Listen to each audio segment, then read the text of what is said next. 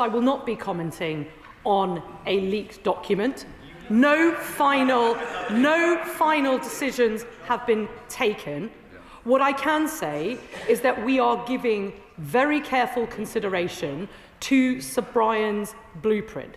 We're giving very serious consideration to the conclusions that he draws that the current system, as the Right Honourable Gentleman says, is broken, that we need structural reform, and that requires that we countenance the idea of judge-only trials, that we countenance a thorough review of what magistrates' court sentencing powers should be, and of course that we ask the question which Sir Brian invites us to ask, which is, when is it proportionate to have a jury trial with all the rigour but all the expense and delay that that can entail? Is it right that we ask somebody accused of stealing a bottle of whiskey to be ahead of the queue of the rape victim waiting for her jury trial? Is that right? That is the question that he poses, and that is the question that when we come forward with our detailed plans, which need to be considered as a whole, that will be necessary for this House to consider. Jess Brown for the Liberal Democrats spokesperson. Mr. Speaker, the leaked memo from the Ministry of Justice revealing plans to rip up our criminal justice system is particularly surprising given the Deputy Prime Minister himself has stated jury trials are fundamental. In a report he wrote, he called jury trials a success story of our justice system. Juries are not the cause of the court backlog. That was complacency from the former government and a failure to grip the issue by this government, totally failing the victims that are currently waiting. So will the Minister clarify if this proposal that's come out of the MOJ is a suggested temporary emergency measure or a permanent erosion of our criminal justice system? Does she share my concern that the OBR is showing a real-term cut of 3% a year to the MOJ's capital budget after the budget yesterday? And does she agree with the Deputy Prime Minister's diagnosis from opposition that the government should pull their finger out and acquire empty public buildings across the country to clear the backlog? Minister. Well, as she heard me say a moment ago, the constitutional right that we guarantee every citizen in this country who comes before our criminal courts is the right to a fair trial. And where victims are waiting for years for their day in court, right now justice is not being served. When the Secretary of State made those comments, it was obviously in a very different context, not one where the party opposite had allowed the backlogs to run out of control. And as I said earlier, and I said clearly, the right to a jury trial and the jury trial will always be a cornerstone of the British justice system. That is not going to change. It doesn't change in Sir Brian's report, where he recommends the restriction of jury trial in certain cases, and it's not going to change in the plans that the government is bringing down. She's right that what we need is a combination of structural reform and investment, and we are making that investment. We've increased capital investment in court maintenance and buildings to £148.5 million. We're opening new criminal courts, for example, in central London, in Blackpool and in other parts of the country. We've got to build system capacity, more judges, more lawyers, more staff to man those cases. But ultimately, our focus must be laser-focused on the need to deliver swifter justice for victims. And in order to do that, we will be bringing forward plans, very careful plans, which protect people's rights and protect that right to a fair trial when we come forward with our response in due course to Sir Brian Levison's recommendations. Look forward to the courts opening shortly at some point then. Jim McMahon. Thank you, Mr. Speaker. After 14 years of the previous government, many in Oldham feel that justice has left town. Our county court closed, our magistrate court closed, police station after police station closed as well, and today, for a town of 250,000 people, there's not a single custody cell that is in operation. Now, we're looking to address that with the Mayor of Greater Manchester and bringing forward plans for a new police station with custody cells. But ideally, we want to see a justice centre where courts can be brought back to Oldham so that magistrates can take the bench in the town where justice can be served and can be seen to be served. It's the failure for the North. Well, what he's described in graphic detail and the way that justice has visibly eroded in his town is the result of 14 years of Conservative failure, austerity and fundamental neglect of our justice system. What we are doing in so many areas is rebuilding and restoring confidence that the British public can have in our justice system. We inherited two crises. One, we inherited a prison system running red hot. How irresponsible, the so-called party of law and order, allowing prisons to be full so that dangerous criminals wouldn't have a prison place. And the second crisis, perhaps less visible but no less serious, the crisis that I'm referring to today, the crisis in our criminal justice system, in our courts, where victims are waiting longer and longer for justice. What he says is that our constituents deserve to see visible justice. They deserve to see that when they report a crime, it doesn't take years for that to come to trial, but that it happens within months, it happens swiftly, so that people can see the consequences of their actions. That, by the way, also reduces recidivism, and that is why we are going to do whatever it takes to bring down the backlogs. Father of the House, Sir Edward Lee. I've served as a young barrister in criminal courts, and I've served on a jury, and I can say I was deeply impressed by the care that people from all walks of life on the jury took to consider the evidence. Actually, they were better than the barristers in many ways. I can understand where she's coming from, but COVID was a one-off event. I just ask anybody sitting here, if you're a previous good character and you are accused of what might seem to be a minor crime, for instance, one of our colleagues years ago was accused of shoplifting, you wander out of a shop and you're accused of and you go to court, your whole career, your whole reputation could be destroyed. Surely the minister must accept that certainly if you are a person of previous good character, you must have a right to jury trial.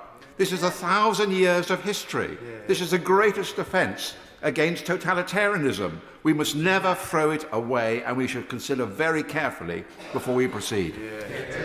Melissa. I thank him for his question, and to use that kind of Latin quip, if you like, that barristers are fond of using, we're ad idem. I agree with jury trials. I agree that they bring something of value, something of deep value to our legal tradition. It's why, as I've said, they will remain a cornerstone of British justice for the most serious crimes. But we have to have an air of realism about the context here. Currently, 90% of cases are dealt with quite properly, quite fairly, quite robustly, without a jury trial. That is the norm. We don't have jury trials in our civil system. Again, that is the norm.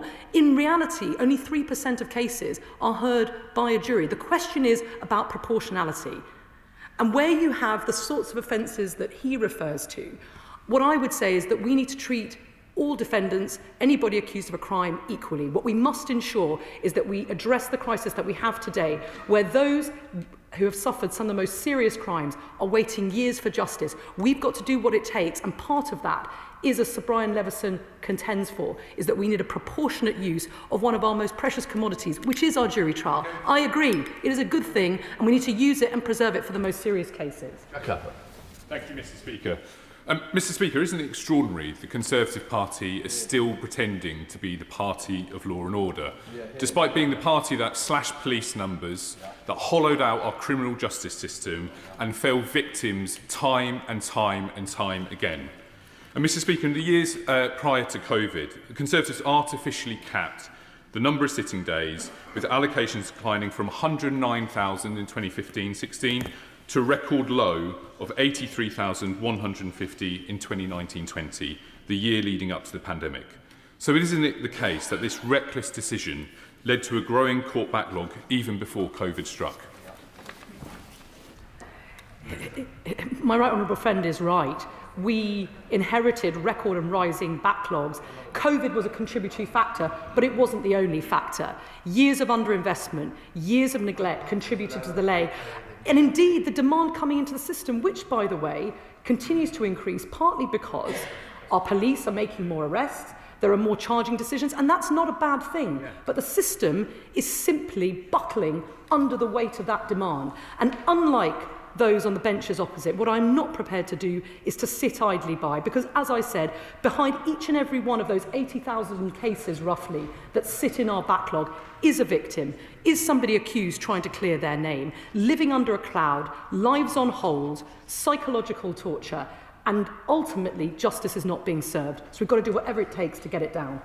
Neil Chester. Thank you very much, Mr. Speaker. The crisis in our criminal justice system is not because of jury trials, it's because of inefficiencies in the system, and it's a lack of advocates who are able to prosecute and defend these trials. They're not my words, they're the words of the Bar Council and the Criminal Bar Association. So when will the government engage with them and not rely solely on Sir Brian's report in order to get the cornerstone of our justice system, which is the jury style, maintained whilst improving the inefficiencies in the criminal justice system? I thank my honourable friend for his question.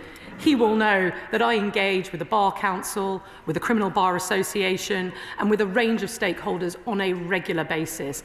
And in fact, they agree with me that the system is broken. Indeed, hard-working criminal barristers, whether they prosecute or whether they defend, are experiencing a sapping of morale as they go into crumbling buildings presided over on their watch, inefficient trials which crack, trials which are coming 3-4 years after they were reported, with witnesses pulling out on the day.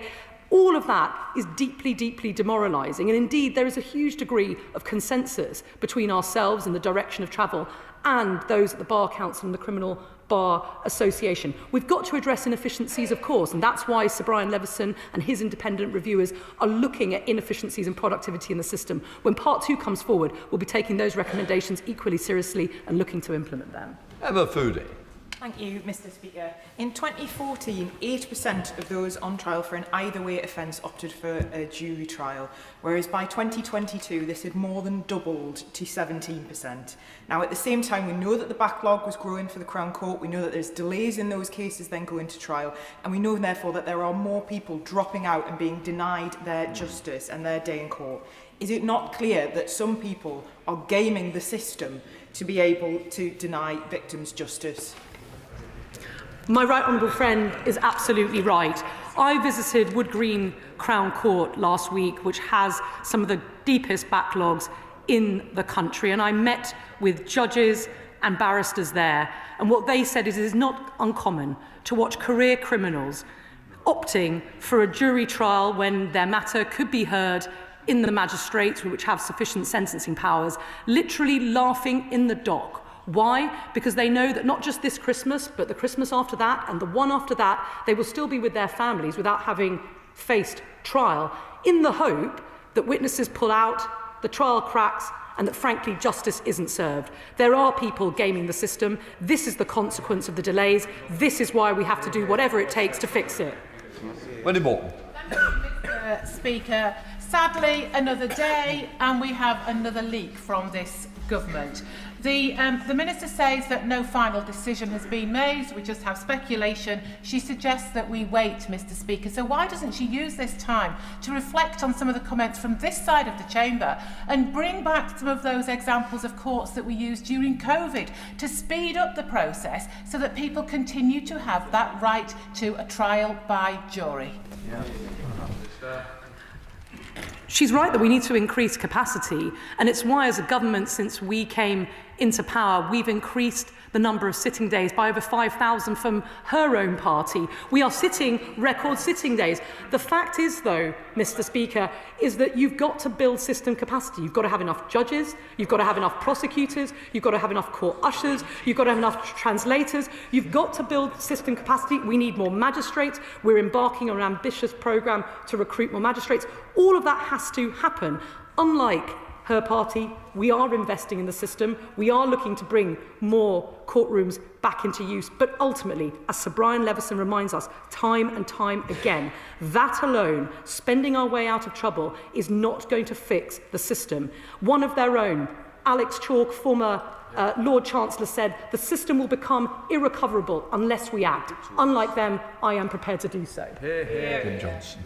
Thank you, Mr. Speaker. The 2017 Lammy Review found that jury trials to be the only part of the justice system consistently free from racial bias, and with only 12% of justice from ethnic backgrounds.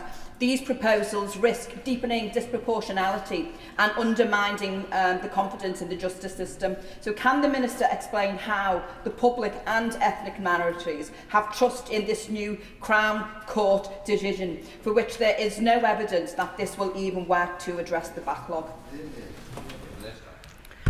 She is right to highlight the issue of racial disparities right across our criminal justice system. Sadly, there is nothing new about that issue, which, as I said, runs through from issues with policing, with prosecutorial practices, and of course, our courts are not entirely free of that. Equality before the law, that principle is fundamental to public confidence in our justice system, and any differential treatment on the grounds of race or ethnicity is unacceptable. Regardless of which options we take forward to tackle the crisis, that principle, equality before the law, will run through them, and I can assure her of that. Quod erat demonstrandum. Yesterday it was made abundantly clear that the government's priority is the recipient of benefits, way ahead of any consideration of victims, wasn't it? Mr. Speaker, I'm not quite sure how to respond to that. Was it a question? Was it a statement? Was it a rant? I think it does display a serious lack of seriousness. What we've got is a backlog with 80,000 cases, each and every one of those cases a real victim lying behind them, a victim of rape, as I've said, in London today, reporting her case, being told she's got a trial in 2030. Does he think that we should just sit back? Does he think that any responsible government would take receipt of an independent review, detailed, carefully considered, evidence-based, and simply say, I will just leave it on the shelf? Forget it. We are going to respond to it, we're going to implement it, we're going to act, because we care about one thing: swifter justice for victims. I'm sorry he can't say the same. Thank you, Mr. Speaker. As the Minister said, justice delayed is just justice denied. Yet we have almost a backlog of 80,000 people, and people facing a rape trial can wait up to 4 years, rape victims. Does she agree with me that we need a system that puts victims at the heart of our approach? And does she agree with me that therefore we need to get on with the job of reform? He's spot on. I met with a victim of child sexual abuse just the other day. He described to me the long wait for his very serious matter. They laugh. I struggle when I'm talking about... Sorry. Father House, you're better and bigger than that. Thank you, Minister. I feel so strongly about all these other... Well, so do I. I spoke to a victim of child sexual abuse who had waited years for his day in court. A couple of weeks before his trial date, he was told and given the devastating news that the trial had been adjourned by another year. I regret to say he sought to take his own life upon hearing that. Luckily, his attempt didn't work, but if you ever needed a more graphic illustration of the weight that these intolerable delays place on victims, on real people's lives, then that is it, and that is why we have to do whatever it takes to bring down these backlogs. Richard Tice. Thank you, Mr. Speaker. Trial by jury is a fundamental principle of our justice system, engendering confidence amongst the British people. We all want, Minister, to bring the backlogs down. But can I urge the government, focus on the efficiencies, focus on the technology, focus on additional investment, because there is a fundamental point that I ask the Minister, is she and the government aware? Victims and the British people have more confidence in juries' decisions than the decisions of judges. He's right that we do need to focus on efficiencies. We do need to focus on use of technology. It's why the Ministry of Justice is looking at greater use of AI for transcription tools, case summarisation, all to help us bring down these delays. What we have to guarantee to everybody in this country is that if they come before our criminal courts, they will have a fair trial. As I've said, 90% of people who come before our criminal courts are currently tried without a jury, and that is done fairly and it's done with integrity. I stand by that what we've got to do is offer people a fair trial. Waiting 4 years for a trial simply isn't fair. So we've got to get the balance right, but he's right. Efficiency, investment and structural reform. That's what will get the backlogs down. Thank you, Mr. Speaker. I welcome the Minister's serious approach to dealing with this difficult issue. Mr. Speaker, like yourself and many other members, my inbox is full of heartbreaking casework. Some of the most heartbreaking casework is from victims of crime who are anguished and hurt and deprived of justice because of delays to the system and how it's broken. most of those come from delays that started under the last government. So I think they have some brass neck when it comes to talking about a broken system for us. Can the Minister confirm to me that when she considers the reforms and the government looks at them, we will put those victims in my constituency first. We will seek to end the delays, and we'll have a motto in our government, which is that a justice system broken is justice denied, and it's our job to fix it. I couldn't put it better myself. It is those victims that I have in mind every day when I come into work, flip open the virtual or real red box and think, what is it that we can do? What lever can we pull to pull down these backlogs? And I will be bearing their stories in mind as we approach this with the seriousness that it deserves. Prince Sharp. Speaker, Minister of State is a very distinguished lawyer, so I'm very surprised to hear her selective interpretation of the Magna Carta this morning. She references Article 40 or Clause 40, entitling us to access to justice, and I accept that, but can I encourage her to reread Clause 39, which underpins the fundamental rights of all of our constituents? Is this not another case of a continuation of Labour's constitutional vandalism? Minister. Nothing could be further from the truth. And the way in which I approach this question is one in which we are about protecting people's rights to a fair trial. There is no right in our Constitution to a jury trial. It's not there. But jury trials are a fundamental and important part of our legal tradition, and they will remain so after any reforms that are brought forward. That simply does not change. 90% of people are tried without a jury, and that is fairly done. So what we need to guarantee is a fair trial, and I'll be mindful both of our legal traditions descending from Magna Carta and through many constitutional documents since as we approach these reforms. Steve Rich.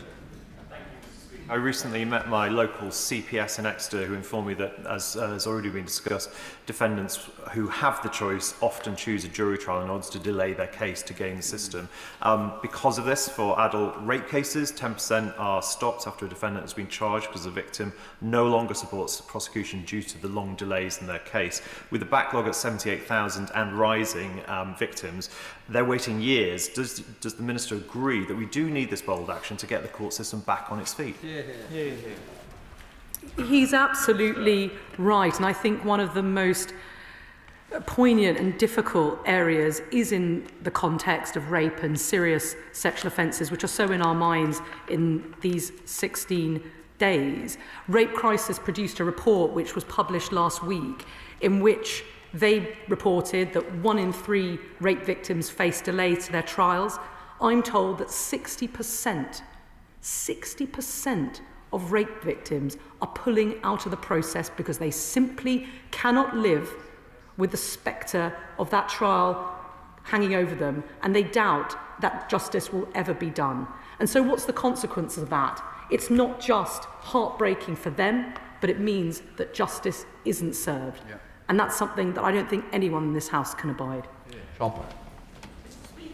With the government's attitude to migrants now expanding the political space for the racist far right, is the Minister not concerned that building a toolkit for authoritarians out of digital ID, police, facial recognition, and now cutting jury trials for apparently all charges that might be associated with dissent is incredibly dangerous and something that we wouldn't expect from a Labour government, which should be protecting our rights instead?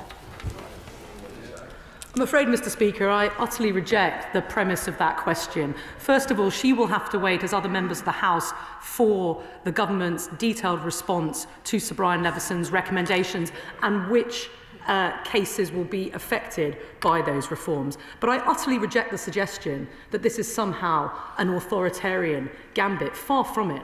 I cannot think of anything more progressive than doing what it takes to salvage the British justice system and guarantee fair trial, which is currently being undermined as a result of the underinvestment by the last government, as a result of these backlogs. I'm ensuring that we work towards guaranteeing fair trial for every victim of crime in this country. I cannot think of anything fairer and more progressive than that.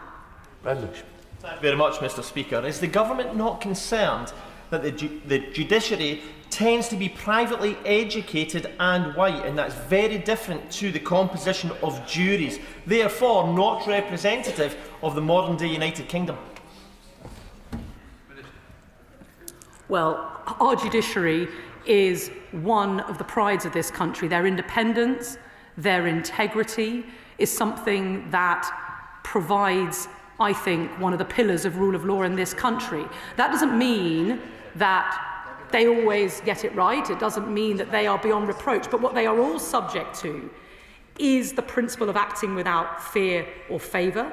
They undergo comprehensive judicial training, which includes, rightly so, rigorous training in bias, including racial bias. And by the way, whilst we're at it, let me mention that in our magistracy, so reflective of principles of local and democratic justice, we are moving towards a more diverse magistracy, so that in London, one of our most diverse cities, we currently have over 30% BAME magistrates. We need to go further, but I can assure him that whether it's our judges, our magistracy, or indeed the involvement of juries for our most serious cases, that democratic element will always be retained. Thank you, Mr. Speaker. The Minister rightly calls out the issues of rape victims. She might want to have a word with her friend, the Mayor of London, who's closing down police stations so there's nowhere for people to report. I recently visited Harrow Crown Court, which is temporarily placed in Hendon Magistrates Court while the building is rebuilt in Harrow. And I asked the judge there, why are the courts all empty? There was only one court operational. And he said to me, the biggest problem is finding lawyers for defendants to enable these trials to actually take place. So while she's considering this, can she look at the investment that needs to take place to encourage lawyers to take on criminal justice cases? That's really good. Well, I thank him for that question. I know that we both look forward to the reopening of Harrow Crown Court in Harrow. I would also push back on the suggestion that the Mayor of London hasn't in fact led on tackling violence against women and girls in our city, greater numbers of policing and a real drive on that. In relation to the question he asked about supporting the sustainability of lawyers to be able to both prosecute and defend these cases, the government has already announced an injection of £92 million for criminal legal aid solicitors who defend these cases. We're making that investment. We're looking to see if we can go further, particularly in relation to the advocates. So we are making that investment. It's a shame that his government didn't make that investment a little earlier. We might be in a rather different position today. Thank you, Mr. Speaker. Under this Labour Justice Department, we've had leaked prisoners and now leaked documents. When we had leaked prisoners, the Justice Secretary came here, demanded a review, put in new checks, and made sure that he was personally going to look into it. Given we've had leaked documents, what steps are going to be taken? Can she rule out the fact that it wasn't leaked by any special advisers or ministers? And will there be a leak inquiry to find out how this information got out from the department? Well, as he knows, I'm not going to comment on leaks. I'm not going to comment on the circumstances of leaks. What I can say is no one was more irritated by the timing of this leak than me. And what I will also say is that this issue, the issue of our Crown Court backlog, the impact that is having on victims, this is a debate that rightly has been well ventilated in this House. It's why we asked Sir Brian Leveson to conduct his expert review, to engage, to consult with a wide range of stakeholders. And we've been very open about the issues that are needed to have that debate. But in terms of leaks, I'm simply not going to comment. Jeremy Corbyn. Thank you, Mr. Speaker. This is, I think, the third attempt by successive governments to try and reduce the right to trial by jury. It is a fundamental right in our system. It should not be undermined, and it should not be undermined because the government has a current and temporary, hopefully temporary, problem about capacity.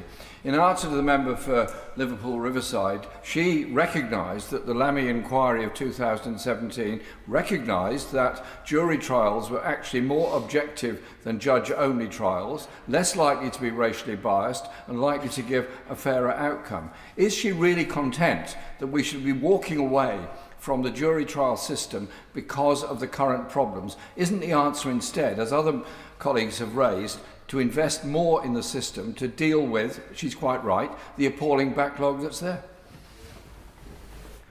Well, we are making that investment. We're making that record investment in sitting days, in our lawyers, in legal aid. We're investing in technology. But as Sir Brian Leverson's review concludes, investment alone isn't going to fix the problem which, as I said, is undermining the fairness of those trials. By the time those jury trials are being heard, in many cases, the evidence is years old. In many cases, witnesses' minds are no longer fresh in their recollection of the events. People are pulling out of the process. That is fundamentally unfair. It is also not at all progressive, because we cannot guarantee that fundamental right to a fair trial. So it's right that we look, as Sir Brian Leveson has indicated, both at structural reform and investment to ensure that we can guarantee a fair trial and, rightly, equality before the law for all. Thank you, Mr. Speaker. Can I thank the Minister for coming here today to answer this urgent question? I've taken note of what she said, and if I may quote it back to her, a swift and prompt trial is a fundamental principle of fairness. 3 to 4 years delay is deeply demoralising, and justice delayed is justice denied. So can I ask how she squares that position with her support of the Northern Ireland Troubles Bill?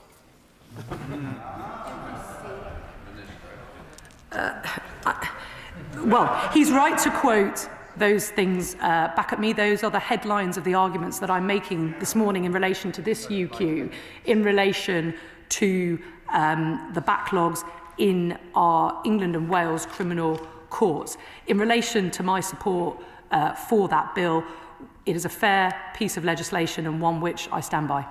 And Davis.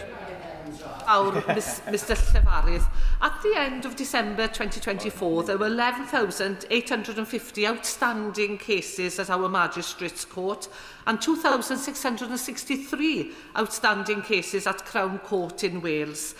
Of course, 23 Crown and Magistrate courts have been closed across Wales since 2010. Does the Minister agree that fewer courts and distances away from communities are significant factors in reduced and delayed access to justice, and this must be addressed as a priority? I thank her for her question, and one of the things that I pay particular attention to are the different regional disparities in this Crown Court crisis and in the delays, and we have to look at different regions and see what the right solutions are for them. But she's absolutely right. In particular, in Wales, one of the issues is the distances that we're asking magistrates to travel in order to perform what are, frankly, an amazing public service. The fact that we have this army of local volunteers who both reflect their community and serve their community is really important. It's something I've engaged with very closely with Welsh magistrates on. But she's absolutely right.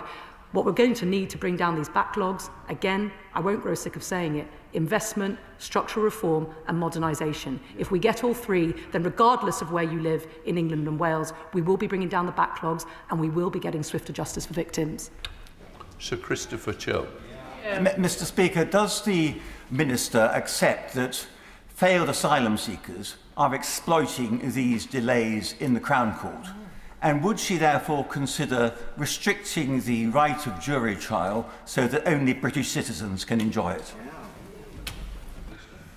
Well, as he knows, asylum seekers' cases and appeals are heard in the Immigration and Asylum Tribunal, not in our criminal courts. And there we are not only making investment in immigration legal aid so that those cases can be heard at a swifter rate, we are sitting at close to maximum capacity sitting days to process those cases. But when we talk about swifter justice for victims in our criminal courts, that's got to be our real focus and the real focus of the debate today. Bradley. Thank you, Mr. Speaker. Well, the Minister has spoken about the importance of swift and fair justice. I feel that this will set a very dangerous precedent that the state will become addicted to, and I sincerely hope that government does not go down this path. But if the government does go down this path, can I urge the Minister to ensure that this is only in place for the duration required to clear the backlog, that it is then abandoned and does not become a central tenet of the justice system? Very good point. Well, he's right to say that this has been prompted by a crisis, and that crisis that we inherited from the previous government is acute indeed. As we speak, day on day, month on month, that backlog heads in the wrong direction. So as I've said, what we need to do is whatever it takes to bring it down to a sustainable level. And the way we'll do that is by investing in the system, it's by structural reform and modernisation. But we have a very long way to go. There is no doubt that we have a mountain to climb, and it's only when we're in a sustainable position that we can say that we are delivering swift justice for victims that we can revisit whether this is right for our country. Thank you, Mr. Speaker. Trial by jury may be more expensive than trial by judge and magistrates. But does the Minister agree with me that, as we've heard today, this goes beyond just finances, because the right to a fair trial by an impartial jury is fundamental. It is essential to safeguarding fair justice and must be protected for all cases. Well said. The constitutional right that British people have is the right to a fair trial. And when they are waiting years for their day in court, when they are seeing some defendants game the system, where they're seeing some defendants whose trial could be heard. I believe in the JSC paper there were about over 4,000 cases last year alone where magistrates had sufficient sentencing powers to address the case and address it swiftly. People opted for a jury trial, in some cases deliberately because they wanted to drag it out, put their victim through that, see witnesses pull out, and perhaps get away with it all. That is simply not fair. So what we have to guarantee, especially for the most serious cases, for rape, for murder, for serious drug trafficking, we have to guarantee jury trial in those cases. But what I'm not prepared to do is to ask a victim of rape waiting years for her day in court to get behind the queue for someone who's perhaps stolen a Mars bar because he or she elects for a jury trial and drags the matter out. That's simply not fair. That's simply not British justice. Martin Vickers. Thank you, Mr. Speaker. This is yet another attempt by a Labour government to limit trial by jury. Can I remind the Minister that Tony Blair's administration brought forward very similar proposals, and in 2007, after a defeat in the House of Lords, they acknowledged defeat. Can the Minister acknowledge that she too will have to admit defeat? No way. What I would say is this. The context that we are in is fundamentally different. A context where we have record and rising backlogs of now hitting 80,000 cases. And I would say this to those opposite, many of whom have raised questions on a similar theme. What I didn't hear in a single comment or question was any solutions. Very good at saying what they don't want, wrapping themselves in selective quotes from Magna Carta, but not a single answer. They had 14 years. They had 14 years to fix the backlogs. And what did? They buried their head in the sand. Neglect, underinvestment, and they watched idly by whilst that backlog escalated. I tell you what, I'm not prepared to do the same. Jim Shannon's got the answer. Thank you very much, Mr. Speaker. Can I thank the Minister for her answers? However, it is confusing just why this proposed decision has been considered. And I referred to Northern Ireland. The Minister was talking about solutions. Over 99% of Crown Court cases in Northern Ireland are heard by jury, and only in exceptional cases is a jury not used or heard. So this continues to take place in Northern Ireland. A jury represents normal citizens, gives them a say in the democratic process. What assessment has been made on how this decision could impact on public perception and undermine the civic duty of the normal person, which will ultimately concentrate power in the state and reduce the societal values that we all represent and wish to retain? The Right Honourable Gentleman, as so typical of him, puts his question very well. I agree the British public does have confidence in jury trials, and rightly so. It is a cornerstone of British justice and will remain so, whatever the exact nature of the plans that we bring forward to this House. But what isn't fair, as I've said, is asking victims to wait years for their day in court, undermining the fairness of the trial in so doing. We've got to be mindful of the confidence that British people have in the outcomes of this. It's why we asked an independent expert to look at this. It's why we've looked at independent international comparisons. In Canada, for example, a common law jurisdiction and society not so distinct from our own. I went to meet with judges and visit the courts there. There they use types of judge-only trial, and they don't see any difference in the quality of justice that is delivered and the outcomes. But that's why we've got to take an evidence-based approach, and it's why we're considering this quite as carefully as we are. Could I just gently say to the Minister, her anger is quite rightly at this leak, and her frustration is there.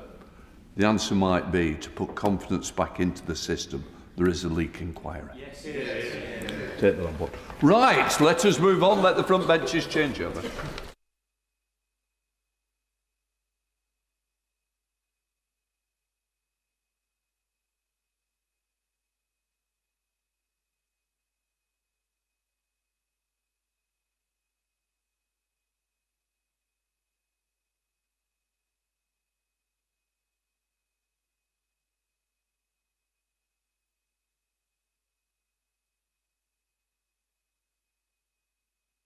Right, we now come to business questions.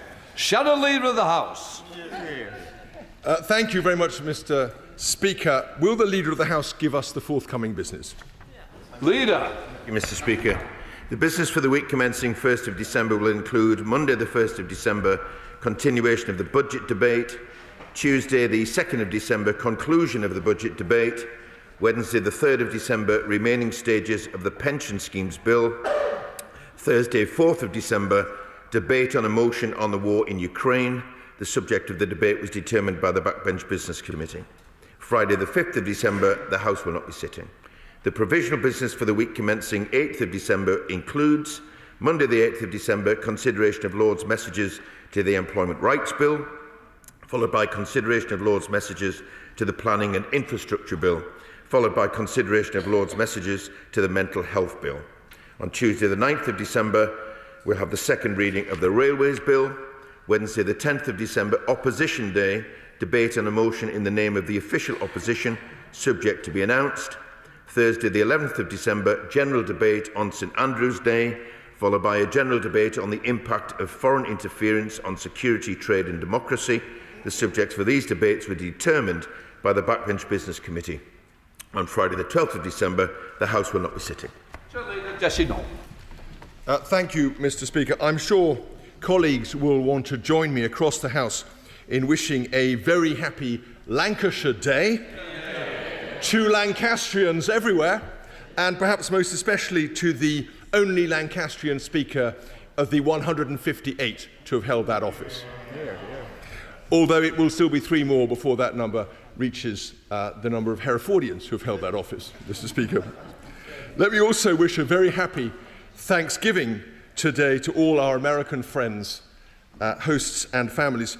Mr. Speaker, the Leader of the House, no one will need reminding, is a thoroughly good and sensible man. And we like to keep things, as he says, careful, we like to keep things orderly in business questions.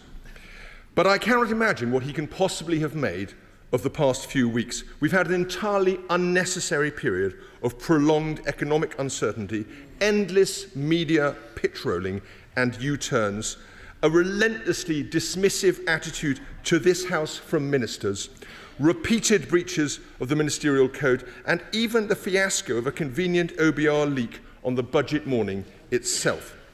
Yesterday, the House should be in no doubt, we saw the government increase taxes to the highest levels since at least 1970, according to the OBR. Between last year and this, the government have raised something like £100 billion in additional tax revenue, much of which will fall on working people. And they have done so not through any coherent tax policy or vision for the UK economy, but through an array of back-of-a-fag packet tricks and wheezes whose inevitable effect will be to make it even harder for businesses to expand and people to get jobs. As Paul Johnson, lately of the IFS, said, big tax rises, but no effort at reform.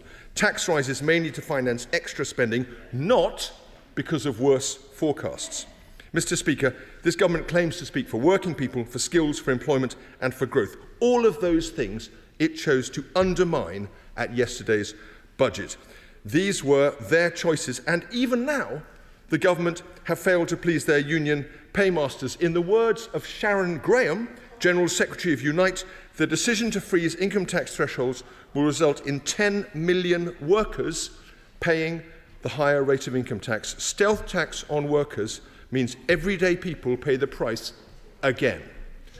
What is the point of this government? What is it for? No one can say, Mr. Speaker. However you vote, whatever your politics, this Chancellor and this Prime Minister came to power last year with no idea and no plan. And even by that standard, they have been a colossal disappointment.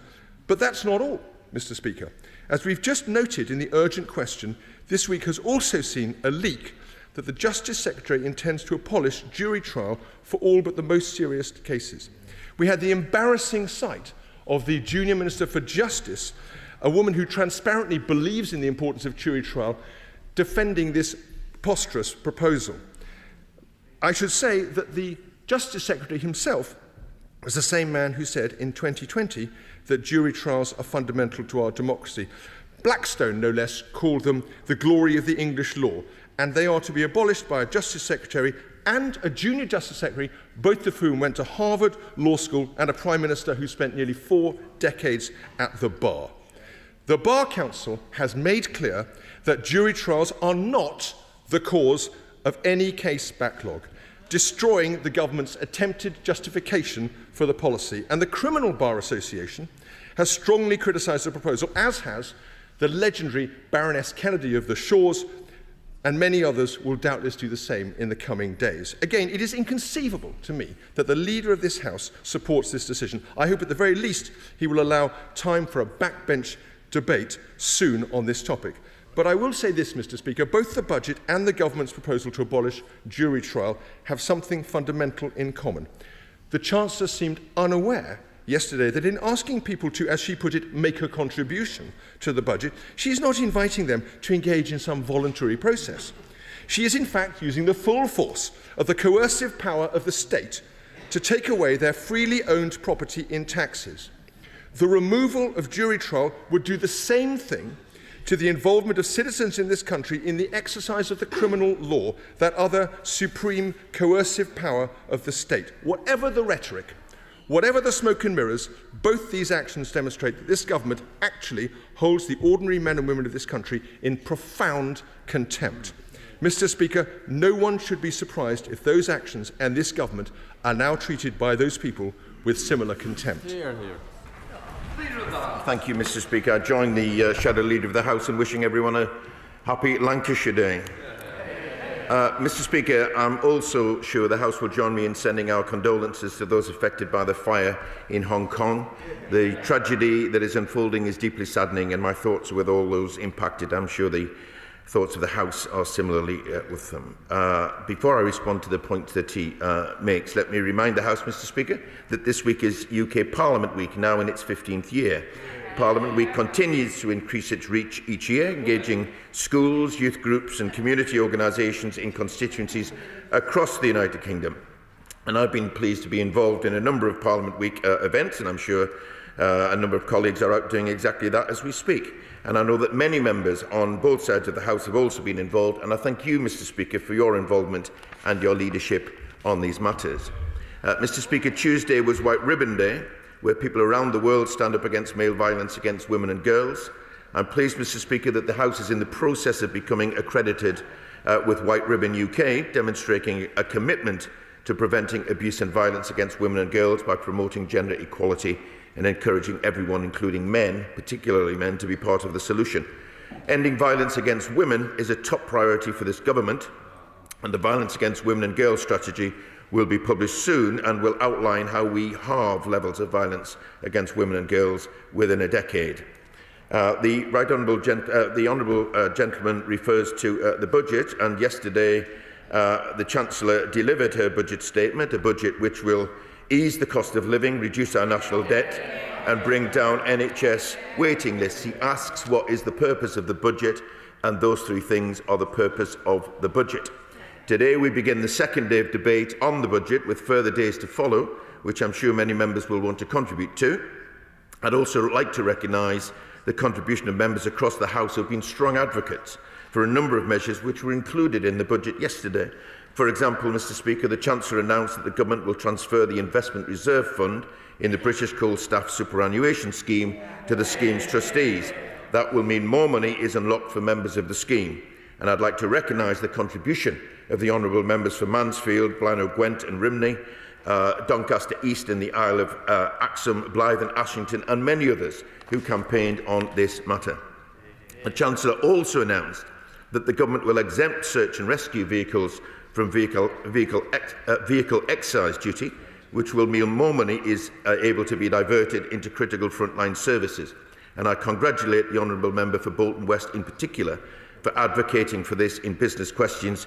Clearly the Chancellor heeded his words.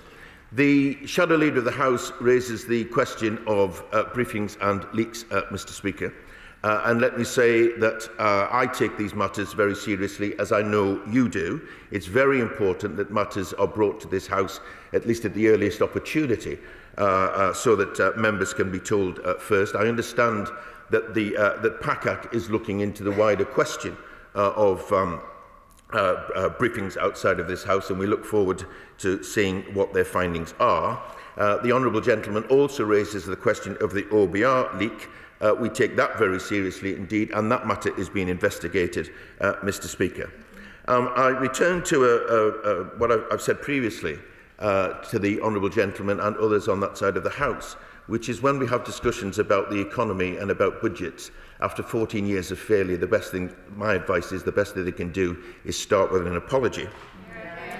He should be apologising because the very problems that we're seeking to address are the problems that is partly caused by the legacy of his government. And therefore we are bringing down the cost of living, we are reducing the national debt, and we will be bringing down waiting lists in the NHS. And let me just say, finish, Mr. Speaker, on the point at which he started, which is the way in which I take these matters and try to approach being Leader of the House, which is with seriousness and making sure that there is respect for members of this House, wherever they sit. And therefore, I have to say I was slightly disappointed yesterday, because not in the budget, which is an excellent budget, I was slightly disappointed that it was a day when important matters should have been the first order of the day. And we heard from the Leader of the House a speech which, quite frankly, fell short. And I think people watching what happened, Leader of the Opposition, actually, Mr. Speaker, fell short yesterday because of the tone which she took. And I think we've talked about ending knockabout in this place. I just think yesterday hit the wrong tone, and I hope that the Honourable Gentleman will take that message back. Nick Smith. Thank you, Mr. Speaker. Can I thank the leader for his kind words about those of us who campaigned for miners' pension justice? Mr. Speaker, there is a real momentum for new economic opportunities. Now Labour-led councils, the Welsh Labour Government and the UK Labour Government can work in tandem. In Blaenau Gwent, the council has applied for funding to upgrade the A4046 at Cwm. And in Caerphilly, the new council leader, Jamie Pritchard, is driving urgent action to repair the landslip on the A469 between New Tredegar and Pontlottin in the Upper Rhymney Valley. Can I please ask the Leader of the House for a statement on transport, interconnectivity and its economic benefits across the UK? Speaker, my honourable friend is correct that when there's a Labour government in Wales and a Labour government in Westminster, then that is the best way in which these matters can be taken forward. I will raise the matters which he raises with the Secretary of State for Transport, and let's see if some progress can be made. Bobby Dean, Liberal Democrat spokesperson. Thank you, Mr. Speaker. Can I first of all associate myself with the comments made by the Leader House about the fire in Hong Kong? I've got many constituents that arrived here from Hong Kong and will be thinking about their family and friends. And can I also note about UK Parliament Week, Mr. Speaker, I know you're very actively involved in that week, and thank you to your organised efforts on that front. It would have been a relief to you, Mr. Speaker, to hear the budget officially delivered on the floor of the House yesterday. I know that it's been a source of frustration, all the leaks over the past few weeks, but it did make that long list of taxes a little easier to digest and comprehend. It felt like almost every section of the economy was getting its own special tax at one point, except, of course, for the banking industry, who we hear yesterday were popping champagne about avoiding the windfall taxes that the Liberal Democrats were calling for. And I think it just goes to show that all their lobbying efforts have paid off. According to reports, they got away with any new taxes because they're going to be nice about the budget on behalf of the Chancellor. So let's see if that holds. One of the underreported bits of the OBR analysis yesterday, it's in the final pages of the Blue Book, is around the potential danger to the UK economy of a major correction in the global stock market. Now, there's been lots of talk recently about the potential for an AI bubble, with the price-to-earnings ratios being comparable to that of the dot-com bubble. And JP Morgan have done an analysis into this, and they've looked at the current valuations, the sort of physical limits to investment because of the need to build data centres and so on, and they think that we could be up to about $5 trillion worth of investment by 2030. Now, to make a return, that means that AI products are going to need to create an additional revenue of $650 billion a year in order to give a reasonable return to their investors. And to put that into context, that's about 150% of the revenue that Apple makes, or the equivalent of around $35 a month to every customer they've got in the world. Now, it's my feeling, Mr. Speaker, that eventually investors are going to cotton on to this, and they're going to choose to moderate their investment. And when that correction comes, the OBR thinks that it could affect the UK current deficit from between 15 to 26 billion pounds. So can I ask the Leader of the House to request that the Treasury makes a statement about what contingency planning it's making for this scenario? Mr. Speaker, may I gently remind the honourable gentleman that he forgets the record of the coalition years when he and his colleagues did nothing to address the issue of the banks, which had helped to cause the difficulties that government found itself in. But he does raise an important matter, because we want to ensure long-term financial stability and sustainable growth by setting the global standards for AI governance. And the government is embracing the opportunities that AI brings, while ensuring that we have a robust regulatory framework in place to foster innovation, safety and sustainability, making the UK a global leader in the technology. But I will draw his remarks to the attention of the Treasury. Bill Brittle. Thank you, Mr. Speaker. May I thank the Leader of the House for his warm remarks about my campaign to exempt vehicles for the search and rescue services from duty. Will the Leader of the House join me in celebrating this coming weekend's 25th anniversary of the passage of the Countryside and Right to Way Act, which was a landmark achievement by the last Labour government in opening up the countryside for all to enjoy? And can we have a statement from DEFRA ministers about what further measures the government is taking to ensure that there is a uniform, responsible right of access on land and on water across England? Thank you, Mr. Speaker. I thank my honourable friend for this important question and the work that he does on the outdoor recreation and access to nature all-party group. I'm told that his constituency has some lovely countryside walks and that he is a worthy champion for them. We will continue to work, Mr. Speaker, building on the success of previous Labour governments in these matters to reduce barriers of ordinary people to access nature. And I would encourage him to raise this question at DEFRA questions in a few weeks' time. Bob Blackman. Thank you, Mr. Speaker, and I thank the Leader for announcing the business in the Chamber on Backbench Business Days. Could he confirm, I'd be grateful if he could confirm, that we're going to have the pre-recess adjournment debate on Thursday the 18th of December. In addition, Mr. Speaker, the business in Westminster Hall, next Tuesday there'll be a debate on adequacy of funding to support homeless people, and on Thursday debates on comprehensive acquired brain injury, followed by seafarers' welfare. On Tuesday the 9th of December in Westminster Hall there'll be a debate on consumer-led flexibility for a just transition, and on Thursday the 11th of December debates on role of fair trade certification in UK business and trade, followed by a debate on the future of oil refining sector. On Tuesday the 16th of December there'll be a debate on planning policy for quarries, and on Thursday the 18th of December debates on literary and cultural legacy of Jane Austen, followed by a debate on community audiology. Now, I join with the Leader on expressing horrors about what has happened in Hong Kong. That fire so far has killed 59 people, hundreds are missing, Firefighters have been killed, and indeed 3 business executives have been arrested because of the actions being taken there. But this is not unique, because what has happened in Spain in the Santa Lucia hospital was similar fire to this. And indeed, just a year ago, we had a Dartford fire, which was because of unsafe buildings. Across the country, there are unsafe buildings all over the place, including on Merseyside, where I read this morning, buildings that were renovated in 2007, residents have had to be moved out because the buildings are unsafe. And indeed, in the adjacent constituency to mine, Ballymore Estates are trying to put up a development which is denser than Hong Kong, has more than 29 blocks of flats, of which 20 are above 20 stories. The Fire Brigade, London Fire Brigade, initially lodged objections. And what is clear in this country is that we've got to be wise to what could happen for another Grenfell. We must learn these lessons and must ensure that fire safety in our new buildings and our existing buildings is restored. Mr Speaker, and can I thank the honourable gentleman for updating the House on the important work of the Backbench Business Committee, and can I give him assurance that it is absolutely my intention that the pre-recess adjournment debate will continue. He raises a matter of real and just concern following on from the fire in Hong Kong. And as I said, my thoughts are with everyone who is affected, but also with those in this country, particularly in Dartford, Grenfell and elsewhere, who will have seen terrible memories revived because of the news which they are receiving.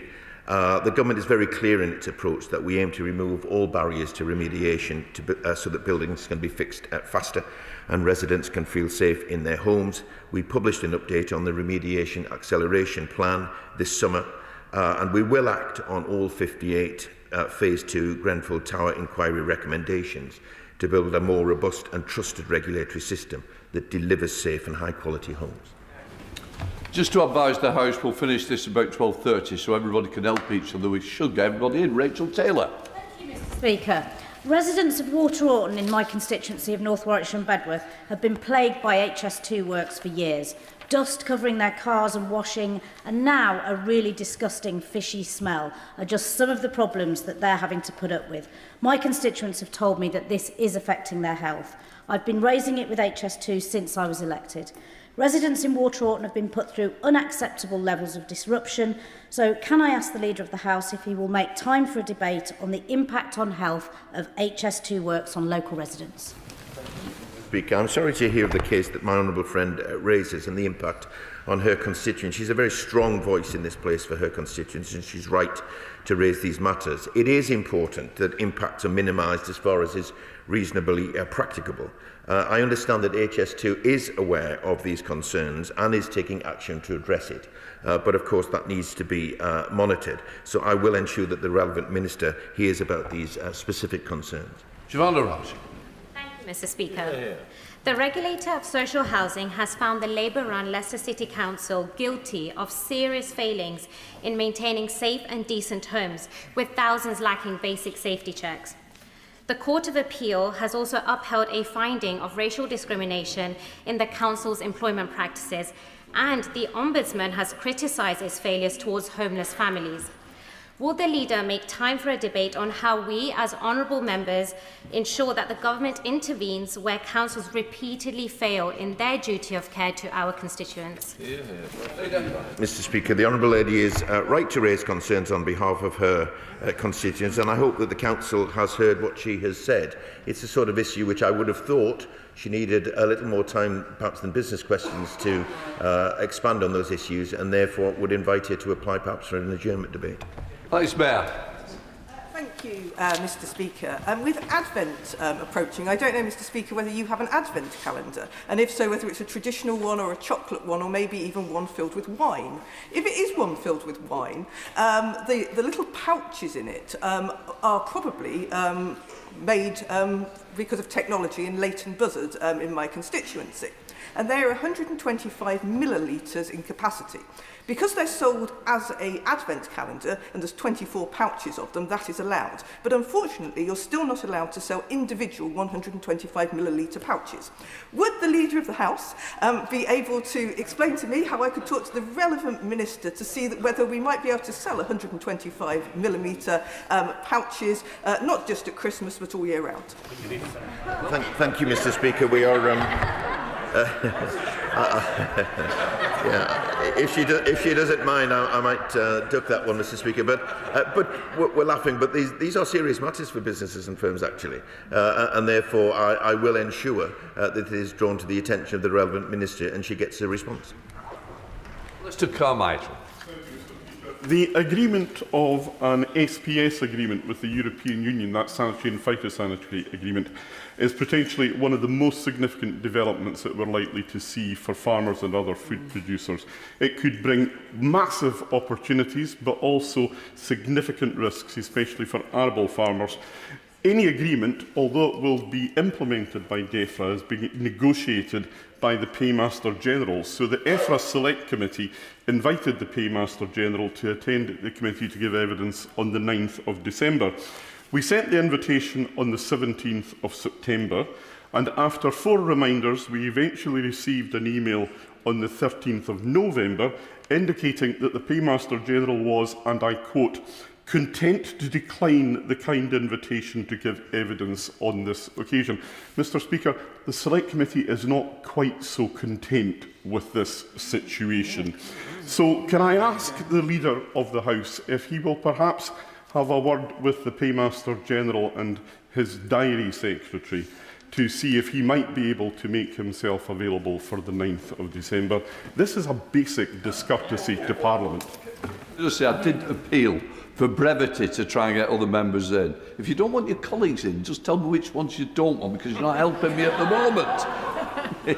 Speaker, the House will know I'm a strong advocate of select committees and the responsibilities that they hold and that members and ministers indeed have towards them. I will look into the matter. I'm sure I am content to follow that up with him. I don't know whether it's December the 9th, but let's see what we can achieve. But I will take it up when he's doing a great job. He is very busy, but select committees are really important.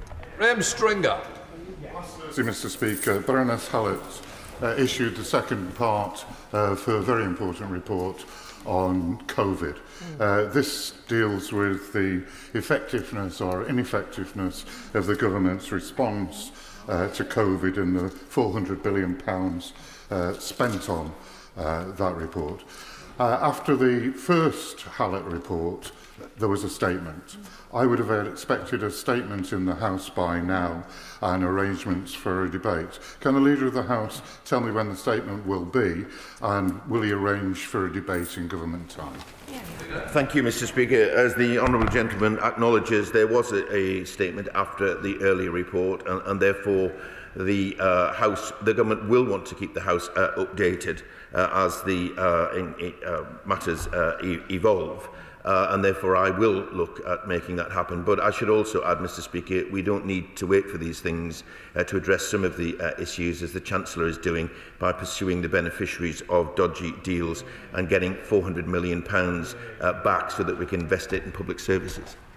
Martin Vickers. Thank you, Mr. Speaker. Hundreds of my constituents work at Scunthorpe Steelworks, and I fully support the government's actions in supporting the industry.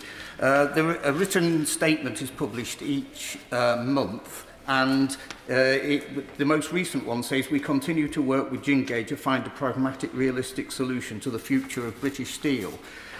Twice in the last couple of weeks, ministers have referred to a business plan that exists for the steelworks. Could the Leader arrange for the Minister to come to the House and actually give details of what the government's business plan is? I'll draw that to the attention of the Minister, but I'd also invite the honourable gentleman to go in here first hand from ministers, and we'll arrange an appointment if he wishes for that to happen. Thank you, Mr. Speaker, and a happy Lancashire Day to you and all celebrating that historic county in Oldham, Chadderton and Royton. HMRC mileage rates have been at 45 pence for the first 10,000 miles for 15 years. In that time, the cost of buying a car, running a car, paying for insurance and repairs clearly has increased. but HMRC just have not caught up with that. As a result, the NHS have uprated their figures, and they now will pay 56 pence in the mile for the first 3,500 miles. But it does now mean we have a two-tier system, where healthcare workers working for the NHS will be paid 25% more per mile than the home care worker in social care. Isn't it time that HMRC got its act together, updated those figures, and finally treated working people with the respect they deserve and pay them fairly for the mileage that they incur? It's a fair point, Mr. Speaker. We owe a great debt to public servants. It's important that they are treated fairly at work and also treated fairly in terms of their tax matters. Can I suggest to my honourable friend that if he is intending to speak in the budget debate, he may want to raise this? Sir John Hayes. Thank you, Mr. Speaker. Budgets are often about what's not in them as well as what is, and no doubt we'll debate that later. And a glaring omission from this budget was a settlement for the WASPy women. We had a statement saying the government were going to do more, presumably fearful of the court case, which they're about to lose. But will the Leader of the House recognise these women, who the Ombudsman has acknowledged were so badly treated, deserve better? And will he arrange for a statement saying when the government's further action will take place? Speaker, as the government acknowledged at the time, we do take this seriously in light of court judgments and everything else, and therefore we will be bringing something forward at the earliest opportunity. Justice. Thank you, Mr. Speaker. Earlier this year, I met with Historic England local historians and community representatives to address the neglect of the Grade 2 listed Crown Hotel in my constituency of Lowestoft.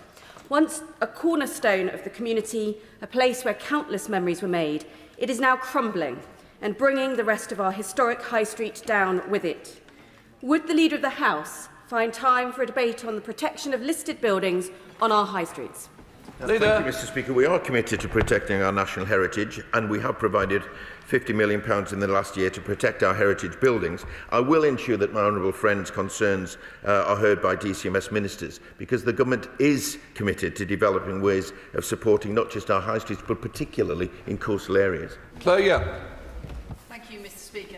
In a letter to me on the 2nd of October, the Work and Pensions Minister stated that the Department was undertaking a review of the child maintenance calculation and that this will be published, I quote, late this year. Given it's now almost December, could the Leader of the House confirm whether this is still the timeline, and if so, when the proposals will be published? Thank you, Mr. Speaker. The Department has made clear what it is proposing to do. I'm sure they'll bring forward at the earliest opportunity and, if appropriate, before the end of the year. From one Lancaster into another, happy Lancashire Day to you too. Last week, Owen Charnley from Rochdale completed a solo charity walk of more than 4,200 miles from his home from Azerbaijan to his home in Ogden.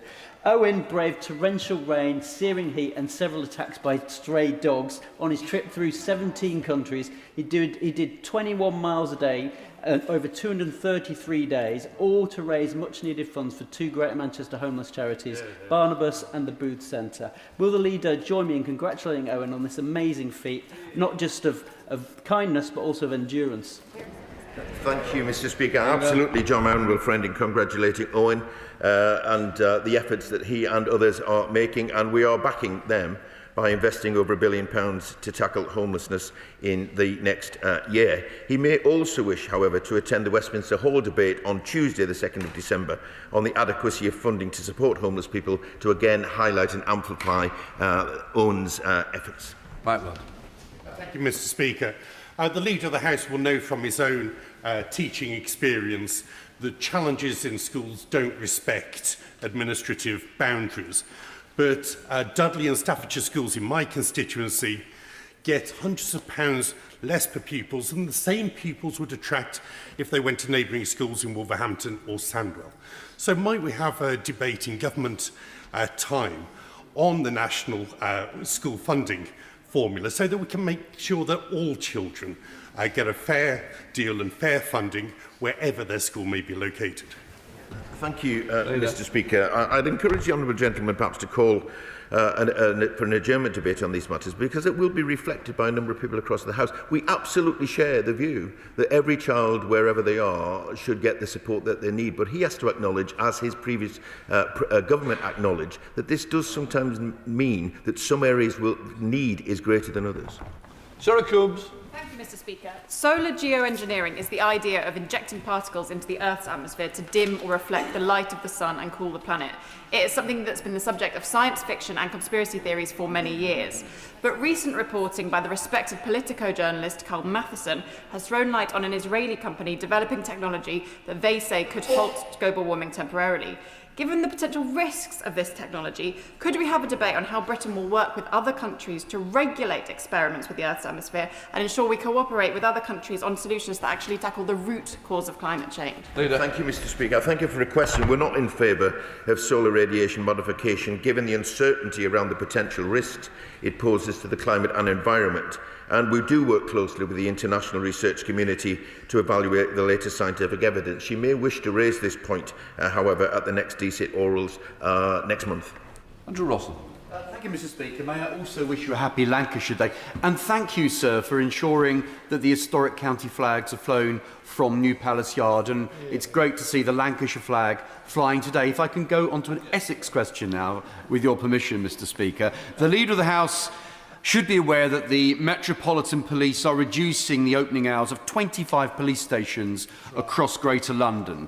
So Romford Police Station, opening times will now be cut to 4 hours, and this comes on top of the closures of all other functioning police stations throughout Havering, leaving my constituents with only limited access to local police stations and able to meet a constable face-to-face to seek advice or report a crime. This is unacceptable, Madam Deputy Speaker. Once again, Havering is getting an unfair allocation of police resources, thanks to the Mayor of London, who seems to have no interest in our borough. So, will the Leader therefore make time for a debate in the House on the detrimental policy of closing police station front desks across the London region? Deputy Speaker, many constituents will be looking at what the Honourable Gentleman said and recognising the concerns, because I know that face-to-face contact with police officers is a very, very valuable thing. However, over time, the usefulness of big police and often old police stations are questionable, particularly when it comes to the use of new technology. So it is about getting balance in that. And in terms of making decisions about police stations and front counters, that is a matter for the Commissioner, but I would gently refer to the historic underfunding of the police across our country in general in the last years.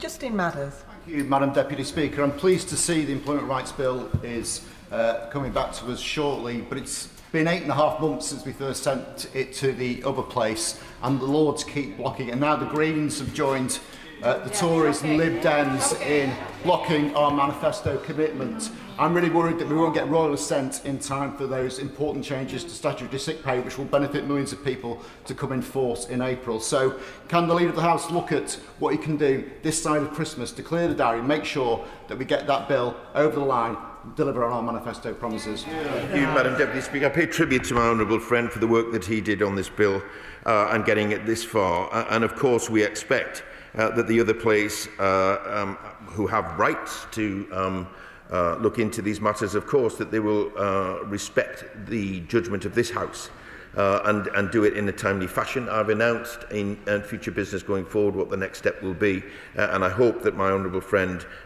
wish that this bill gets through before Christmas can be achieved. Mark Pritchard.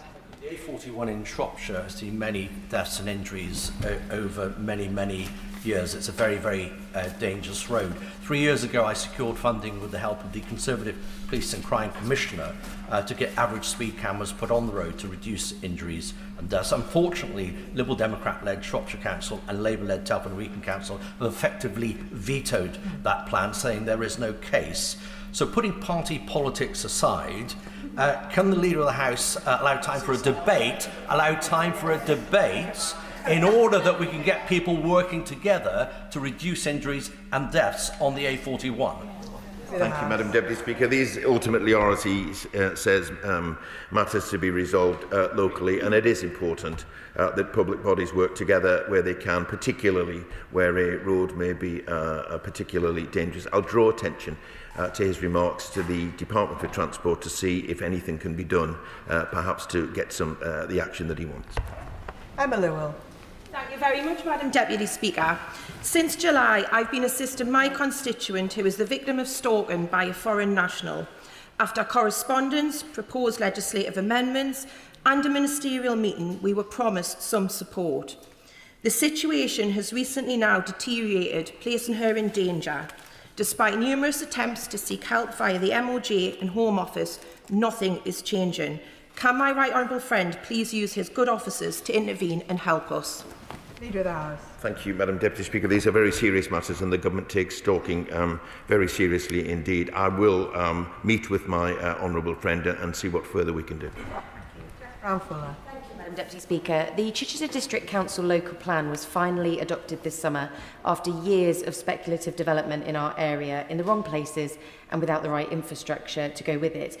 This was a robust local plan that was hard fought for by local councillors, but this government's new housing targets are putting more pressure on areas like mine to deliver more homes, and it could render the local plan essentially meaningless, and appeals are currently being won for development on greenfield sites and farmland that are not identified in this hard-fought-for local plan. So will the Leader of the House please make time to debate the effectiveness of the government planning policy which disproportionately affects constituencies like mine? Thank you, Madam Deputy Speaker. I do understand the concern of residents in areas, and particularly where there is a local plan, and the fact that the government has brought forward robust measures to make sure that house building takes place, because I would gently remind her that people do need places to live.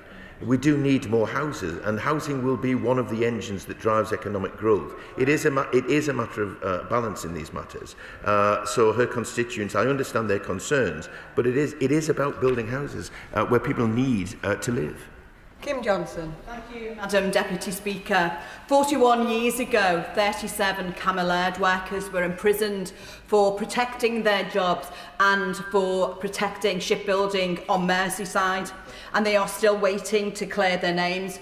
Last year, the former minister, the MP for Swindon South, said her department would consider and explore options for review and provide an update. But there's been no update, no review, and still no justice for these men who were wrongly criminalised for standing up for their rights in the workplace. So can the Leader of the House set aside time in government time for a full debate on Camelard 37 and ensure that ministers finally set out what action they will take to deliver the exoneration for the Camelard 37? Leader of the House. Thank you, Madam Deputy Speaker. I will draw it to the attention of ministers, Madam Deputy Speaker, because my honourable friend is right. The people involved do deserve an answer, and we'll see what ministers can do to provide that. Martin. Deputy Speaker, a game of manoeuvres, tactics and, at times, outright brinkmanship. And although that might sound familiar to some members of the Cabinet, I am, of course, talking about chess. Meadowview Primary School in my constituency has qualified for the London Chess Classic on the 2nd of December. So will the Leader of the House join me in congratulating them and wishing them the very best of luck? I'm very happy to do so, Madam Deputy Speaker. I wish them luck, but of course I wish all the other schools involved luck as well. Gareth Thomas. Madam Deputy Speaker, schools in Brent and Ealing, which neighbour my constituency in Harrow, are able to offer teachers an extra £1,000 to work in their schools because of the inner London waiting. Given that the cost of living in Harrow is little different actually to the cost of living in inner London, and that my schools on occasion lose skilled teachers to schools less than half a mile away because of this now unfair pay differential, could we have a debate on how the school's teachers review body might improve the pay for teachers and support staff in schools in Harrow? Thank you, Madam Deputy Speaker. It's right that teachers, wherever they are, whoever they are paid fairly for the vital service that they do. We did promise change for working people, and we are delivering. Teachers and others are getting pay awards above inflation for the second year in a row, but I will draw his remarks to the attention of the Minister, but he may also wish to raise them directly with ministers on Monday. Anne Davies. Madam Llefarydd. Lloyds Bank are closing the last bank in Ammanford on the 12th of January, leaving a banking desert in the second largest town within my constituency. As we're all being encouraged to bank online and to become digital, we are forgetting the 39% of Lloyds Ammanford customers who do not bank online. And despite Ammanford having levels of deprivation seen in many post-industrial towns, a large number of neat young people and high unemployment, Link do not feel the town requires a banking hub, despite an appeal by myself and colleagues. So can the Leader of the House, allowing government time, a debate on the importance of banking hubs in rural and post-industrial areas such as mine?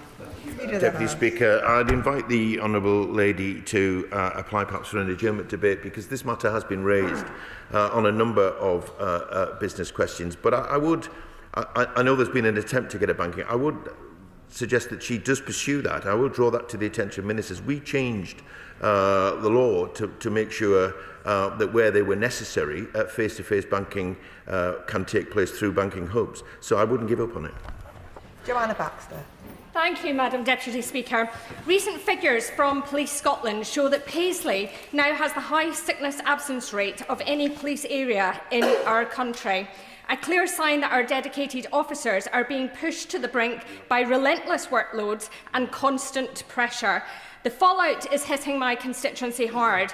Antisocial behaviour in Paisley town centre is putting people off visiting our beautiful town and hammering our local shops that should be thriving. So will the Leader of the House join me in calling out the SNP's reckless mismanagement of Police Scotland and urge them to invest the now £10 billion that they have had from this Labour government since we were elected, and invest that money in our public services? Thank you very much. I do hope that the SNP have heard my honourable friend's remarks, because keeping people safe is the first responsibility of any government, and it's very important that we support the police both in the powers that we give them but also the resources as well. And our crime and policing bill will equip the police in England with new stronger powers to tackle crimes that matter most to communities, and I would urge the SNP government to listen very carefully.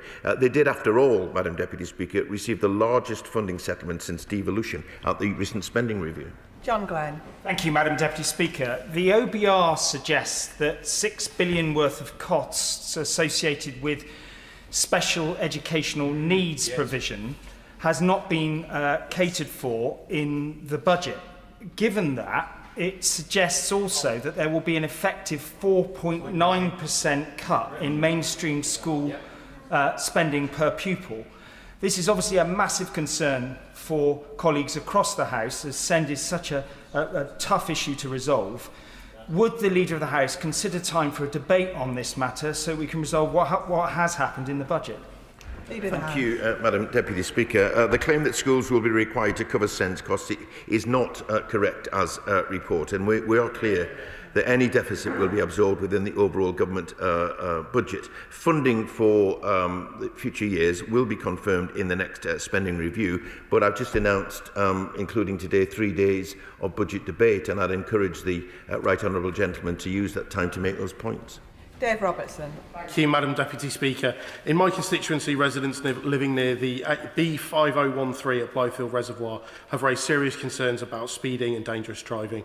There have been multiple fatalities on this stretch of road, and in August this year, a man in his 20s unfortunately lost his life.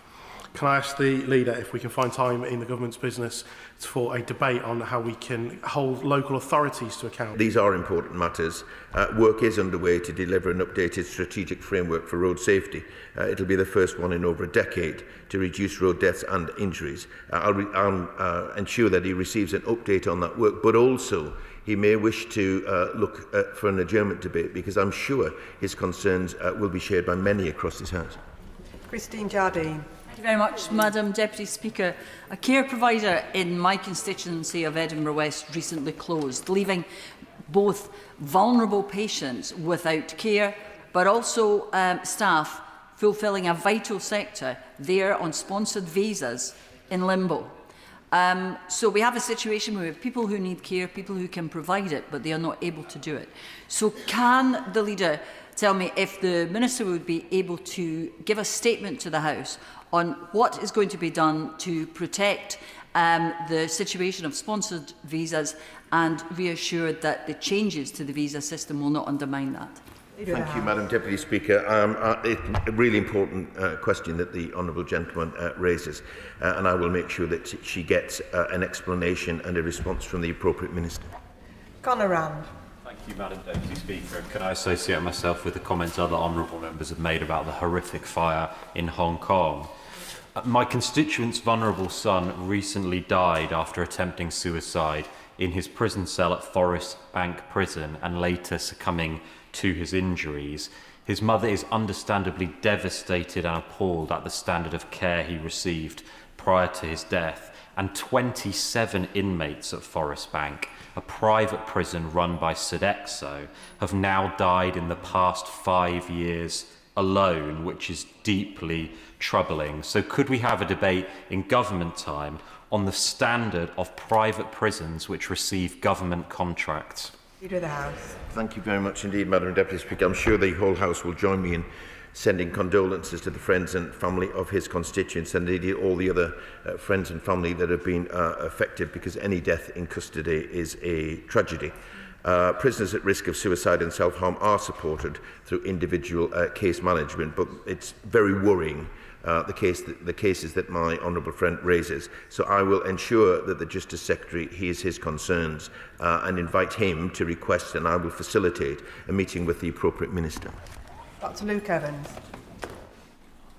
Drivers, electric car drivers and plug-in car drivers in Hinckley and Bosworth and North West Leicestershire have woken up this morning angry and anxious because they were told to do the right thing and get electric cars. The Chancellor is going around this morning saying the money they will now be charged per mile will go into improving roads, but the learned man opposite me will know that link was broken in 1937. So could we have a debate on just how the electric vehicle charges will work? Because there's some consternation about how it will impact the second-hand car market. Will there have to be trackers in place? What will happen when it's passed over? These are serious considerations that my constituents will be looking at, trying to understand how this scheme will work. Could we have a debate in government time specifically on this? Thank you very much indeed, Madam Deputy Speaker. The honourable gentleman does raise important matters, and I'm sure the government will be bringing forward a full explanation of how these matters will work. But again, I invite him, because of yesterday's budget, to perhaps spend the period of the budget debate to raise these matters and see from the Minister themselves what the answer is that he seeks. Elsie Blundell. Thank you, Madam Deputy Speaker. The Employment Rights Bill is a landmark piece of legislation that will safeguard the hard-won protections of workers up and down the country. Prior to its implementation, however, we are seeing some companies race to undercut workers' rights. I am appalled on behalf of workers in my constituency at Tetrasil, which is engaged in shameful fire and rehire practices as we speak. What more can we do in this House to give voice to workers who are now facing deep financial uncertainty before Christmas? Thank you, Madam Deputy Speaker. As my honourable friend rightly says, we are committed to ending unscrupulous fire and rehire practices through the Employment Rights Bill. And I hope that the company which my honourable friend refers to will have heard her comments today. She may wish to raise these matters during the budget debate, or indeed during the upcoming Christmas adjournment debate, so that if necessary she can call the company out. Sarah Dyke. Deputy Speaker, last year gig ticket scams cost music lovers over £1.6 million. While fans were exploited by greedy ticket touts, the money paid for fake tickets often funded other serious crimes and organised crime groups. This makes people less willing to buy tickets for live events, undermining this important industry, particularly in areas like Glastonbury and Somerton. So can we have a debate in government time over the ticket resale market and ticket scams? Thank you, Madam Deputy Speaker. As the honourable lady will know, the government is committed to bringing forward measures to address these issues, and as we do so, there will be ample time to debate the points that she raises. Emma Foodie. Thank you, Madam Deputy Speaker. Tomorrow, Tony Wright, my constituent, the founder and CEO of Forward Assist, a local veterans charity, is retiring. Tony is a veteran and a trained social worker and has provided support and advocacy for veterans across the region and the country for well over a decade. It is no exaggeration that the tireless work and research that he's led has changed and indeed saved lives. Will the leader please join me in thanking Tony and wishing him all the best in his retirement? I have great pleasure in doing so, Madam Deputy Speaker. I have the honour of knowing Tony Wright, and as I said to him recently, the work that he has done has improved people's lives for the better, including the lives of people that he will never have met. And I'm sure that many across this House will not only wish Tony the very best and to thank him for his work, but also the impressive veterans like Tony in their own constituencies who just do such fantastic work on behalf of the veteran community, indeed on behalf of the whole community. These sessions are a good opportunity to highlight that work, and I'm grateful for my honourable friend for taking the opportunity. Bradley Thomas. Thank you, Madam Deputy Speaker. Far too many children face eating development issues and conditions, and quite often they feel that they don't get the relevant amount of support from the NHS. Quite often their parents feel stigmatised. They are told that this is something they'll grow out of. They often feel that their parenting is being condemned by healthcare professionals. The Feeding Trust in my constituency are doing excellent work to raise awareness of this. Will the Minister endorse my representations made to the House Secretary that this should be a front and centre priority for the NHS, and that the Government must ensure this is a joined-up priority with the Department of Education and schools in the curriculum as well? Leader of the House. Yes, Madam Deputy Speaker, the Government recognises what the Honourable Gentleman is saying, and indeed is taking action, and is committed to making sure that there is provision not just across in the community, but actually in schools themselves. We're bringing forward the Mental Health Bill, which will give the opportunity for the Honourable Gentleman to raise some of those concerns. And of course, we've got the NHS 10-year plan. These are difficult issues for parents, and he's absolutely right to raise them on the floor of this House. Josh Newbury. Thank you, Madam Deputy Speaker. The end of November is nigh, and with that, dodgy moustaches across the land will finally be disappearing. But not before thousands of us Mowbros have raised millions for Movember, which does such brilliant and much needed work on men's health. Donations are still gratefully received, of course. Would the Leader of the House join me in congratulating all Mowbros across the House and beyond, and everybody who's raised money for men's health this month? And could he grant time for a debate on the 3 missions of Movember: mental health, prostate cancer and testicular cancer? Thank you, Madam Deputy Speaker. I want to join my honourable friend in congratulating members who support Movember, not least because of the importance of the money that they raise for important causes. I'm heartened that these issues get the awareness that they deserve, and I congratulate him for what he's doing. But let me also say, Madam Deputy Speaker, congratulate him and thank him for what was a very moving contribution to the debate on International Men's Day. Lee Picture. Thank you, Madam Deputy Speaker. Niagara Falls, that was the venue for this year's World Kickboxing Championships, and Andy Critterson's Martial Arts Centre put Rosington firmly on the global map, winning 4 bronze, 1 silver and 5 gold, 5 too early for that, 5 gold medals. Will the Leader of the House, will the Leader of the House join me in celebrating Andy's triumph, all of the contestants that took part, and, of course, all of the coaches and volunteers up and down the country that brings children and young adults' sporting dreams into reality? Thank you very much indeed, Madam Deputy Speaker. I'm very pleased to hear about the success of the young martial arts athletes from Rossington, and I'm grateful for the opportunity to thank Andy and all the sports coaches across our country who helped to make achievements like this possible. Jim Shannon. Madam Deputy Speaker, I'm deeply concerned by the growing and systematic discrimination faced by Christians in Algeria, with the closure of churches and the aggressive use of blasphemy legislation against Christian converts. So will the Leader of the House urge the Foreign Secretary to outline what concrete actions government will take to ensure the protection of Christian communities and the promotion of freedom or religion or belief in Algeria as a fundamental priority? Thanks so much. Madam Deputy Speaker, and I thank the Honourable Gentleman for raising such a serious issue in the way as ever he does. I know, as he knows, we are committed to defending freedom of religion and belief for all, and we do monitor the human rights situation in Algeria and routinely meet with religious groups to determine how best to support freedom of religion and belief in Algeria. I understand the relevant Foreign Office Minister met with the Algerian government last month to discuss this very issue he raises, and I will ensure that the Foreign Secretary hears the Honourable Gentleman's concerns. Ewan Steinbank. Madam Deputy Speaker, recently Forth Valley College announced that their Alloa campus risks closure due to SNP cuts. The prospect is devastating for Forth Valley and is a direct threat to the opportunities of thousands of working-class Scottish kids from Stirling, Falkirk and especially Clackmannanshire. Reform Falkirk took a different view, recently commenting the college sector needs slimmed down due to too much focus on woke ideologies.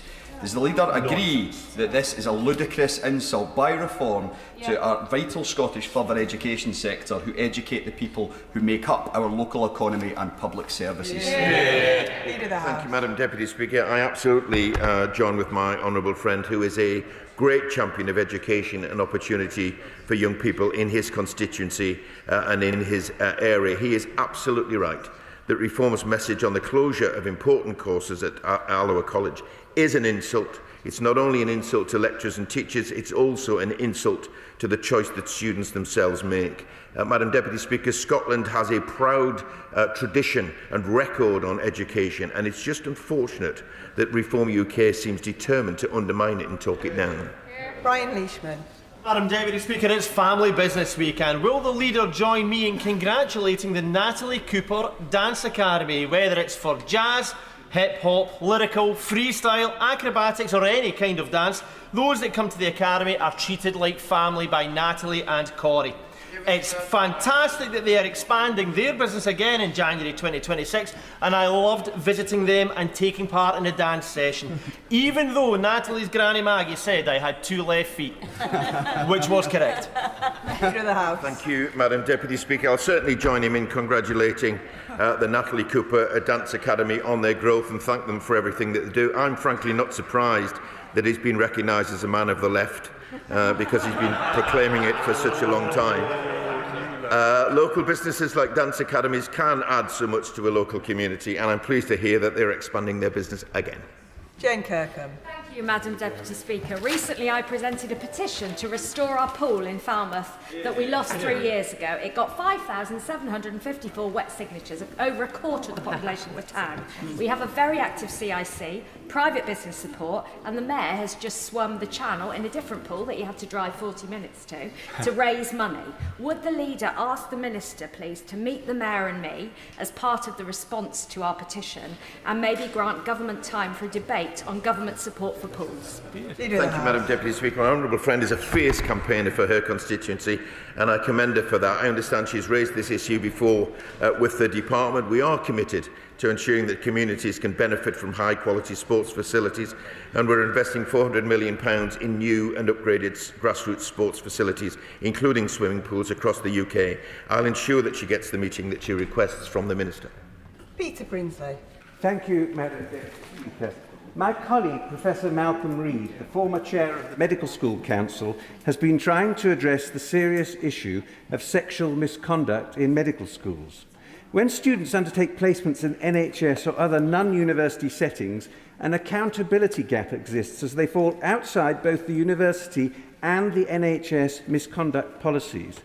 So could the Leader of the House advise me how we can ensure that cooperation across government departments between both the Department of Education and the Department of Health that is required to address this? Thank you, Madam Deputy Speaker. The honourable gentleman raises a very, very important matter and a very worrying issue. I will raise that with ministers in the Department of Health as a starting point, and I will encourage them to meet with my honourable friend so that he can expand on the issue that he raises. And that concludes business questions. I'll give the front benches a few moments to swap over.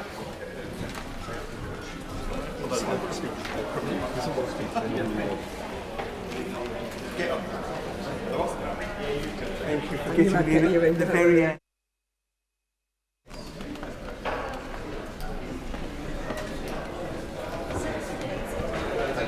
Thank you.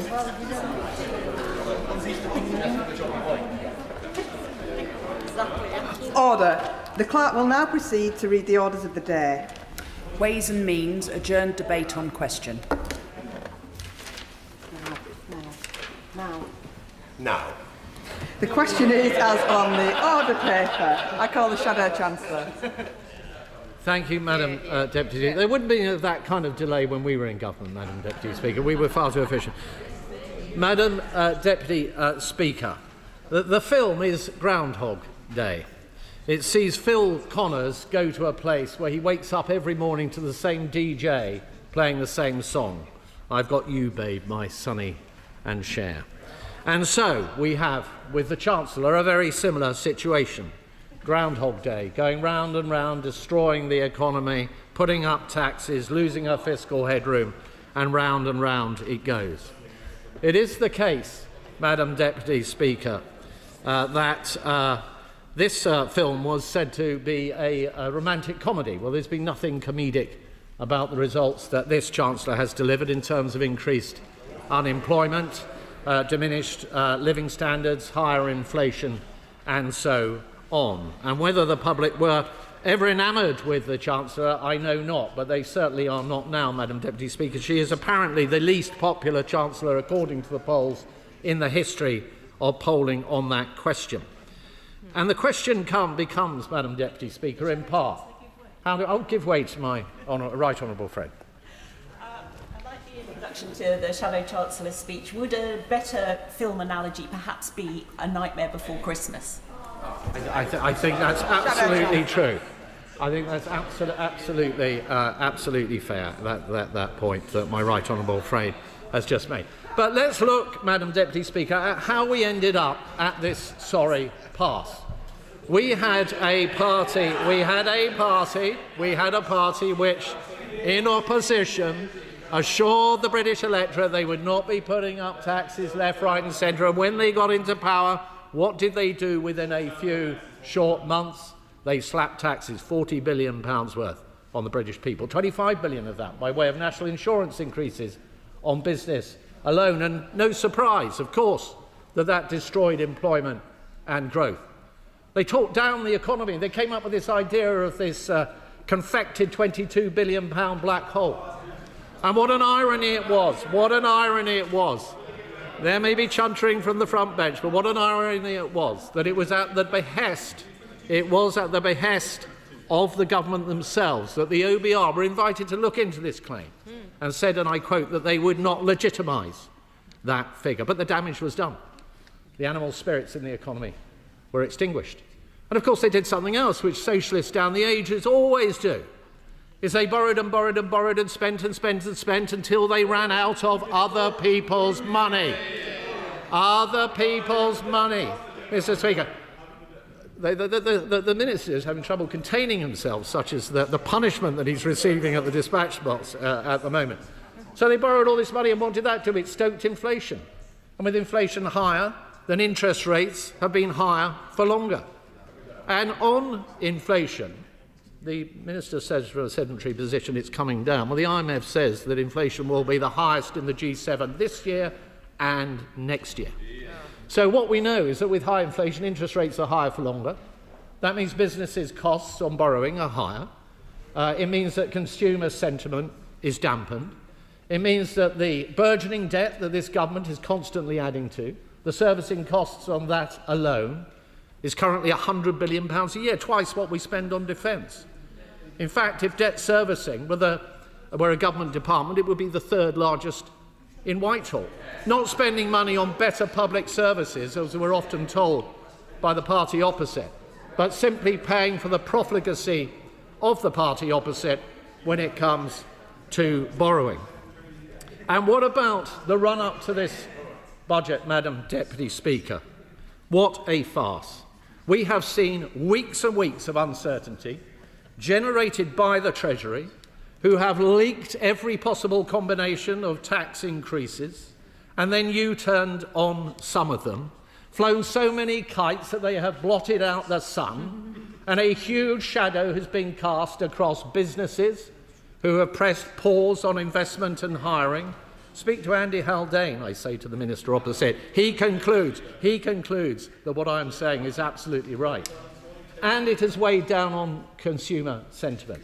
It has done, all this hokey-cokey around what is in the budget, has done real damage to our economy on this government's watch. And I will give way to my right honourable friend. I'm very grateful, my honourable friend. My right honourable friend did a service to this House a week or two ago when he drew exactly what he's describing now to the attention of this chamber. He told the government then that these leaks were not only doing damage in the way he's described to the economy, they were also a discourtesy to this House. Many times, Madam Deputy Speaker, you and Mr Speaker have said that announcements should be brought here first. It is fundamental to this place that what the government announces is brought here and is scrutinised here, not in the public realm. I'm grateful to my honourable friend. Well, my right honourable and gallant friend is entirely right, as usual. And it is also the case, Madam Deputy Speaker, that something else has been going on. And I have written to the OBR to ask Richard Hughes exactly what has happened in terms of the information that the Treasury appears to have been leaking out about the forecast during the run-up to the budget. And I say this given that the OBR's own guidance says that the information exchanged with the Treasury during the build-up to a budget is provided in confidence to ministers.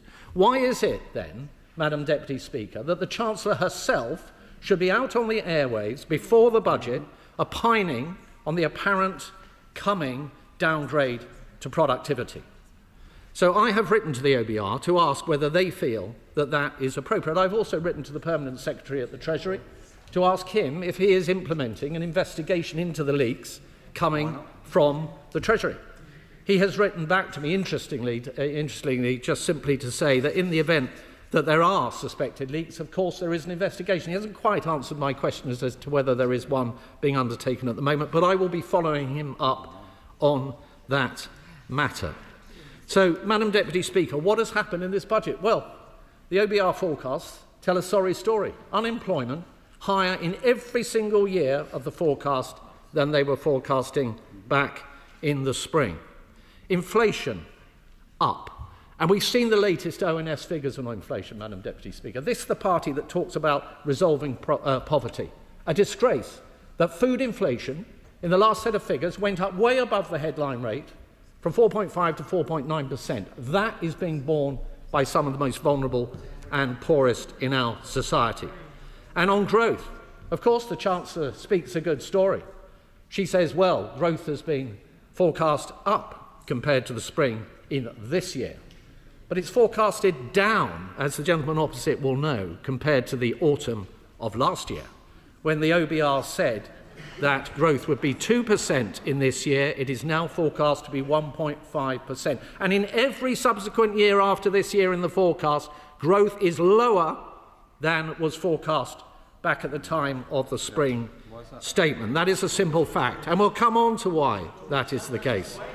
What has happened to borrowing? You'd have thought they'd have learnt the lesson that ever-increasing borrowing always leads to disaster. But no, there is 11 billion of additional borrowing on average every year of this forecast. And what has that done to living standards? Real household disposable income, the economist's measure of economic well-being, is down in every single year of this forecast compared to the forecast in the spring. And in fact, the OBR says, and the honourable gentleman will like this one, the OBR says that real income growth across this forecast will be well below the average of the last decade. So don't point a finger at the last government when it comes to living standards. It is there in black and white. I will in a moment. It is there in black and white in the OBR's report.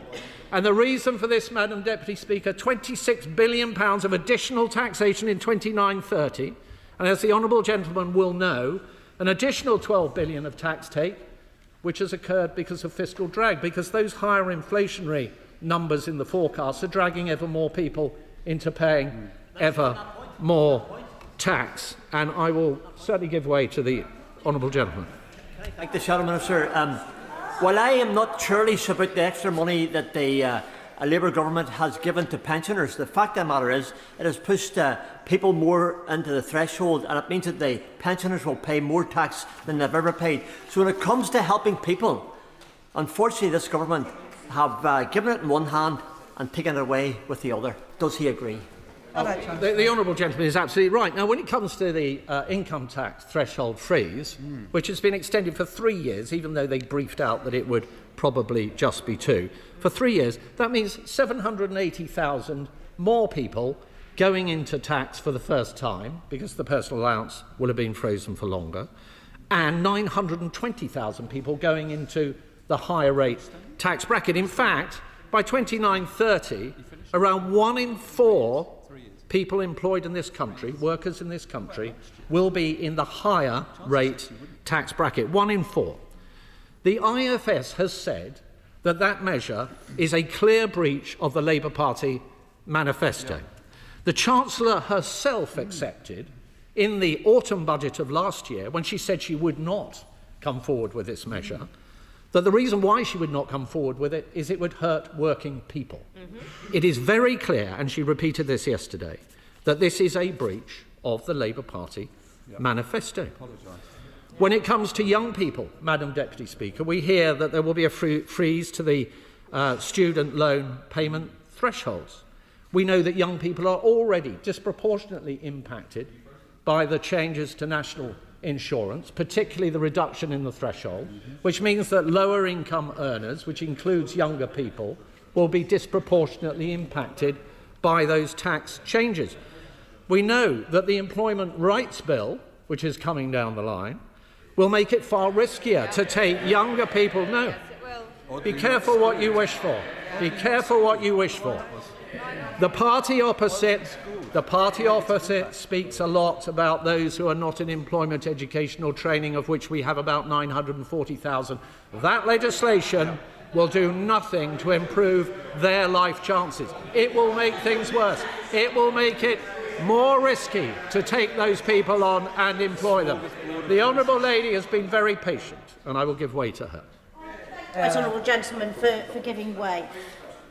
He seems to care so much about those who are not in education, employment or training.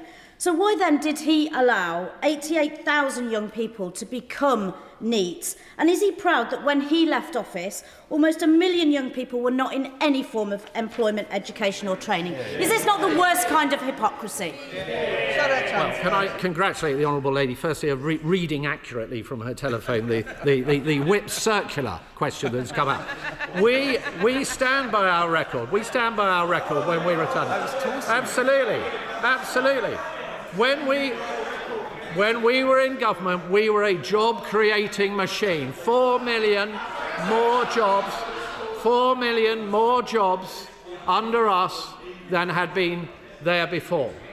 When we left on the day of the general election, we had near record high level of employment, a near record low level of unemployment. Unemployment is now at a 5-year high. The gentleman shakes his head, but it happens to be true.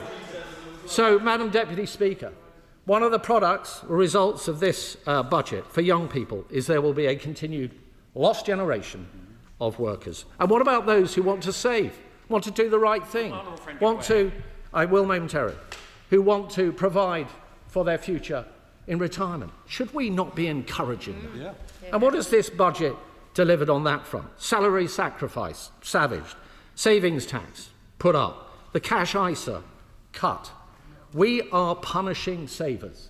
And let me say, Madam Deputy Speaker, that under these measures we will see the reverberating effects of this for many generations and many years to come. I give way to my right honourable friend. I'm very grateful to the Shadow Chancellor for giving way.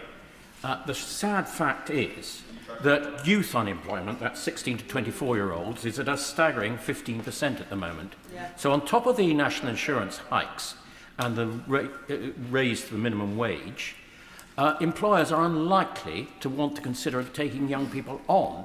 And that could have the disastrous effect that people who graduate from universities or do graduate from an apprentice will emerge from those having done a lot of work and not being able to get a proper job. My honourable friend is precisely right, and I've set out the iniquitous impacts of the national insurance threshold reduction on younger people, and also the impact that the Employment Rights Bill will have in increasing the risks of employing younger people. That is self-evident and obvious, and businesses are saying it over and over again. If you put an employer in a position where he is faced with a young person who has no career track record, and yet your legislation, or should I say the party opposite's legislation, is saying that the employee on day one can take the employer to a tribunal for unfair dismissal, a claim which may get clogged up for 2 years, and which the lawyers advising the employer will probably conclude that the employer should give in and pay out even if the merits of the case do not warrant it. That is a recipe for higher youth unemployment. It is simple. It is basic economics. And look at the taxes that are being placed under this budget on rental income. Does the party opposite not realise that will lead to higher rents and fewer properties on the market? Does the party opposite not understand that if you tax the family home, you catch a lot of people, you catch the people who are maybe asset rich but are income poor? And I suppose the solution, Madam Deputy Speaker, will be to allow that liability to roll up and be paid on death. Yet another death tax at the hands of this government. Now, what is all this pain and taxation paying for? In large part, it is paying for more welfare. It is as simple as that. The two-child limit, scrapping the two-child cap, is a mistake. It is unfair, and it is unfair because those that are paying taxes and working hard and paying the taxes and doing the right thing have to take tough choices as to whether they can afford a larger family or not. And it is quite right and proper that those who are on, I will in a moment, those who are on benefits should have to face similar choices as well. And I give way to the honourable gentleman. I'm sure the honourable gentleman is aware that both the majority of people impacted by this uplift and 2/3 of children in poverty actually have a parent in work. So this false dichotomy of those in work and out of work is simply incorrect. As a former DWP minister, you should know that. Well, I have already set out the fact that the ruinous taxation policy of this government, including in the budget just yesterday, is to load up taxes on people who are in work, many of them not high earners. And the fact is that the impact of that tax is why the OBR themselves have concluded that for every year of this forecast, real household disposable income, in other words, the cost of living issues that people are facing, is going to deteriorate under those measures compared to the forecast back in the spring. The honourable gentleman's party is making poverty worse by making sure that work does not pay to the degree that it should. And the other point is inflation.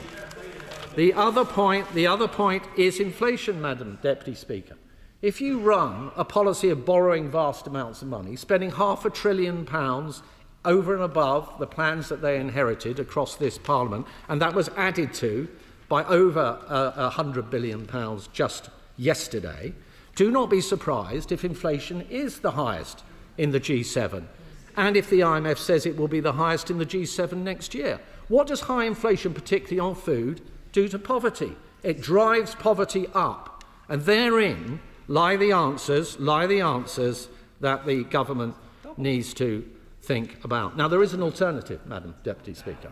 The alternative is that you get on top and control government spending, and then you do the responsible thing, and this is our golden rule, whereby at least half of those savings go to driving down the deficit and the debt, but you then have the capacity to drive down taxes as well, and that is exactly what we set out at our conference.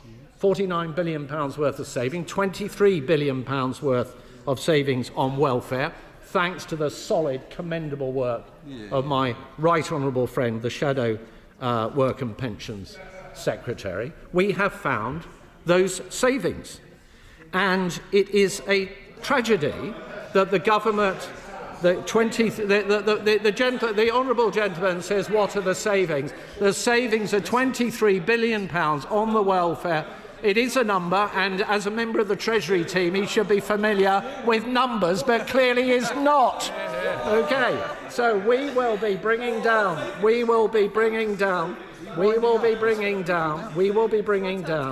the welfare bill, and the savings are clear. I would direct him to the Centre for Social Justice's paper, which makes it very clear well, it's rather better than the resolution stuff that he produced when he was in office, I have to say, which makes it very clear where by changing the gateways into longer-term sickness and health benefits, which we did when we were in office, which we did. If the honourable gentleman wants to stop jabbering and start listening, he might learn something, okay? He might actually learn something. And you know, if the right honourable gentleman learns something, that might be for the good of his party and for this country. When we were in office, Madam Deputy Speaker, we made reforms to the work capability assessment that would have seen, according to the OBR's own scoring, 450,000 fewer people going on to those benefits. We were making a real difference in arresting the rise in the welfare bill. What did the government do on coming to office? It scrapped those on day one almost. It then came forward with its own proposals. And I hope when the honourable gentleman comes to his feet later, he can address this and he can talk us through what happened to that his government's attempt to control the welfare bill. It got smashed up into a million pieces on the rocks of his own backbenchers. That's what happened. And that is the tragedy of much of this budget, is that economics is being driven by the internal politics of the Labour Party. You have a Prime Minister and you have a Chancellor whose position is now so precarious that they have to bob up and down like a cork on the tide when it comes to making policy at the whims of the backbenchers opposite. So, Madam Deputy Speaker, there is actually a certain melancholy about this budget. This budget is like Groundhog Day, an old song, the words seared into the collective mind, a socialist anthem for all time, that for he who has, then that must be taken away. For he who has not, then to him must be given. Not on the basis of any measure of fairness, as is suggested in the topic for debate today, but on a fundamental misunderstanding of basic economics. Economics is about resources, of course, but it is about incentives too. To he who has, I say, if you work hard, we applaud you, and we will incentivise you to work harder still, recognising your contribution to the common good. To the vulnerable, we say, we are there for you. But to others who have not, we say, here is not a handout, but the means for improvement. And Madam Deputy Speaker, for the socialist, distribution is all, and the means are never sufficiently willed. And the eternal lesson, and this is the lesson of this budget too, is that this path leads to all to be diminished. For an economy laden up with debt, with government spending spiralling still, with taxation touching skyward, will never burn bright. The whole will never grow. Not enough. It will languish. That is how the dreams of millions perish. Yesterday, the lingering flickers of hope died. Secretary of State. Thank you, Madam Deputy Speaker, and it's a pleasure for me to open today's debate on behalf of the Government and to respond to the Shadow Chancellor. Now, he went through his lines and, as I expected, he talked a fair bit about welfare in his speech. If only, Madam Deputy Speaker, if only he had ever been in a position to do something about it. And that is the essential problem with the position of the party opposite. It isn't even that they failed to reform the system. It is that they created it in the first place. It is their system that created the fork in the road between those judged fit to work and those judged unfit to work. It's their system that forced people into a choice between poverty and being declared incapable of work, often permanently. And it's their system that left millions of people with no contact and no support from the system other than the payment of benefits. And perhaps most damningly, it's their system that saw the huge growth in inactivity among the young, about which they did nothing well enough. Now, as the Shadow Chancellor knows, there's a wall in the Department of Work and Pensions, carefully placed between the microwave and the toilets. And on that wall is a very fetching portrait of the Shadow Chancellor and all his predecessors. And they all sat in the same chair, in the same office as I do. They saw the same trends and the same graphs, and they did absolutely nothing about it. Now, he talks about the changes that he proposed to the work capability assessment. But he was a little quieter about those changes not happening. They were so incompetent, they were struck down as being unlawful by the courts. And then he says he would have done more, but he was interrupted by the general election. Interrupted by the general election. They had 14 years, and the election was called at a time of their choosing. He's asking the House to indulge in the fantasy that having been relieved of the duties of ministerial office, he has suddenly stumbled upon the answer to the problem. Like a reverse Nostradamus, granted a magical power that enables him to identify the solutions to problems, but only at the moment where he ceases to have responsibility for fixing any of them. Do you know what they remind me of, Madam Deputy Speaker? They're like a messy 16-year-old who's turned his bedroom into a tip. And when the exasperated parents come in to clean it up, the teenager says, "I was about to do that." But no one believes the teenager. And no one should believe the Tories, because they had their chance and they did nothing. On their watch, welfare spending went up by almost 1% of GDP over the last Parliament. That's equivalent to about 22 billion a year. And when they left office, did the OBR think they had a credible plan to change it? No, they didn't. They predicted that the cost would rise by a further £100 billion.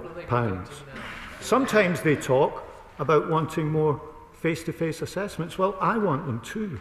But in September 2023, just a little over 6 months before the election was called, they signed off on a new set of contracts allowing 80% of the assessors to work from home. And who was the Secretary of State at the time that happened? We don't need ChatGPT, we just need to look on that wall between the microwave and the toilets, because it was the right honourable gentleman. And this was long after the COVID pandemic. So they created the system, they didn't change it when they had the chance, and furthermore, they increased the number of children in poverty by 900,000. And so it falls to us to begin to change this system, and we have begun.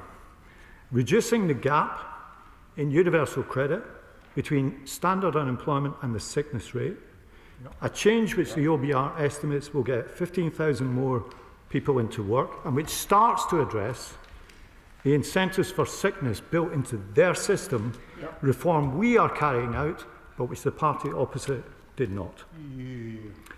Changes to the Motability Scheme to focus on value for money and to ensure that if the UK taxpayer is paying for new vehicles, then more of them are made here in the UK. Reform we are carrying out, which the party opposite did not. Yes, I'm happy to give it. The Secretary of State talks about trying to make Motability cars made in the UK. Looking at the Motability website as of yesterday, they've already implemented some of these changes, but there's an awful lot of Chinese cars that are on there. And as part of those Chinese cars that are listed on that list, Amoda and JQ yesterday announced that they would be implementing a 20,000-mile rebate to individuals to pay for the EV tax that's coming in.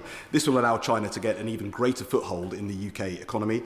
Those cars of course, are built with Chinese IP, and that goes straight back to the state and allows them to track where those vehicles are. So what would he say to address the impact of the growth of Chinese vehicles and potentially, perhaps unwittingly, encouraging the use of Chinese cars in this market?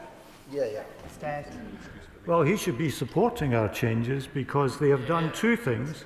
They are removing a number of luxury brands from the system, and they are ensuring that more British-made cars are part of the scheme, and that is the change going forward. £1 billion more by the end of the decade on employment support for the long-term sick and disabled through the Pathways to Work programme, so that people are not just signed off and written off. More reform that we are carrying out, which the party opposite did not. Fixing the long-running injustice to carers, which they ignored for years. More reform that we are carrying out, which the party opposite did not. There is more reform in this budget than he did throughout his 20 months as Secretary of State. But I know, Madam Deputy Speaker, that we have to go further, because the greatest crisis is among the young. We inherited a situation with close to 1 million people not in employment, education or training. It's terrible in human terms, it's expensive in financial terms, and it's also deeply unequal, because it is often the most deprived parts of the country where the numbers are highest. Often those places where there are already multiple problems, where the loss of hope from this seems deepest. And addressing this is a cause around which we should rally. And that's why in this budget we offer a youth guarantee with £820 million of investment, which will offer the young unemployed a training place, work experience, or ultimately a job, giving hope and opportunity where previously there was none. More reform that we are carrying out that the party opposite did not. I'm happy to give the very interested in that part of the budget, and I'm grateful to the honourable gentleman setting out in more detail. One of the things that were part of that were the boost in apprenticeships, and particularly apprenticeships in small and medium-sized enterprises. But looking at the fine print, isn't that already supplied by the apprenticeship levy? What small and medium-sized enterprises need, as I learned when I was the apprenticeship minister, is probably some grant funding, actually, to get them started in that process. Does the Governor have that in mind, or is this simply a rehash of the apprenticeship levy? Secretary of State. Well, I note his request for more public expenditure, and I'm coming on to the growth and skills levy in a moment. And what we'll do with that is tilt it more towards young people and towards more short courses.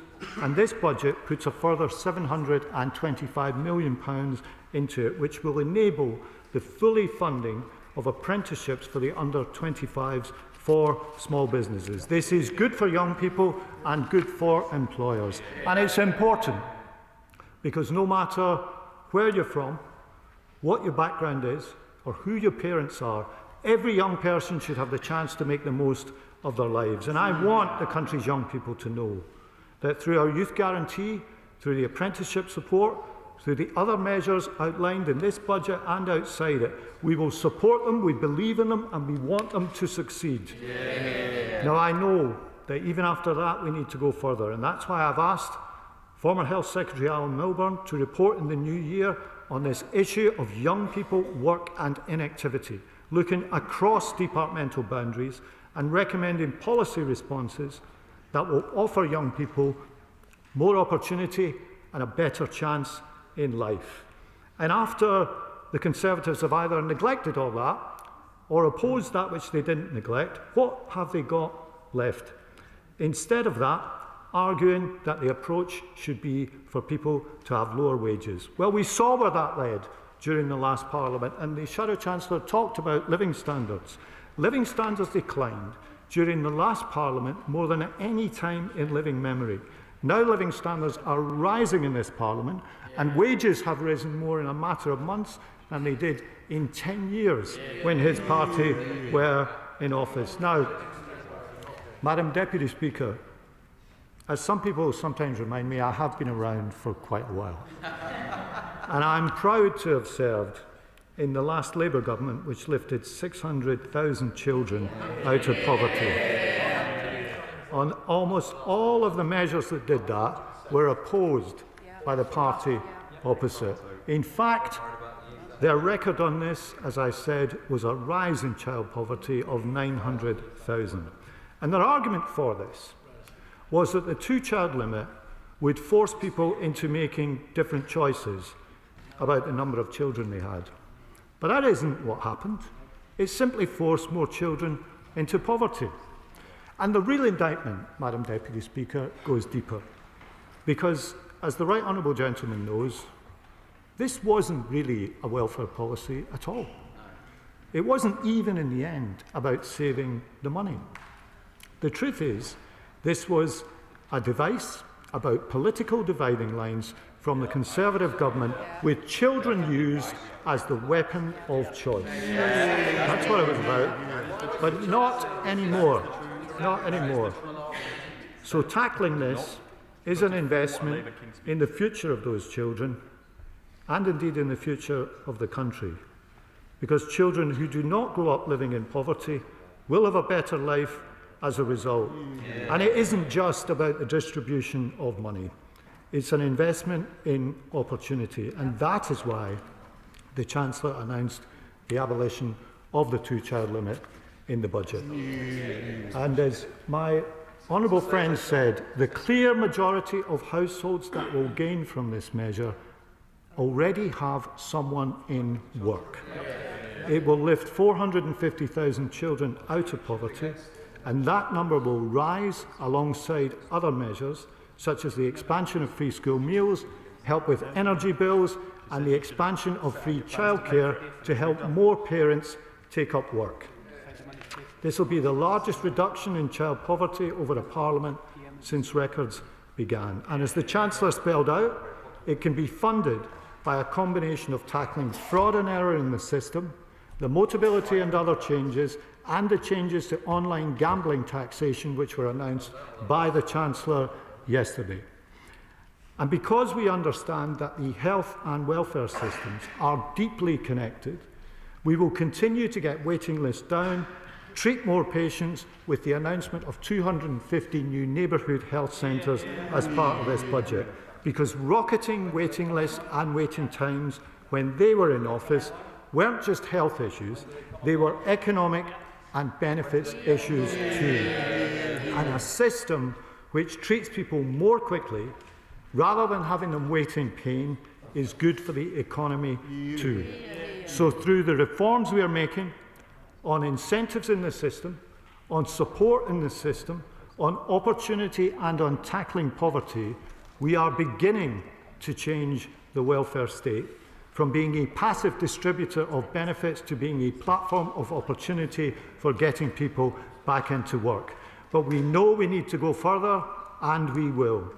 Now, Madam Deputy Speaker, no one on this side of the House underestimates the scale of the challenges we face. There is no escaping that the OBR's decision to downgrade its assessment of productivity is the official verdict on the party opposite's year in office. It left this Chancellor with a £16 billion hole to fill, not because of decisions she took, but because of the scarring effects of the party opposite's time in power. A botched Brexit deal, austerity which impoverished the public realm, cuts to capital investment. The OBR is clear that they all caused long-term damage to the UK's productivity and economic growth, and that has to be owned by the party opposite. So the Shadow Chancellor attacked the budget in his speech in the strongest terms, and he's right. It is a contrast with their record, because they took the country to the very precipice of economic disaster. They used the British public as a testbed for a giant ideological experiment that saw mortgages go through the roof and the Bank of England have to launch an emergency rescue package for the country's pension system. They shook international confidence in the UK economy, and they destroyed whatever economic credibility they had by their own hand. That's what they did. So there is a difference in our approaches, and a very welcome one at that. We have trade agreements with the world's biggest economic powers, which eluded the party opposite. A reformed planning system to get the country building, public investment at the highest level in 4 decades, inflation coming down faster, a full 0.4 percentage points next year, according to the OBR, through the measures we are taking, borrowing down in every year of the forecast, keeping corporation tax at the lowest level of any G7 country, help for high streets with permanently lower tax rates for 750,000 businesses, doubling the eligibility of our enterprise tax incentives so that not only can new businesses be created here, but so that they can grow and scale up here in the United Kingdom, cutting energy costs for 7,000 businesses to make manufacturing more competitive, help with the cost of living with the first rail fare freeze for 30 years, the freezing of prescription charges, energy bills cut by £150 per year, raising the national minimum wage for millions of workers as recommended by the Independent Low Pay Commission, expanding free breakfast clubs and free school meals for all children in families on universal credit. Madam Deputy Speaker, this is a budget for the whole country that helps with living standards, helps people meet their monthly bills, it fixes some of the problems of the past and gives the country strong foundations for the future. It is a budget that believes in maintaining the public square and continues the progress we've made on the NHS, not just as a social goal, but an economic one too. It's a budget that protects and raises the value of the state pension by £575 next year. A budget that continues with welfare reforms, reduces child poverty and offers hope to young people for the future. That is the difference, Madam Deputy Speaker, and that's why we should support the budget in the debate today. Liberal Democrat spokesperson Daisy Cooper. Thank you, Madam Deputy Speaker. This time last year, government ministers told us repeatedly that their #1 mission was growth. But after Labour's second budget, it's clear that growth is nowhere to be seen. Yes. The OBR makes it clear the budget has almost no meaningful growth measures at all. The CBI has concluded that the government's growth mission has currently stalled, and there are others who say that it is positively anti-growth. We Liberal Democrats have consistently said that the government cannot just tax its way to prosperity, it must grow its way to prosperity. And the most effective way of doing that, the single biggest growth lever that the government could pull, would be fixing our relationship with Europe. The Conservative reform Brexit deal has been a disaster for our country. It has been a disaster for British business. It has left our public finances with a £90 billion Brexit black hole. The Labour government knows it. The Minister has just said it. But for some unfathomable reason, the government will not just get on and fix it. So we Liberal Democrats call on the government once again to get serious about fixing our relationship with Europe.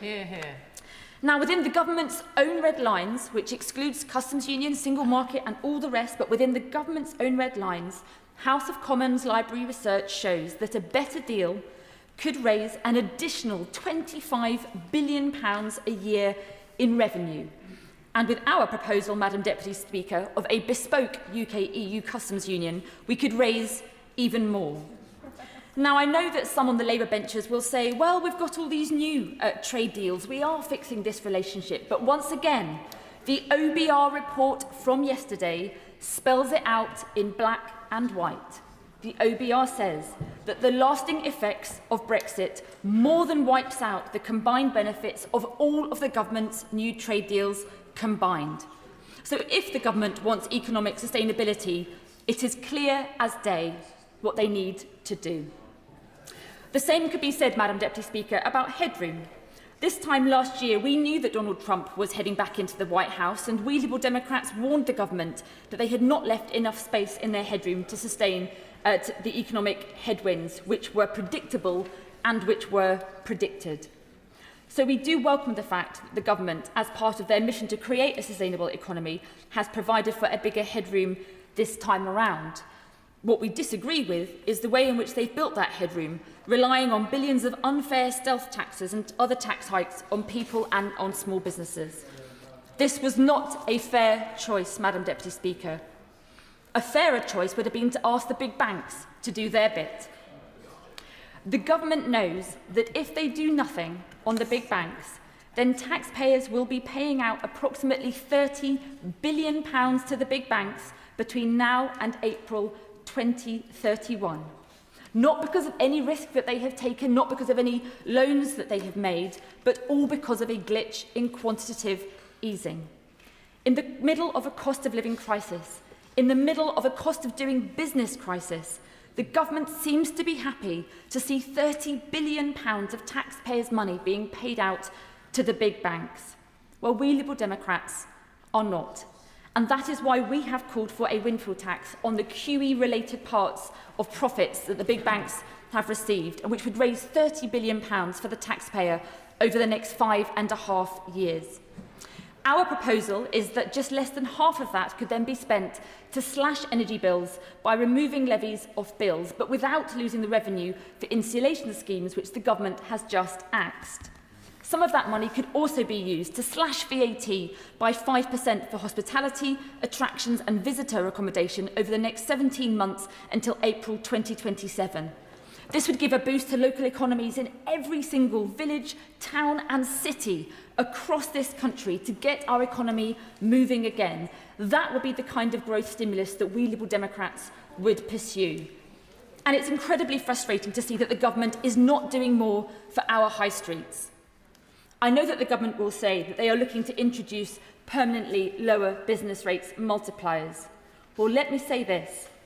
The government may have introduced permanently lower business rates multipliers, but the new higher valuations have been published this morning. Many businesses are warning that the higher valuations could simply wipe out any benefit at all that they get from the lower multipliers. I have seen an exchange on WhatsApp between some of my pub landlords in St Albans this morning, and when one of them saw the higher valuation for their independent pub, they replied with a single word. That word is the word that Boris Johnson used to describe his approach to business. Madam Deputy Speaker, I am very worried that the combined impact of higher valuations and the new multipliers could put even more of our high street businesses in jeopardy. So I'm asking the government to come clean and publish that combined data as soon as possible. If a minister cannot tell us today, then I hope they will promise that they will come back to this House, stand at the dispatch box and tell this House how many businesses have been brought into paying business rates for the first time and how many businesses might see their business rates go up overall. If it is a bleak picture, then I hope the government will come back and tell us what actions they will take to protect the great British high street. Madam Deputy Speaker, small businesses also need action on energy support too. Just last week, my Liberal Democrat colleagues and I wrote to the government asking if ministers would instruct the Competition and Markets Authority to launch an investigation into the lack of competition amongst energy suppliers and practices which we believe are preventing small businesses from getting the very best energy deals. The Federation of Small Businesses is making the same call too. This issue has got to be fixed, and I hope ministers will look at it. On income tax, Madam Deputy Speaker, the government has broken its promise in all but name by freezing income tax thresholds for a further 3 years.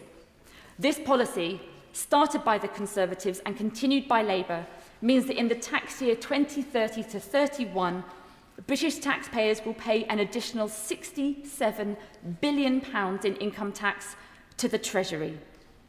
The Institute for Fiscal Studies says that these stealth taxes are the largest single tax-raising measure since 1979. The result? Well, the OBR says that disposable income, a byword for living standards, will go down, in large part due to this tax rise. Is it any wonder, Madam Deputy Speaker, that people in all income brackets simply don't feel any better off? On the so-called mansion tax, we all know in this House that council tax is broken, but adding extra layers does not make it any fairer, and economists from left to right agree. Just yesterday, they all agreed that the government's proposals are complicated. They said it would cause bunching in the tax system.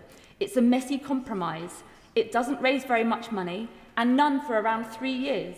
It could result in many appeals. It could distort behaviour. This isn't the way to fix property taxes. The Minister chunters from his seat. Well, that was several Prime Ministers and several general elections ago. When the Liberal Democrats called for that, the Conservatives wanted to stay in the EU. I think we can all agree that a lot of water has gone under the bridge. And if the government was serious about pursuing wealth, they could make a much fairer choice and go after the big banks and the big tech giants. On that point about the big tech giants, I would ask why it is that the Chancellor slipped out a review of the digital services tax yesterday without announcing it in the budget. I think we all know the answer, and let me be plain. If the government is gearing up to cut taxes for people like Elon Musk and Mark Zuckerberg, whilst raising taxes on struggling households, I think it would be a massive betrayal. On the dividend tax, Madam Deputy Speaker, the Federation of Small Businesses sums it up. It says that hikes to dividend tax mean that the government continues to make investing in your own business one of the least tax-friendly things you can do with your money. Fundamentally, Madam Deputy Speaker, the root problem remains. This budget, like last year's budget, is nothing more than a Treasury tax grab. The government is still yet to outline a vision for the economy or a vision for the country, and the lack of joined-up thinking is so stark. Last year, the government said it was going for growth and inflicted a growth-crushing jobs tax. This summer, the government's own pension investment review said that 4 in 10 aren't saving enough for retirement, but now the government has announced a measure which the OBR says will reduce pension contributions before the Commission has even had a chance to report. This is a spend now, pay later budget, with pension changes and other expensive additions pushed right to the end of the forecast. Clearly, this is a way to buy time for some growth to emerge, but what happens if it doesn't? The government has had an opportunity to set out its path to delivering the change that it promised, but I fear that it has squandered it. We Liberal Democrats wanted this to be a budget that tackled the cost of living, that saved our high streets, and that was going to go for growth with a better deal with Europe. I'm sorry to say that this budget was botched. It was bungled. It was a missed opportunity. Call it whatever you like. The bottom line is that this budget does not deliver for the British people. I fear that the government has run out of ideas. I fear, Madam Deputy Speaker, that it's also running out of time.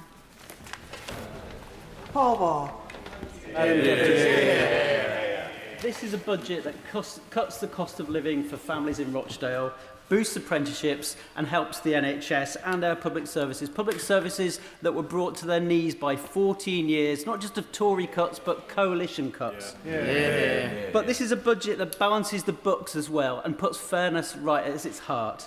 But it's a Labour budget that puts children at its heart too. And I want to focus particularly on the historic decision to lift the Tory two-child cap, a policy that has punished so many children in Rochdale and across the land, children punished simply for the crime of being born. As a journalist who used to work up in that press gallery for 26 years, I reported on, reacted to and analysed budgets over more than a quarter of a century. And there was always talk of winners and losers in any budget. But after that two-child cap was introduced in 2016, who were the biggest losers? Children. Think about that. Children losing money because of a warped ideology that they were to blame for their parents' poverty. I grew up on free school meals, so I know what it's like to be in a household where money is tight. Indeed, one of the reasons I stood for Parliament in the first place was to reverse the shocking rise in child poverty that occurred under the last Tory government, particularly in Rochdale since 2010. This decision to scrap the two-child cap would not have been possible without a Labour government. But it wouldn't have happened either without the many community groups and anti-poverty campaigners in each of our constituencies. In Rochdale earlier this year, we held a roundtable meeting on the government's child poverty strategy. It was a heartening gathering because in Rochdale we're proud of the many things we do locally for our kids. From never closing Sure Starts, which was tough for the local council, and to providing free breakfast clubs way ahead of any other national rule-out, and by giving kids a Saturday lunch, free lunch if they go to Saturday school. But it was at our round table that was also a sobering gathering, because despite all that, despite everything we've done locally to combat poverty amongst their toddlers and youngsters, many children and many of the adults there and campaigners told us the biggest problem was the national two-child cap that has been a catastrophe for the incomes of many families on low pay or between jobs. Absolutely. So I want to pay tribute to some of those campaigners and community workers in Rochdale, Joe Barker-Marsh Akub Nazir, Heather Madden, Azreen Akhtar, without whose passion and commitment to helping our children today would not have been possible. Now, I wasn't surprised by the Leader of the Opposition's rant about welfare yesterday. She repeated the Tory misinformation about the two-child cap. She based it on the myth that somehow penalising larger families will stop others from having a third or fourth child. As the Chancellor said yesterday, and as my right honourable friend made absolutely clear at Dispatch Box today, there is no evidence that the two-child cap led to any change in family size. Why is that? Because families have children for a whole host of reasons. Women certainly do not get pregnant to get more benefits. In fact, the real scandal in this country is that having children results in a substantial and long-lasting financial penalty for mothers due to reduced earnings, unemployment and a lack of support, something this government is addressing. ONS research found that 5 years after the birth of a first child, a mother's monthly earnings were on average 42% lower than they were 1 year before the birth. The important point to stress too is this. People move in and out of work for a whole host of reasons beyond their control. Many people have had their third or fourth child before they lost the job, before they became ill, before they were widowed, disabled, or had to care for a sick relative or a disabled child. There's a wider point here too. That word welfare has become a pejorative term. We need to talk more about social security, a safety net that is there for families who fall on hard times through illness, redundancy and no fault of their own. As it has been said many times, more than 6 in 10 families on universal credit are in work. Many are only on universal credit for a few months until they can get back on their feet, or until their children are older, or they can sort proper childcare. Now, no one in this party will defend the tiny minority who game the system. But the tabloid caricature of people lounging about on benefits is far removed from reality, particularly for parents. In the real world, many parents of kids in poverty go hungry themselves rather than let their kids go without. Many cut back on essentials like food and heating because they have to. The Joseph Rowntree Foundation found that the depth of hardship is particularly severe for families with 3 or more children, around 7 in 10 having to skip meals or go hungry. I will give way. I'm grateful to the honourable member for giving way. We Liberal Democrats really welcome the decision by the government to scrap the two-child benefit cap. Would he agree with me that, as well as it being the right thing to do, it actually saves taxpayers in the long term, because we know that the costs of poverty do have lasting impacts in terms of people's health and educational outcomes, and that to make the case to the British public, it would be helpful if the government could actually explain that longer-term impact that poverty has for the taxpayer? I thank you for that intervention. I think that's exactly what my right honourable friend set out at the dispatch box today, the positive case for this child poverty move. And in Rochdale, we feel this child poverty more keenly than anywhere. The statistics for my constituency after 14 years of Tory cuts are absolutely shocking. Relative poverty in Rochdale went up from in 2014 to 2024 from 33% to 44.1%, one of the highest rates in the country. Absolute poverty, and I know they like to talk about relative poverty, but absolute poverty went up from 31% to 39%. Shameful. The latest figures show that the total number of children in absolute poverty in Rochdale was 9,380 in 2024. But that 44% child poverty rate in Rochdale is just the average. The figures are even worse in individual areas. In Warderworth, in Kirkholt, in Deeplish, in Smallbridge, in Fairgrove and in Freehold, we have up to 60% of children living in absolute poverty. Children who were the collateral damage of a Tory attempt to get a political dividing line. How disgusting is that? The idea of the deserving and undeserving poor is as old as the Victorian workhouse. We should banish it to the dustbin of history, just as we banish this pernicious two-child cap to the dustbin of history too. In Rochdale, more than 5,000 children will be lifted out of poverty by this budget. That's 5,000 future nurses, plumbers, engineers, carers, teachers, entrepreneurs, soldiers, now given the best start in life that they need to achieve their dreams and fulfil their parents' potential for them.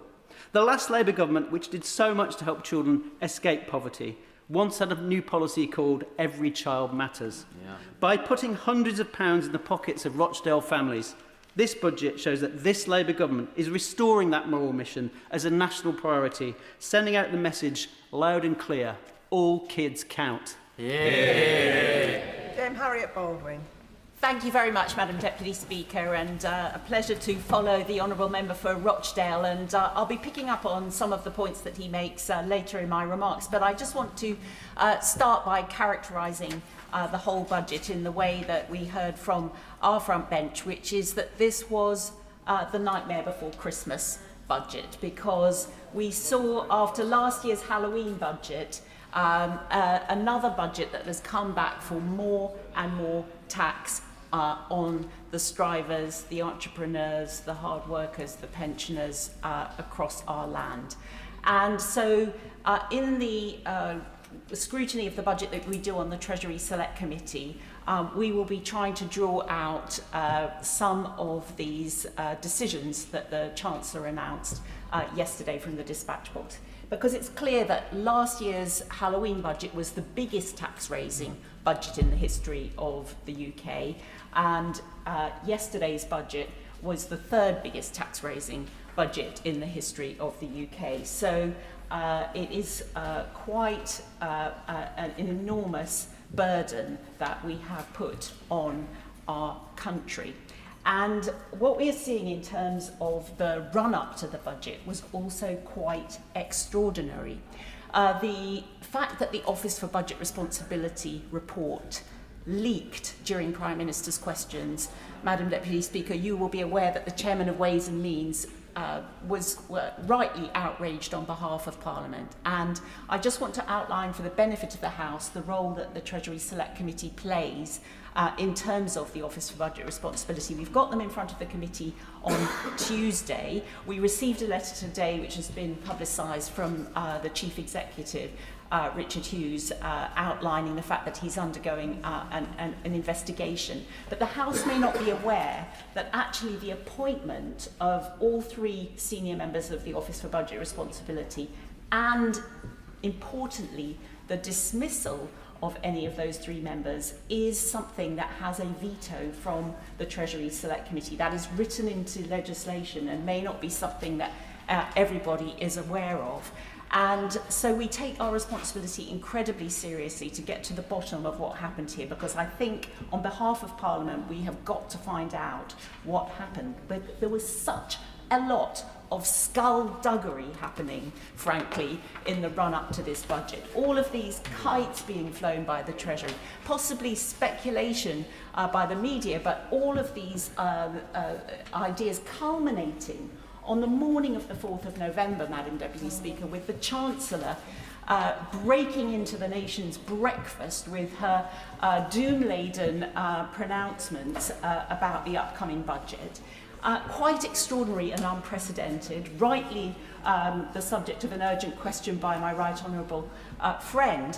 And then, after that, Madam Deputy Speaker, we then had a story in the Financial Times on the evening of November the 13th, which moved the gilt market the minute it opened on the morning of the 14th, about the decision not to proceed with an income tax switch with national insurance. Quite extraordinary skullduggery has been going on somewhere in the Treasury, and I hope that when the Treasury Minister responds to this debate later, that he can clarify what the situation is as far as the instructions that the Chancellor has given to the Permanent Secretary to do a full skullduggery investigation of the Treasury, not just a leak inquiry, but something quite significantly more widespread has happened in the run-up to this budget that I don't think we can accept as a Parliament. I think we need to draw a line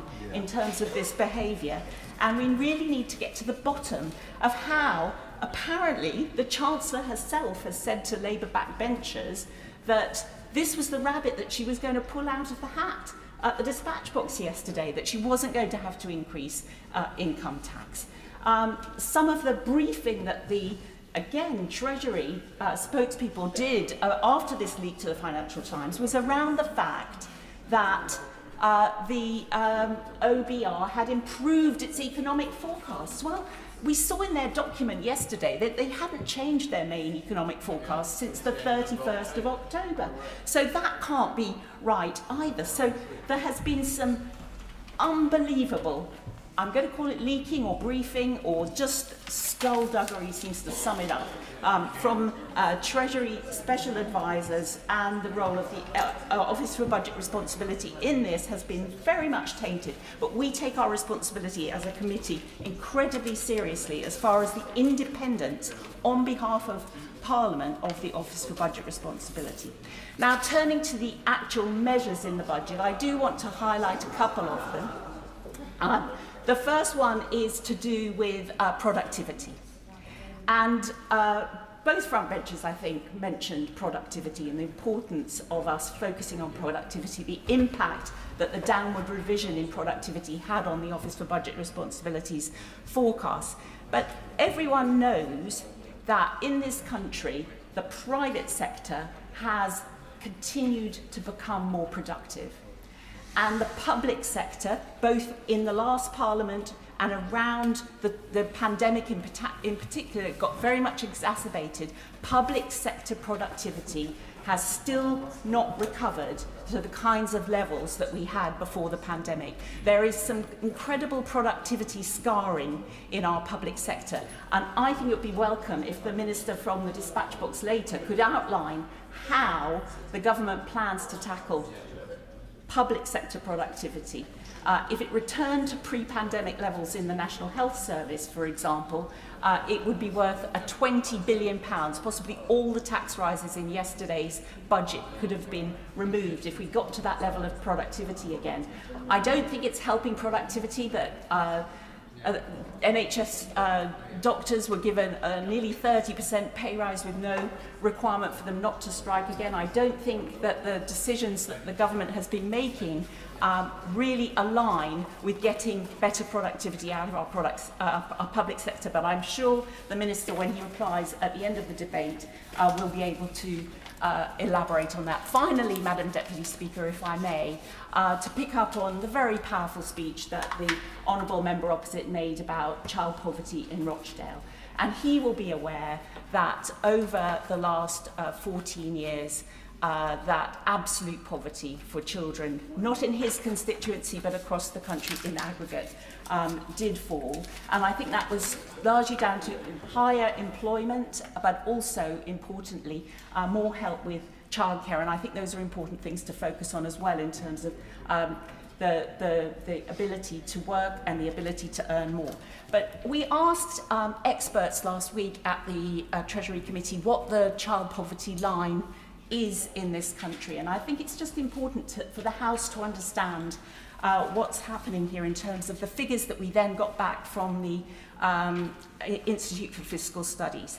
For a household with 2 children and 2 adults, after they've paid all their taxes and housing costs, the answer for the relative poverty line, we're talking about relative poverty, which is what the Minister mentioned earlier, that is £24,650 a year. So that's the relative poverty line for a household with 2 children and 2 adults. For a household with 3 children and 2 adults, again, after they've paid their taxes and their housing costs, the answer is £28,176. So I think we need to just recognise, Madam Deputy Speaker, that in the budget yesterday, that there will be many people caught by the tax rises in the budget who have much lower incomes than that. There will be widowers. I will give way. May I just make this first point?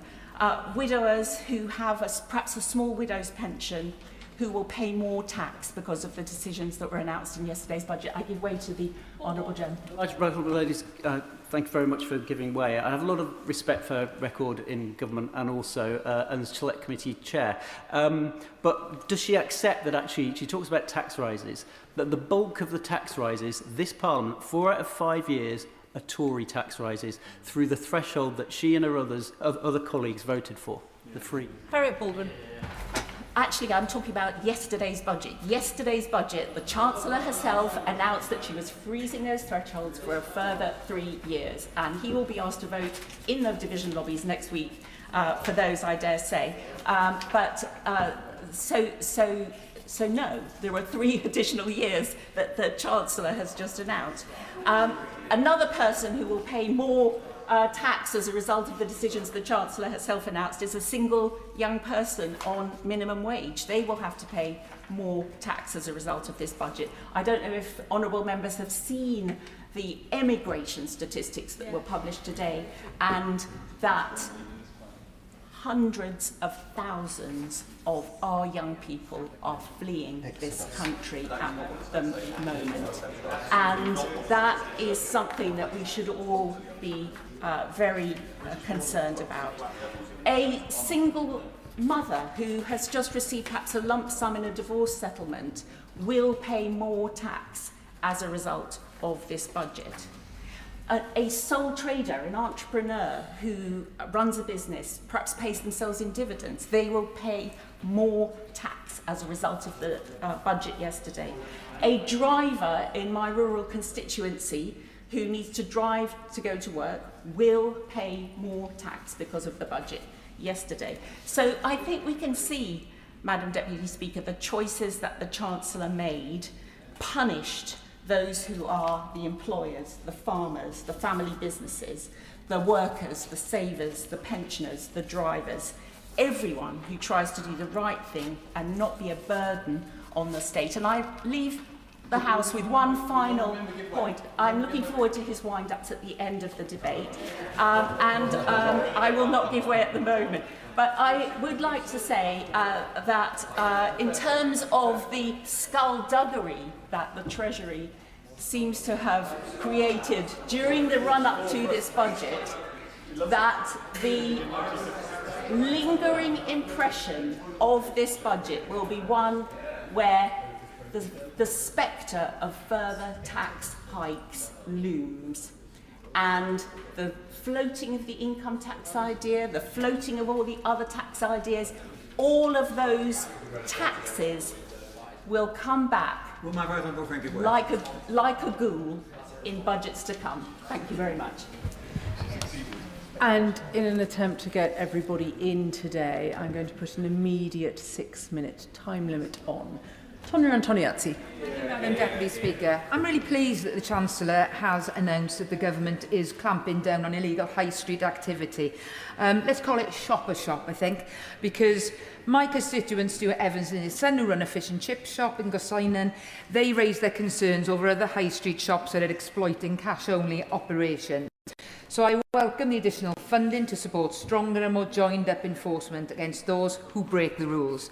And I'm looking forward to changes in the legislative framework that currently limits trading standards enforcement capabilities. In fact, I'm going to meet trading standards in Swansea very soon.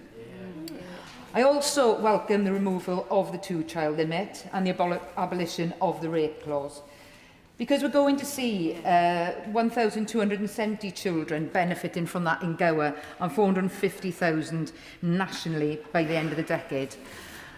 And I'd like to thank the Minister, the Honourable Member from Swansea West, my very good neighbour, for helping my constituents who used to work at the former 3M's plant and the pre-indexation issues that they had with their pensions. So I do thank him.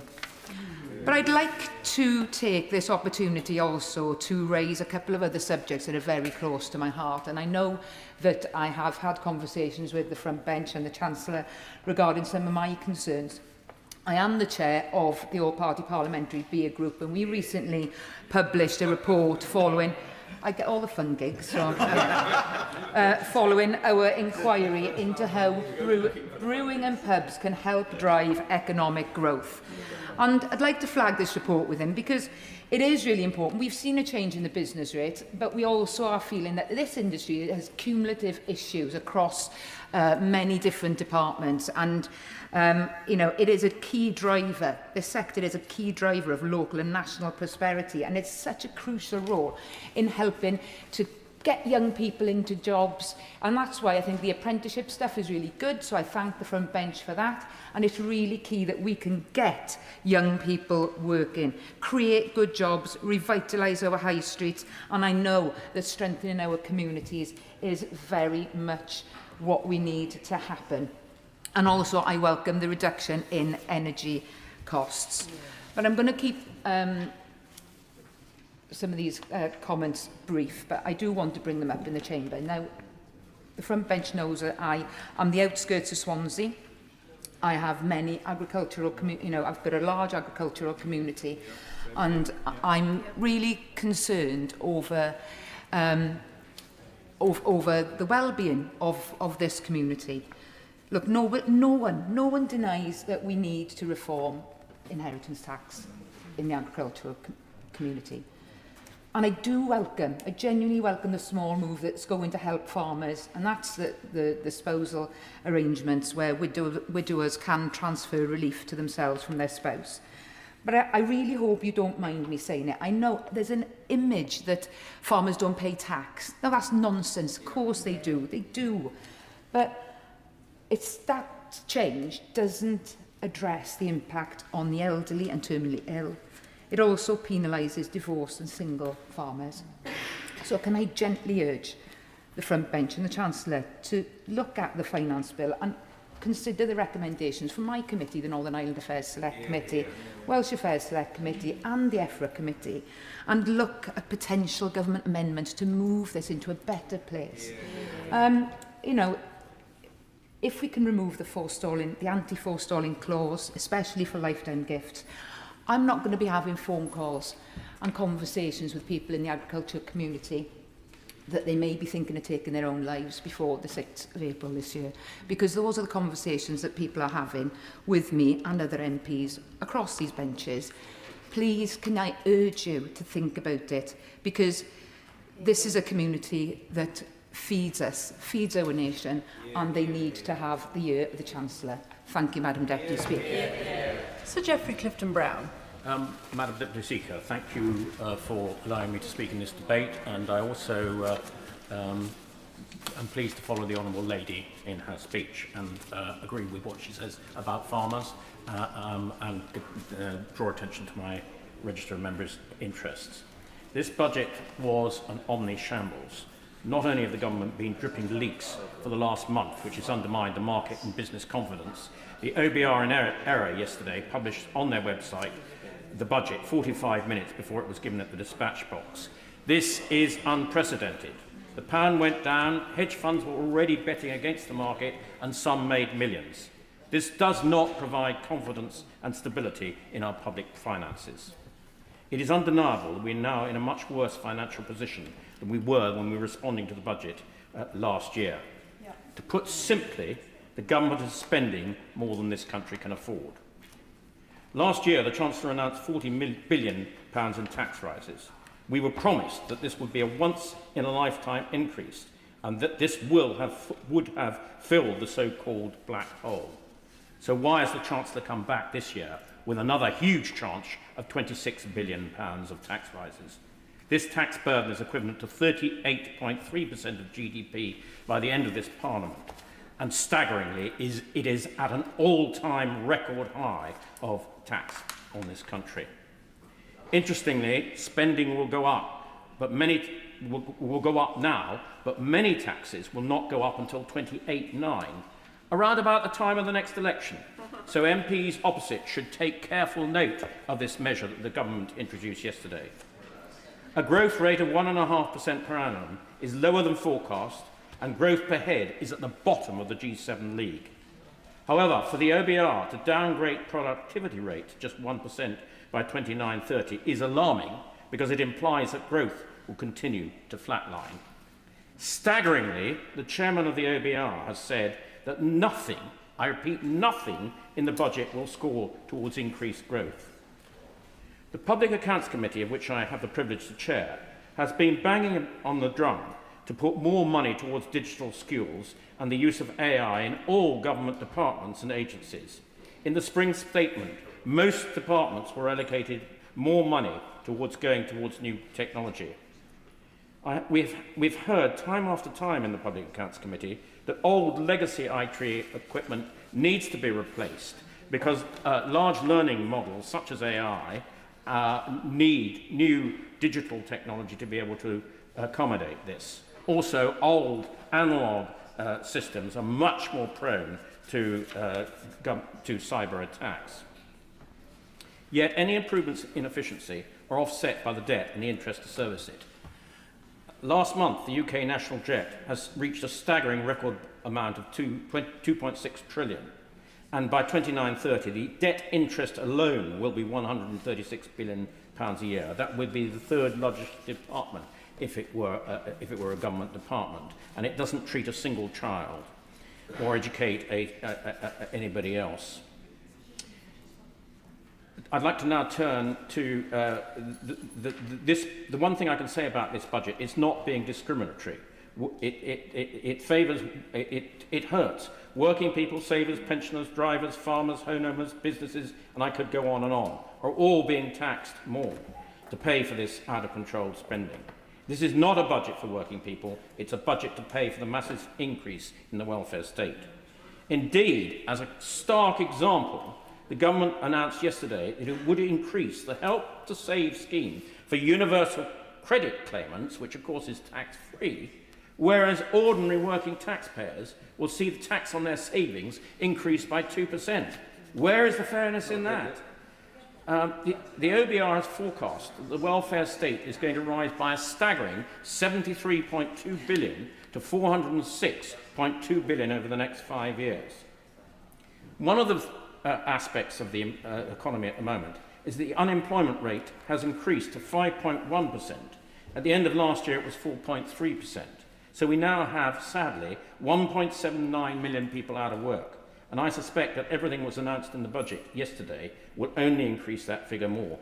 And as I said in an increase on my right honourable friend, the Shadow Chancellor, what is really sad about those figures is the unemployment rate for 16 to 24-year-olds is nearly 5%.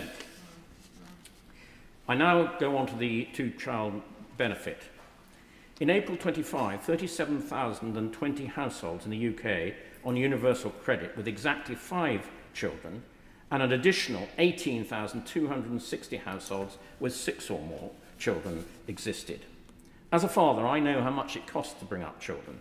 It is the best decision I ever made, but I know the costs associated with childcare.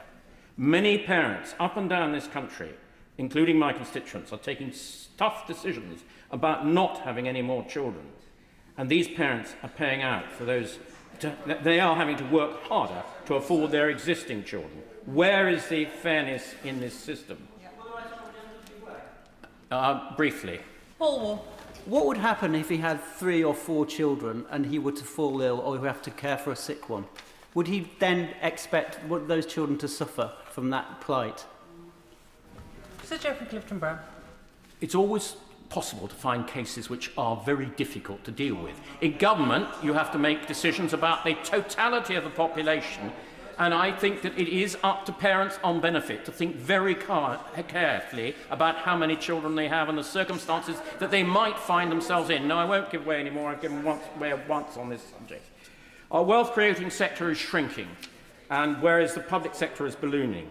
Yet it is this government's policies that are punishing businesses and wealth creators. The freezing of tax threshold is a tax rise, which she had confirmed many times from the dispatch box. She has confirmed that it will now be frozen for another 3 years. Every time it's frozen, it brings more people into the tax net. In this case, it's forecast to be another 750,000 being brought into the tax net. The 2% savings on dividends is another penalisation on those working hard to save their money. Where are the incentives to save money if the government is now taking more of their savings? Finally, hospitality businesses are going to be hit hard in this budget. In the North Cotswolds, they are at the heart of the community. Yet at around the moment, one pub nationally is closing its doors every day.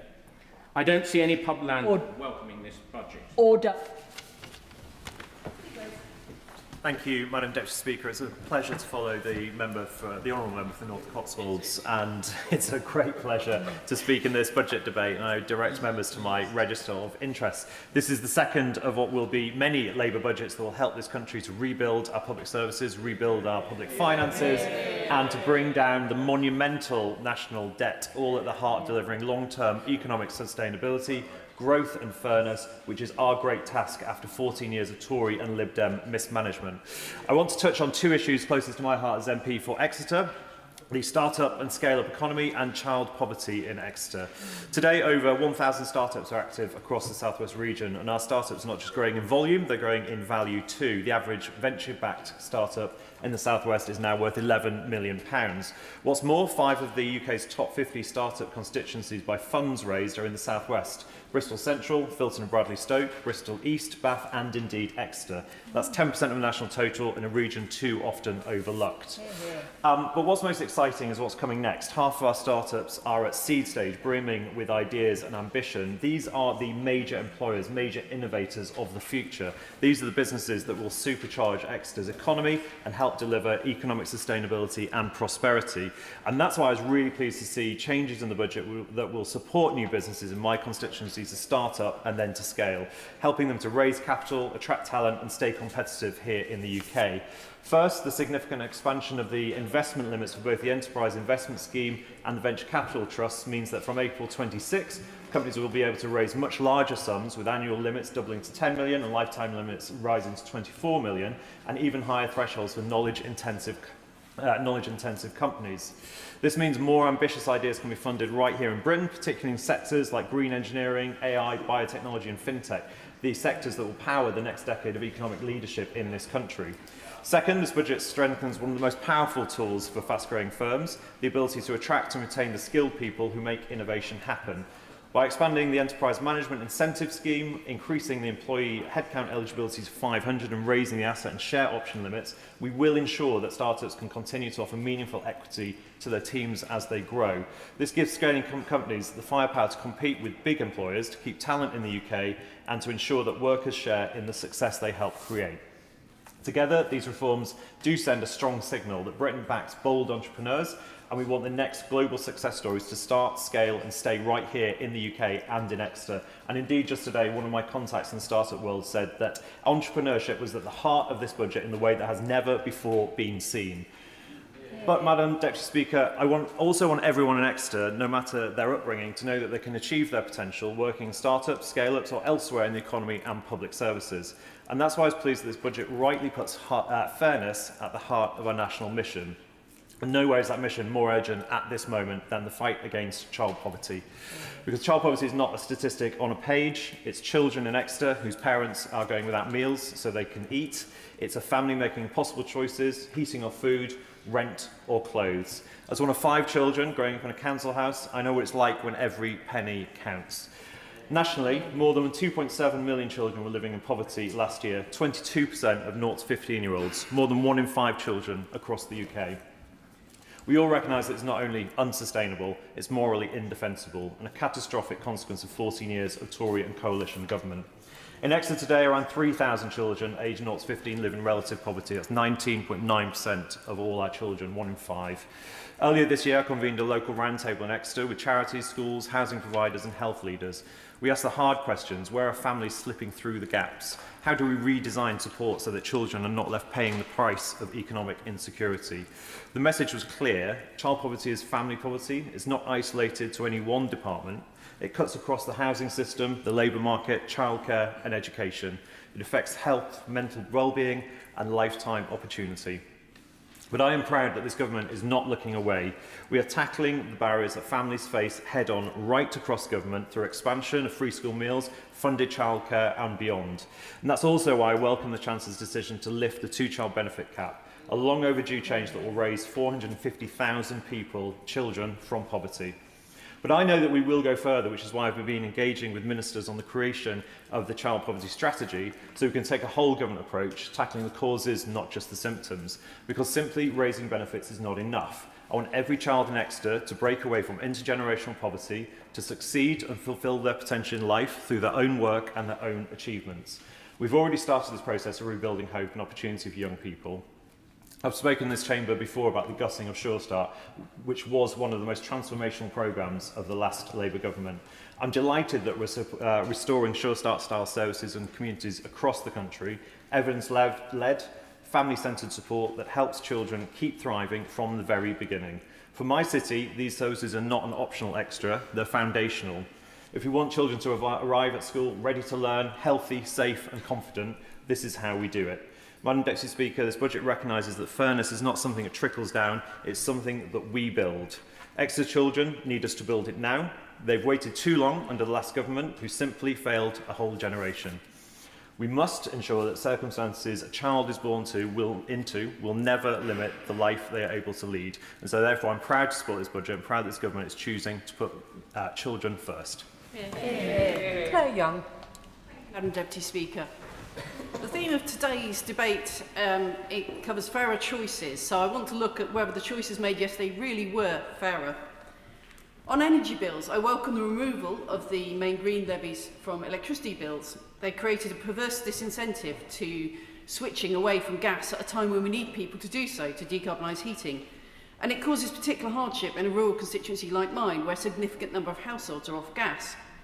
But I note it is only a temporary move, with the Resolution Foundation saying that £55 is set to be added back to energy bills in 2029-30. So I urge the Chancellor to look carefully at Liberal Democrat proposals that would reduce energy bills by half by 2035. I would also flag to the Chancellor that constituents in off-gas areas have raised concerns about what they see as the unfair tax treatment of lower carbon fuels, which they see as a more realistic option for reducing their carbon emissions in the short term. Is it fairer for businesses? Well, businesses across my Thornbury constituency are struggling, facing a dangerous mix of higher costs and lower consumer spending. Before the budget, Liberal Democrats called for an emergency 5p cut to VAT for hospitality, accommodation and attractions to help these businesses stay afloat and also help people to be able to afford to enjoy the occasional treat. It is something that businesses across my constituency have called for recently, and it would have helped attractions as varied as Bristol Zoo Project, The Wave and Durham Park, as well as hotels, pubs and restaurants across the constituency. However, the Chancellor has ignored our calls, while also failing to introduce fair reform of business rates to ensure that these businesses can continue to grow and thrive long into the future. Is it fairer for children with SEND? The last Conservative government left councils facing huge pressures, and the best way to fix that is to address the black hole caused by the crises in social care and SEND provision. But what the Chancellor announced yesterday failed to give the clarity that is desperately needed when it comes to the existing SEND deficits. My own council of South Gloucestershire, which I was leader of until being elected to this place, has long grappled with historic underfunding and rising demand for SEND support. It is one of the F40 group of the lowest funded authorities, and one of those who entered into safety valve agreements because of these rising deficits. We need clarity about what will happen to those historic deficits after the government takes this in-house. And were they fairer choices for my constituency and the wider South West? While the Chancellor did remember the South West exists this year, the budget did little more than that. Where is the support for our rural transport? Where is the support for our farmers who travelled to Westminster yesterday to plead for the Chancellor's support? For the last year, I've been helping their campaign to reverse the damaging change to farmers' inheritance tax. Where is the support for our communities facing river and surface water flooding? This is an issue I have repeatedly raised here in Parliament, including in last year's budget debate. At least £13 billion will go to mayoral strategic authorities, but not to the West of England. We were also excluded from the new £912 million local growth fund. And while the decision to extend business rates retention was a small crumb of comfort for authorities like South Gloucestershire, extending it does not mean councils can rely on existing funding from this scheme continuing, thanks to rebaselining. So to conclude, I urge the Chancellor to talk to MPs of all parties from the South West and to give our region the support we deserve. Yuan Yang. Thank you, Madam Deputy Speaker. I rise to welcome this budget because, despite the difficult economic times that we are in, the Chancellor has made decisions that are strong, that are sound and that are fair. It is a strong budget, more than doubling the fiscal headroom to £22 billion. It is a sound budget, improving the economic efficiency of some of our taxes and maintaining our capital investment in the country's future. And it is a fair budget, lowering the cost of living, saving us money on rail fares and energy bills, and raising 500,000 children out of poverty. Firstly, on the headroom. This Chancellor has the strength to do what previous Chancellors have shied away from doing. Headroom is important to buffer us from the volatility in the global economy. and it buffers us against shocks that we cannot predict. And I'm glad to see that the Chancellor has also followed the IMF's recommendations to assess the fiscal rules annually, which will improve the predictability of policy making. Now, yesterday during the budget debate, the Shadow Minister, the Right Honourable Member for Godalming and Ash, accepted my intervention when I asked him why he had left us with the lowest headroom in the history of the OBR. He said that he didn't raise more headroom because he would have had to cut spending or raise taxes, and he wasn't prepared to do those things. So I do take the Shadow Minister speaking in this debate with a pinch of salt when he says suddenly they have dreamt up plans in opposition in the last 12 months when they didn't have such plans in 14 years of governing. The Right Honourable Member for Godalming and Ash's response was that he wasn't prepared to do the things that were necessary. It's a bit like saying to your flatmate, you didn't do the washing up because you would have had to tidy up and get your hands wet, and you weren't prepared to do those things. So he took the weak option. He shied away from the important economic decisions. He left us with his dirty plates, and he's now lecturing us about making difficult choices. But I am, after all, glad for his honesty and his acceptance of my intervention, because it shows us a deeper truth, that the previous Tory government couldn't cut further, because they had already cut everything they could cut, and then some more. Courts backlogged for years, prisons overflowing, child poverty at the highest this century. Secondly, this is an economically sound budget. Different forms of income shouldn't be taxed differently. And this is not just about fairness, it's also about economic incentives. Landlords shouldn't be paying lower effective rates of tax than their tenants. And those who can afford the accountants shouldn't be able to benefit from structuring their income as dividends, thus paying a lower rate of tax. So I welcome the raising of rates on property, savings and dividends to make them closer to the rates paid on earned income, reducing the bad incentives to restructure income for tax avoidance. Because the tax system isn't just about raising funds for public services, it's also about shaping the economy, building in the right incentives to encourage productive behaviour. So I'm glad to see the Chancellor reform the system of enterprise investment and venture capital trust schemes, as well as to review the tax system's impact on entrepreneurs. And I meet many of them in my constituency in Reading, which is a brilliant place for all scales of company, from university spin-outs to world-leading giants. We have a particular concentration in life sciences and pharmaceuticals, as well as in IT services the OBR might be able to benefit from. Whether it's visiting Oxford Quantum Circuits in Thames Valley Science Park, or a blockbuster film set in Shinfield Studios, I see my constituents building the British industries of the future. And when I speak to schools, I encourage those children to dream big and to take their share in that future. But what of those children? The last Conservative government put 700,000 more children into poverty. Almost 1 in 3 children are growing up in relative poverty, the highest this century. And in my constituency of Earley and Woodley, which is easily in the richest fifth of all constituencies in the UK, I get letters from parents who can't feed their children during half-term holidays. Because of the Chancellor's budget, 1,750 children in my constituency will be lifted out of poverty. Now, I know that the Right Honourable Member for North Cotswold said it's possible to find cases of people falling into poverty. I'd urge him to look at the figures. Poverty can befall anyone. In the largest longitudinal household panel study we have, Understanding Society, finds that the poverty entry rate, those who start off above relative poverty one year, who find themselves impoverished the next year, is around 8%. That means 1 in 12 of our constituents on any given year can find themselves suddenly in dire straits. 1 in 12. Because of divorce, bereavement, illness, bad health, bad luck. And that is what the social security system is for. 70% of children growing up in poverty are in working families. So there is something wrong with an economy that produces these outcomes, and it's important that this government is raising the minimum wage, giving workers more power to negotiate their terms in the workplace. But at the same time as fixing those foundations, we have to put out the fire on the roof, because poverty is an urgent challenge. If we don't address it now, it threatens to burn the house down. We speak a lot about the post-pandemic cohort of young people who are not in employment, education, or training. But why are there so many? This is the austerity generation.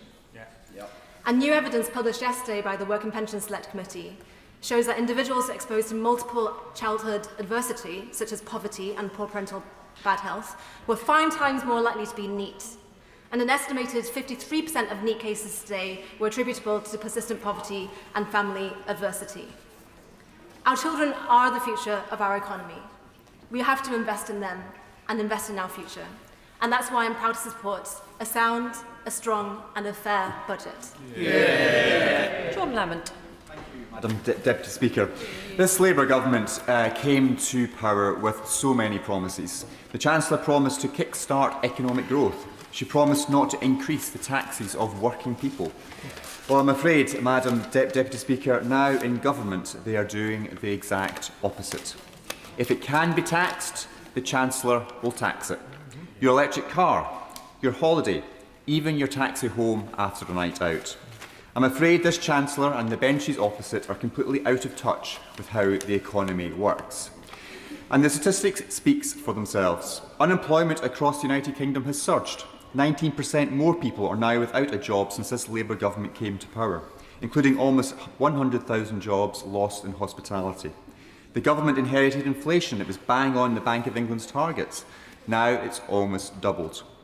That is why there is a cost of living crisis out there in the real world. Economic growth is going in the wrong direction, forecast revised down next year and predicted to be lower in every remaining year of this Parliament. That is this Chancellor's record and her legacy. In advance of this budget, we have seen wild speculation about what the Chancellor would present in her budget. Endless rumours of more tax rises, kite flying by the Treasury. How can we expect any business to plan or invest for the future if the rules of the game continue to shift in this way? And of course, this situation is a whole lot worse in Scotland, where the SNP government have made us the highest tax part of the United Kingdom. Now I would like to focus on two of the choices which this Labour government have made in this budget in my speech today. Firstly, the family farm tax. Yesterday I met farmers from across the United Kingdom who came to protest about this Labour government's decision to introduce the family farm tax. I was disappointed I didn't see many, if indeed any, of the Labour members opposite taking the time to speak to the farmers outside Parliament. And I have to say I was utterly disgusted at the last-minute cancellation by the Metropolitan Police, and perhaps this government was involved too, of the farmers' rally in Whitehall yesterday. Farmers are devastated by the Chancellor's decision not to reverse this cruel tax. It's not because they don't want to pay their fair share. They already do and are a vital part of our economy for protecting our countryside, rural communities and our food security. But because they simply cannot afford to pay this cruel tax. And I entirely agree with the comments. I'll just finish this point, but I entirely agree with the comments by the Honourable Member for Gower, sadly is not in her place just now, who highlighted very clearly the anguish that many farmers are facing, not just in her constituency, but in my constituency and across the United Kingdom. And it's with deep regret that the ministers opposite are sitting with their hands over their ears and refusing to listen to the plight of our farmers. I'll give way to the Honourable Member. I thank my honourable friend for giving way, and he's delivering a searing indictment of this budget. Does he agree with me that the intention perhaps of this farm tax was to take in multi-millionaire so-called slipper farmers, but does he experience in his rural constituency, like mine, Dumfries and Galloway, in fact it's hitting tenant farmers? Yep. My honourable friend is absolutely right. If the intention was to force overseas investors and trust funds and others out of the farming sector, attack big landowners, it is doing the complete opposite. It is destroying the family farm sector, it is forcing tenant farmers out as well, and is seriously impacting on our ambitions in relation to food security. The family farm tax is yet another broken promise by this Chancellor, who made no indication that Labour would do this before the last election. The supermarkets agree. Tesco, Sainsbury's, Morrisons, the Co-op, Marks and Spencer's and many more have expressed their concern over how this tax will impact farmers and how our nation's capacity to produce our own food will be impacted. Now, I understand this. I grew up on a farm, and the consequences for our rural communities of the Chancellor's failure to reverse this cruel tax will be catastrophic. Madam Deputy Speaker, 2 weeks ago I visited dozens of small businesses across the Scottish borders. Corner shops, greengrocers, butchers, manufacturers, gift shops and many, many more. And the same issue came up with almost every single one of them. That is the extremely tough business conditions they are having to operate in just now. The impact of the jobs tax, which is forcing many of them to delay hiring decisions or even laying staff off, and additional red tape that is forcing good employers to jump through totally unnecessary hoops. In fact, the average cost of a member of staff has surged by almost £1,000 per month thanks to the jobs tax and the government's employment rights bill. And to make matters worse, because of the state of the economy, customers have less to spend on their goods and services. It's all adding up to be an economic nightmare. The Chancellor's decisions are pushing our economy into a tax doom loop. Higher taxes to fund more spending. That in turn harms our economic growth, and surprise, surprise, the Chancellor receives lower revenue. And again, she comes back to ask for more tax rises. On that point, happily give way. I'm grateful to my honourable friend for giving way. I entirely endorse the argument he's making. And wasn't the big punishment in yesterday's budget the increase in taxation on dividends, which is saying to our wealth creators, our entrepreneurs, the people who actually create the jobs, don't bother? My honourable friend is absolutely right. There's absolutely no incentives being created by this budget for people to invest, to people to take the risk, to grow their business, to set up a business, and is sending out all the wrong messages which we want to be creating in a country which has traditionally been full of entrepreneurs. Now, because of this doom loop that the Chancellor has created, it's always going to be hard-working businesses and families who pay the price for her economic failure. Madam Deputy Speaker, the Chancellor could have made much better choices in her budget. She could have saved £47 billion, including £23 billion from welfare, avoiding the need to increase taxes in this way altogether.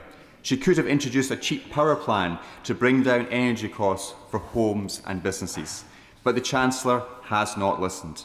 She has not learnt from her mistakes that she made in last year's budget. This Labour government promised economic stability. This budget does nothing to make that a reality, and it is why those of us on these benches will be opposing this budget so strongly. Alice MacDonald. Thank you very much, Madam Deputy Speaker. The budget the Chancellor delivered yesterday set the course for a fairer Britain founded on a stronger, more resilient economy. It will make a real difference to people in my constituency of Norwich North. It tackles head-on the cost of living crisis, which has had such a terrible impact on so many. And much of the crisis, of course, had its origins on the benches opposite, when members oversaw devastating austerity policies, a blundering Brexit, and a Liz Truss-sponsored economic crash. In contrast, the Chancellor was clear about her mission, to build a stronger, fairer and more secure economy. She was clear, we will not go back to austerity, we will not pass the debt burden on to the next generation. Instead, we will tackle the cost of living pressures head-on, with targeted and funded interventions to deliver support where it is most needed. And key to this is the theme of the debate today, because only with economic sustainability and by making fair choices can we deliver a better Britain. So firstly, and I didn't hear the members opposite welcome any of these choices, to tackle the cost of living and to put more money in people's pockets. Energy bills cut by £150 off the average bill, prescription charges frozen, rail ticket prices frozen for the first time in 30 years. For my constituents, taking the train from Norwich to London on an annual season ticket will save around £600 a year. That's a Labour government bringing down everyday costs for working people. And secondly, Mr Speaker, I want to talk about the fair choices being made to deliver for children and young people. As part of Parliament Week last week, I visited Thorpe St Andrews Sixth Form. There were many excellent questions, and many students asked me specifically about jobs, opportunity and making work pay fairly.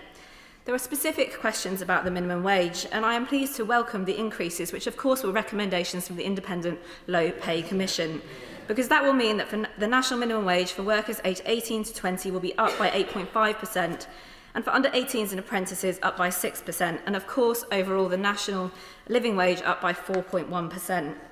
And alongside this, can I welcome the investment in the Youth Guarantee, £820 million guaranteeing anyone out of work or study for more than 18 months a paid job. That's a Labour government delivering a stable economy for the next generation with fair pay, opportunity and lower national debt. Next, let me turn to children. Approximately a third of children in Norwich live in poverty. Your chances in life, whether you go to school with a coat on and a full belly, should not depend on the circumstances of your birth or how many siblings you have. That is why I welcome the decision to abolish the Conservatives' cruel two-child benefit cap. This will lift 1,900 children out of poverty in my constituency, and across the whole of Norwich, nearly 4,000 children, and of course 450,000 nationally. And as many members have mentioned, let us remember that the majority of children affected by this policy are in families where one parent works. This is not only the right thing to do for our children, but in all our interests too, because making children poorer costs us and damages our economy in the long term. And I am proud that we are abolishing the horrendous rape clause. No longer will women be forced to undergo the humiliation of proving that their child was born as a result of rape in order to receive extra support. Children should not pay the price of political choices, and this Labour government will make sure that they don't. Madam Deputy Speaker, let me turn to public services. I welcome the announcement of 250 new NHS neighbourhood health centres, building on the 5.2 million extra NHS appointments already delivered. I'll be working hard to make sure we get one in Norwich North. Fixing the NHS is one of the biggest priorities of my constituents, and I know that this government will continue to focus on it. And my final point, Madam Deputy Speaker, is about the east of England. It is a brilliant place to live, work and do business. Indeed, the recent Opportunity East report highlighted that our region is a powerhouse of national growth, generating £214 billion in gross value added annually, with nearly £10 billion of private R&D investment each year. There are many excellent businesses of all shapes and sizes, entrepreneurs and start-ups like those based at the Norwich Research Park. So I welcome the measures to back entrepreneurs and start-ups in the budget. And I wanted to welcome already the investment we've seen in our region, the historic investment in Sizewell C, which will create jobs and opportunities for the whole region and indeed for the country. Yesterday, the Chancellor announced billions of flexible funding for 7 mayors to invest in their areas. As Norfolk and Suffolk elects our mayor next year, I urge the government to continue this approach and back local growth and local leaders, because as she said, the benefits of investment and growth must be felt in every corner of our country. In conclusion, Madam Deputy Speaker, we have seen a budget in stark contrast to what we saw under the party opposite, when living standards for many of my constituents in Norwich North fell. The Chancellor has set out a budget that is about creating a fairer future for everyone, that builds a stable country for Britain today and Britons tomorrow. It is sad that many on the benches opposite reject those choices that have been made. Because we reject austerity, we reject decline, and we reject unfairness. Instead, we want a future where workers are paid fairly, where people can pay their bills, where we take action to end child poverty for good, where everyone can see a doctor when they are sick, and when we have a strong and sustainable economy for generations to come. That's the future I've been fighting for since I was elected, and I will continue to fight for. Thank you. Kirsty Blackman. Madam Deputy Speaker. I want to start by welcoming a few things that were included in the budget. I was contacted yesterday by the Pension Protection Fund, who were talking about the indexation of pre-1997 pensions. The member for Caerphilly, whose constituency I cannot pronounce, fought hard in relation to this in the pension schemes bill, and I spoke about it on a number of occasions. I'm pleased that this change is being made, and I think it will make a real difference to the oldest and poorest pensioners who are covered by the PPF and the FSA. Secondly, I want to talk about the two-child cap. Alison Thulis, my previous colleague, fought very hard to get the rape clause removed and is delighted that this change has now been made. This has been something that the SNP has worked incredibly hard on, not just over the course of this Parliament, where we have moved 2 votes in the House specifically on the two-child cap, but in previous Parliaments, because we know it is the most cost-effective way to take children out of poverty. In fact, in Scotland, we had tabled yesterday measures to mitigate the two-child cap in Scotland from next year. Thankfully, we will no longer have to mitigate that policy because the UK government has agreed to do it. We are pleased that this has happened, and we're very glad that the government has caught up. I would, however, say that it has taken a period of time. About 100 children a day have been pushed into poverty as a result of keeping the cap in place. And I would invite Labour members to reflect on the fact that a number of their colleagues were suspended for supporting us in scrapping the two-child cap, when clearly it was the right thing to do. If it's the right thing to do today, it was the right thing to do then in order to get children out of poverty. In relation to the welfare bill in total, I've heard a number of people talking on the radio. I've heard a number of people, on particularly further to the right parties, about the growth of the total welfare bill and the fact that by the end of the forecast period it will reach £406 billion. Now, I would point out that the growth that is happening is about £91.5 billion. Almost half of that, £44.4 billion, that's 48% of that, is in pensions alone. I think it is not right to couple these two things together when we're talking about the growth of welfare. I understand that people do, and I understand that the Red Book and the Blue Book do couple them together. However, when people who are trying to say that we should get the welfare bill down are talking about this £406 billion figure, they really need to be clear that half of that increase is in pensions. Half of it is because we have got the triple lock on pensions and because we've got an increase in the number of pensioners that there are. If you look at the OBR's figures, the fiscal risks report that was published in July, out to 2070, there's a significant increase in the percentage of GDP that is going to pensioners from 5 to 7.7% by 2070, which I'm aware is quite a way in the future. However, we need to be clear that because of the growth in the numbers of older people, because of the numbers of older people who are living longer, there is an increase in the number of pensioners and therefore an increase in the amount that we're spending on pensions.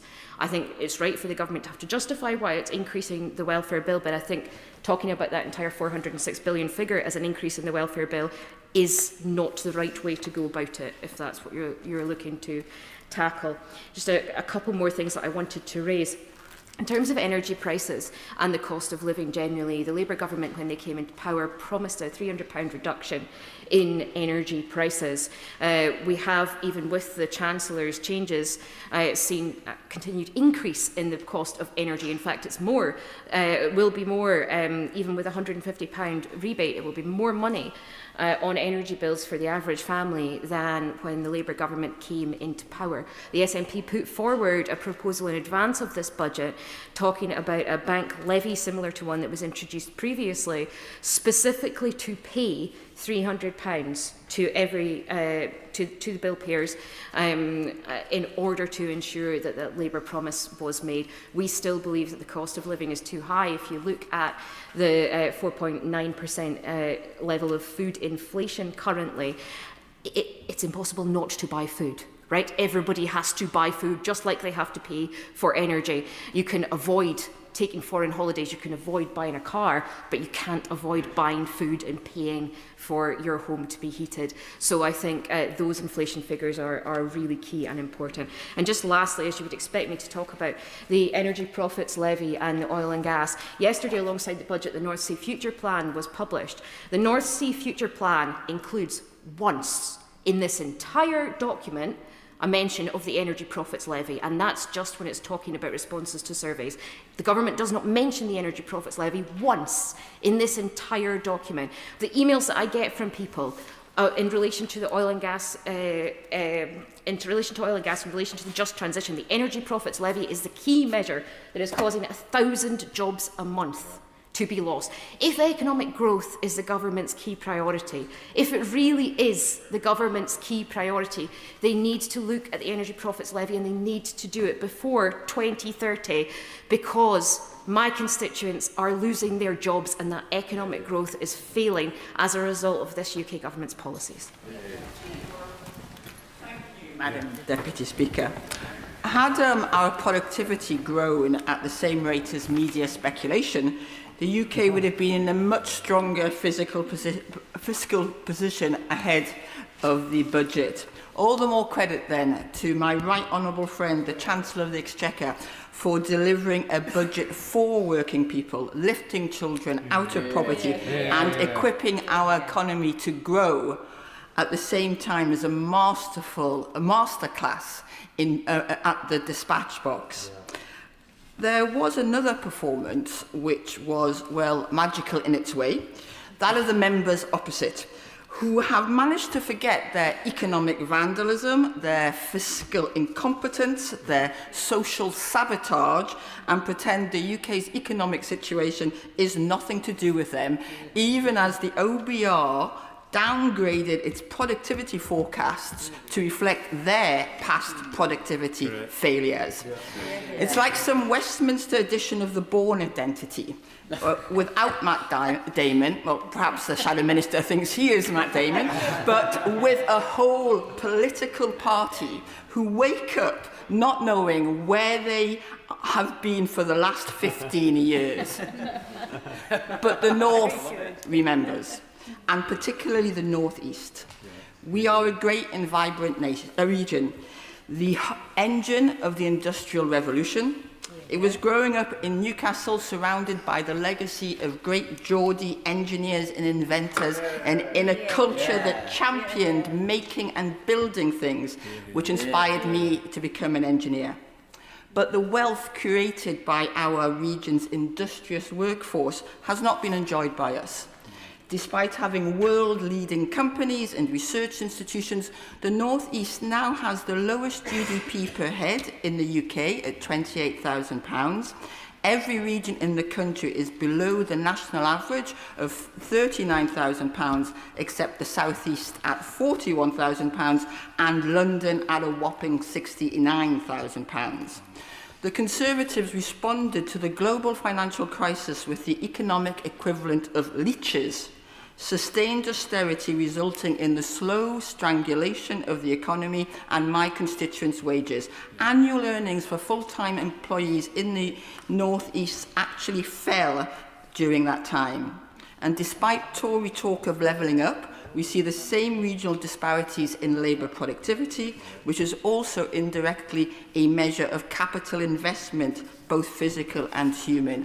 If we could just lift the North East per capita GDP to the national average, it would increase UK GDP by over 1%, almost the same GDP growth as we had for the entire country in 2024.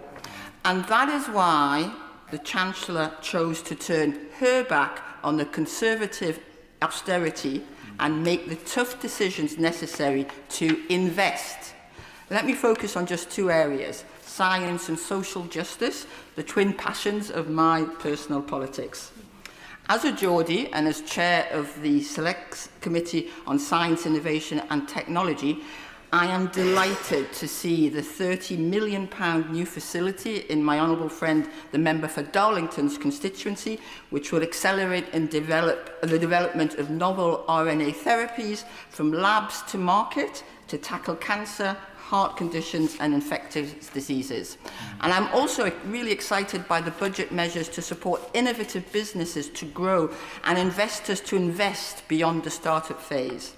My committee's inquiry into regional innovation and growth heard wide-ranging evidence that disparities in investment, access to capital, skills, infrastructure and integration of universities and local economies all needed to be addressed if we are to ensure that our region benefits from Britain's scientific strengths.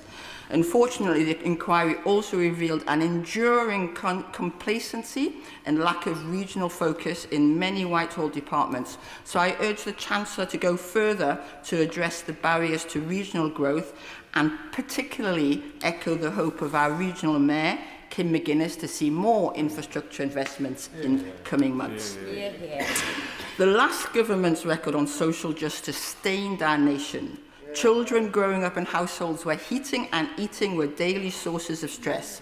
Cutting £150 from the average household energy bill, extending warm home discount to a further 3 million of the poorest households, expanding free school meals, breakfast clubs and improving nutrition will make a real difference to young lives and cut the cost of living for my constituents.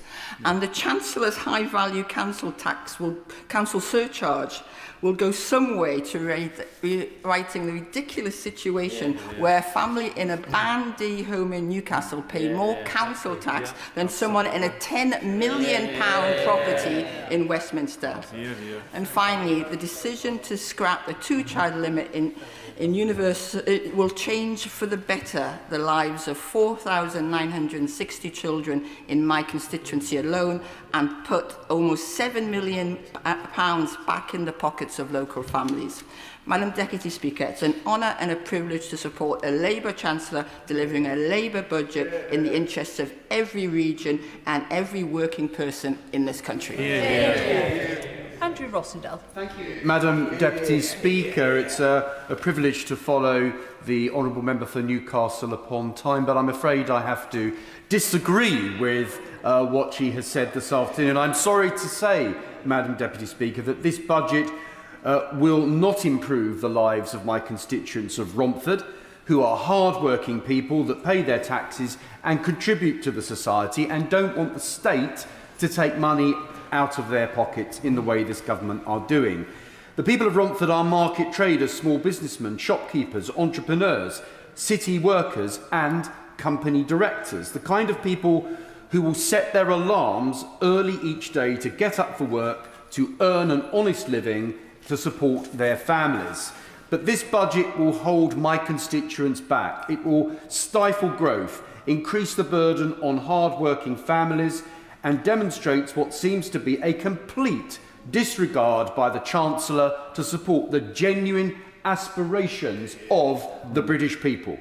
The government are taxing people beyond that which is reasonable or sustainable, whilst they show no serious attempt to reduce the size of the state, cut back the over-bloated public sector, or get people off a life of benefits and back to work.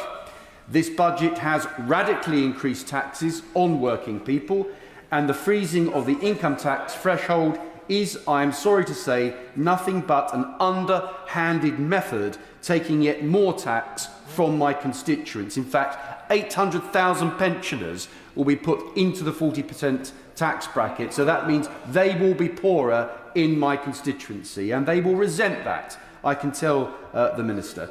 The tax burden is now the highest that it has been since the Second World War, and my constituents will rightly ask what they are getting in return for this additional payment to the state.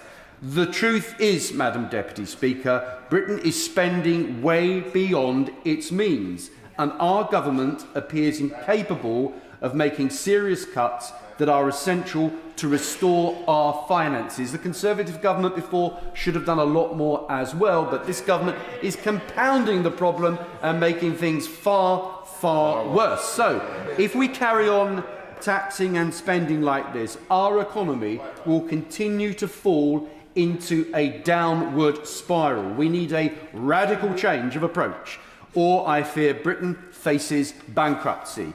Margaret Thatcher, Madam Deputy Speaker, rebuilt our economy in the 1980s based on sound money, living within our means, cutting taxes for hard-working people, reducing the size of government, reforming the labour market and making it flexible, curtailing the power of the trade unions, abolishing exchange controls and creating an enterprise culture that generated prosperity and incentivised the wealth creators for many years to come. And that approach led to decades of economic prosperity inherited by the governments of Tony Blair and Gordon Brown, only to be mucked up by their Labour policies at the time, leaving the Conservatives to start to rebuild the economy once more. And so the first woman Prime Minister, Madam Deputy Speaker, got it right.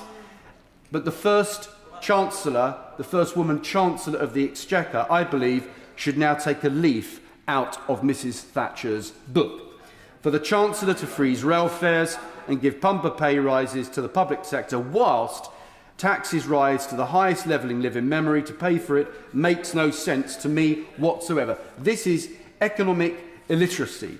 Then there is the millions for electric vehicles, representing yet more subsidies for the green agenda and more money thrown at the failed eco experiment. The British people are no longer willing to fuel the fantasy of net zero to the detriment of our British industry. This is not economic ambition, this is an ideological obsession for which now has little support.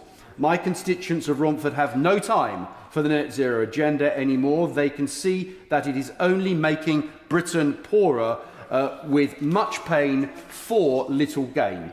The government's social engineering taxes are without doubt what Winston Churchill described as the philosophy of envy. VAT on private schools has added additional pressure on the state sector and has been the cause of the closure of large numbers of private schools. This has been so harmful to children and harmful to the standing and success of our education at home and abroad. The family farm tax is another example of how the government's policies are causing misery and harm to our rural communities and to families who for generations have farmed the land to feed the nation. It should be cancelled. and the government should apologise to our farmers. And now we have a wealth tax disguised through a levy on property, which represents a dagger to the very heart of private property. This is an attack on the very notion of ownership. The truth is, Madam Deputy Speaker, we have massively over-bloated welfare state, and I have no confidence that the Labour government will seriously tackle this issue. It is time to get back to common sense, sound economic management, and so let's remember what Margaret Thatcher achieved for our country. Mary Glendon. Thank you, Madam Deputy Speaker. I welcome a number of announcements in the Chancellor's budget addressing the issues affecting the lives of my constituents in Newcastle upon Tyne East and Wallsend. Despite the challenging headwinds the Exchequer faces, the Chancellor decided to protect the £120 billion of additional capital investment she set out at the spending review and introduce measures to ease the cost of living pressures. Balancing the books by reducing capital spending would be to dismantle growth. The North cannot afford that if the productivity of our major cities, like Newcastle, is to catch up with European peers. Exactly. News on the cost of living is also welcome, with the average family due to save £234 next year from energy support and fuel duty measures. The decision to freeze rail fares and prescription charges will come as a sigh of relief to families up and down the country. And I also support the 4.8% increase to the state pension in line with our commitment to the triple lock. And on social security, I am delighted by the decision to scrap the two-child benefit.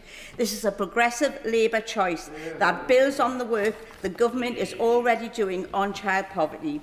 The rollout of universal breakfast clubs, the expansion of free school meals, and now the removal of what has been a moral stain on Britain for the past 8 years. The Tories reacted with anger. Today I welcome it wholeheartedly for the 2,940 children in my constituency who will be impacted positively by this measure. I want to commend the Chancellor for the steps she has taken on taxing profits made by gambling firms. Remote gambling is associated with the greatest levels of harm. For some it isn't entertainment, it's a rapid decline into addiction, mental health struggles and debt. Yesterday, the government struck the right balance. Land-based gambling is lower stakes and takes place in a more regulated and social environment. The sector is a source of investment for our high streets, which have been beleaguered for a number of years now. And I'm also pleased that those high streets will be supported by the introduction of permanently lower business rates for eligible properties, the lowest tax rates for over 3 decades. Whilst I welcome the introduction of maintenance grants for disadvantaged students, I hope the government will listen to the higher education sector's concerns about the proposed international student levy. According to the Office for Students, 45% of universities are set to report a deficit this year. Diverting international tuition revenue at such a fragile moment for the sector could lead to additional course closures, staff redundancies and reductions in student support services. I urge the government to review the levy mechanism before implementation, publishing full sensitivity analyses using realistic assumptions for international student demand. Whilst I hope the Treasury will seek to identify alternative sources of funding for maintenance grants, I urge the government to introduce transitional protections should the proposals be introduced in 2028. I also hope the Treasury will examine the exclusion of PhD researchers from the government's expanded childcare offer. Because stipends are not classed as taxable income, they are denied access to this support. Will the Treasury team work with the Department for Education to explore solutions that ensure researchers receive the same childcare offer as other working families? And with regard to our North Sea, I remain deeply concerned about our offshore energy sector. Net zero is our future, there is no denying that. but the transition must be fair, managed and prosperous. David Whitehouse, the Chief Exec of Offshore Energies UK, has warned that waiting beyond 2026 to reform the Energy Profits Levy will see 1,000 jobs continue to be lost every month. More energy import and a contagion across the supply chains and our industrial heartlands. I want to echo his words that this is not over. We will keep pressing for change. I couldn't make a budget debate speech without mentioning the vaping industry. Illicit products, underage sales and rogue retailers undermine public trust in what is the most effective form of smoking cessation. I am pleased that the government has announced plans to give border officers and tax officials greater power to tackle the surge of prohibited e-cigarettes on our high streets across the country, with police having powers to remove illegal vapes on the spot and fine shop owners up to £10,000. Madam Deputy Speaker, a licensing scheme would then be an icing on the cake. To conclude, politics is about values, which are always tested when the going gets tough. Against the backdrop of challenges, this government has reaffirmed its moral commitment to tackling poverty and getting our economy back on the track. Monica Harding. Madam Deputy Speaker, I'm sure the Chancellor is sick of hearing her own words from last year quoted back to her, that extending the threshold will hurt working people and take more money out of their payslips, before yesterday freezing income tax thresholds and dragging 1 in 4 people into higher rate or additional rates of tax and pushing the tax burden to an all-time high, 38% of GDP. And today is refusing to rule out coming back for more, blindly copying the playbook of the last Conservative government. She is the continuity Chancellor. And still no vision for growth, just that old-style Labour, tax and spend. It's like new Labour, wealth creation, pays for better public services, never happened. Because the government may like to blame the Conservative benches for the downgrade in OBR growth, but the OBR has also said that none of the measures in the budget will boost growth.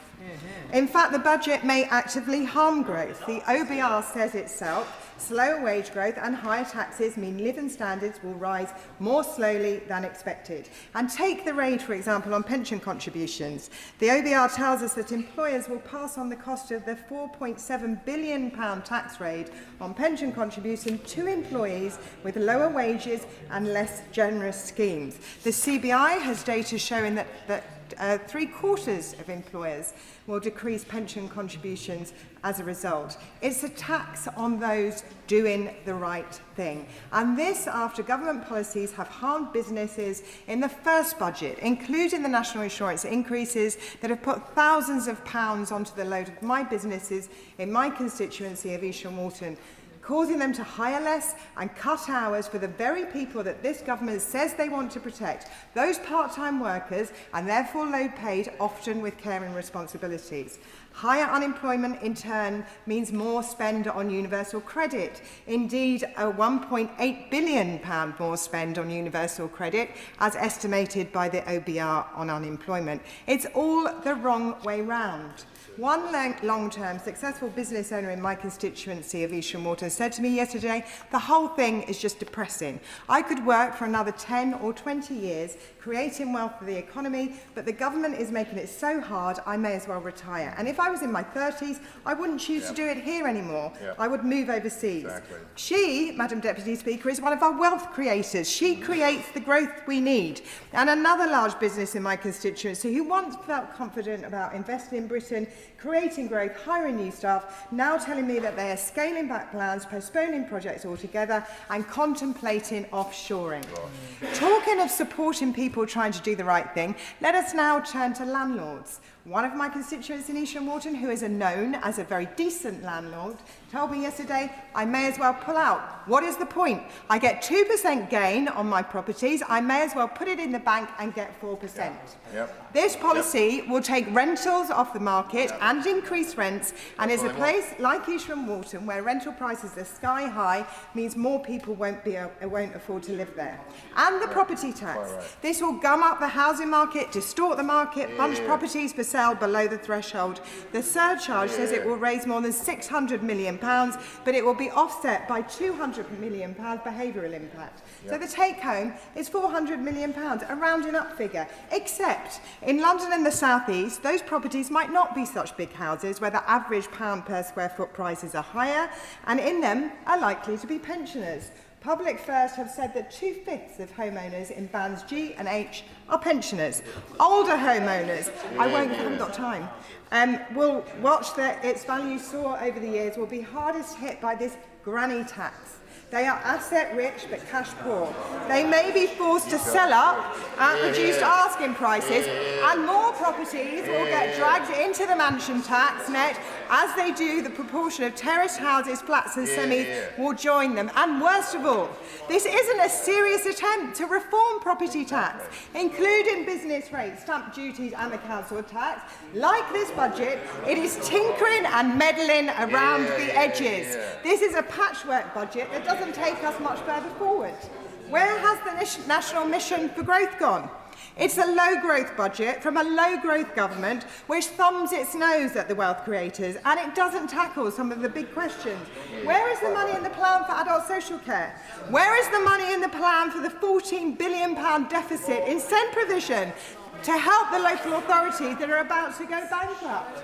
It's a smorgasbord of contempt for aspiration and growth, and in doing so, the government has not only abandoned working people in my constituency of East Wharton, it has waged a quiet war on aspiration itself. I am pleased that this government lifted the two-child benefit limit, and my party laid out how we would do it. But you know, this benches know as well as I do that poverty doesn't end there. And if you need to tackle poverty, you have to create the growth to do it with. There is an alternative, and the Liberal Democrats have laid it out. Our plan to turbocharge economic growth by repairing the £90 billion Brexit black hole caused by the previous Conservative government. The UK needs to negotiate a new bespoke customs union with the European Union, a modern arrangement designed around the needs of British businesses and workers, which would raise £25 billion a year. Instead of a budget that taxes work, punishes investment and stifles aspiration and still fails to deliver for public services. A budget that tells wealth creation... Order. Graham Downey. Very much, Madam Speaker. I was going to begin saying it is a privilege to follow the Honourable Lady who did remind us, as the Shadow Chancellor at the beginning, when we were talking about films of Back to the Future, and that really was 2010 all over again. I think a couple of steps to the right, so to speak, perhaps, may well be in order. Madam Deputy Speaker, the constituents of my in Dunfermline and Dollar tell me every week what matters to them, and that is what this Chancellor has delivered with her budget speech. A speech delivering on the main issues that affect people, bringing down the cost of living, ensuring that working people in every corner of the country keep more of what they earn. A Labour budget in every sense of the word. Focused on helping the people who need it most, lifting families out of poverty and creating new opportunities for the future. Madam Deputy Speaker, I'm proud to be one of the founding members of the Living Standards Coalition on this side of the House, and we have worked and hear every day about how important these issues are and how those changes we have heard about are pressed for simply because we know that these are the actions which matter most to the people in our constituencies and which will make their lives better. The alternative, Madam Deputy Speaker, proposed by the members opposite, something else out of a film, except it was The Wolf of Wall Street, a failed ideological lurch back to hated austerity, a cruel experiment that shattered public services and pushed millions of people across the country into poverty and despair. The Chancellor's budget yesterday announced that there will be no return to those dark times. Responsible choices, stabilising the economy and putting money back into people's pockets. With the increase in the national living wage and the national minimum wage, the Chancellor has shown yet again that this is a government laser-focused on making work pay, ensuring that those working hard to get ahead do feel a sense of fairness. And to the 10,000 Fifers who will benefit from these members, this Labour government is fighting for you now and will go on fighting for you day in and day out. Madam Deputy Speaker, this government has shown what matters most to the British people and matters most to us. No more fear and uncertainty from Tory mismanagement. Bills down, wages up, pensions up, more money in your pocket, a promise made by Labour and a promise kept by this Labour government. Yeah. We have already seen this government deliver trade deals, and just last week a £4 billion agreement with Indonesia that secured hundreds of jobs at Rosyth in my own constituency. And today, Madam Deputy Speaker, in Scotland, the Chancellor confirmed the budget will be no more return to austerity in Scotland, with the Scottish Government receiving a further £820 million and putting Scotland at its heart. Sadly, Madam Deputy Speaker, Scots have seen lengthened NHS waiting times, delayed trains, struggling schools, but this budget today has laid the foundation that will allow Anna Sarwar, as the First Minister in Scotland, to rebuild North as well. Madam Deputy Speaker, keeping fuel costs down is vital to those people in my constituency and something I've led campaigns on in my time in Parliament, and I very much welcome the Chancellor's freeze in fuel duty, saving money for people in my constituency, another measure supporting people and small businesses in Dunfermline and Dollar. Madam Deputy Speaker, as well as we are also looking after older generations, particularly those that have served our country and powered our past. One of the first acts of this government was to right the historic wrong, to overturn the injustice that diminished the miners' pension scheme and returned pension funds to the pockets of retired miners. Madam Deputy Speaker, that was an issue I discussed with the then Chief Secretary of the Treasury the day after the last budget, of the need to continue to support those on the British Coal Superannuation Scheme, the BCSSS. And thanks to myself and colleagues from across the Labour Party and Coalfields MPs, we have seen that change announced by the Chancellor as well, benefiting 176 families in my constituency alone and almost 700 across Fife. And I would like to pay tribute to the BCSSS campaigners like Alan Kenny in my constituency and across the country. Justice for these people, Madam Deputy Speaker, means more than money in the pockets of workers whose labour quite literally kept the lights on in this country, ensuring that these retired workers now have financial flexibility and security and inevitably boosting the local economy. Madam Deputy Speaker, this is a budget that supports working families and lifts them out of poverty. And as others have said today, we cannot allow the false choice to exist. We must always remember that 70% of children in poverty come from working families. Working people working hard to support their children and needing just a little bit more help from this Labour government. And the scrapping of the two-child limit will benefit an estimated 1,400 children in my constituency alone.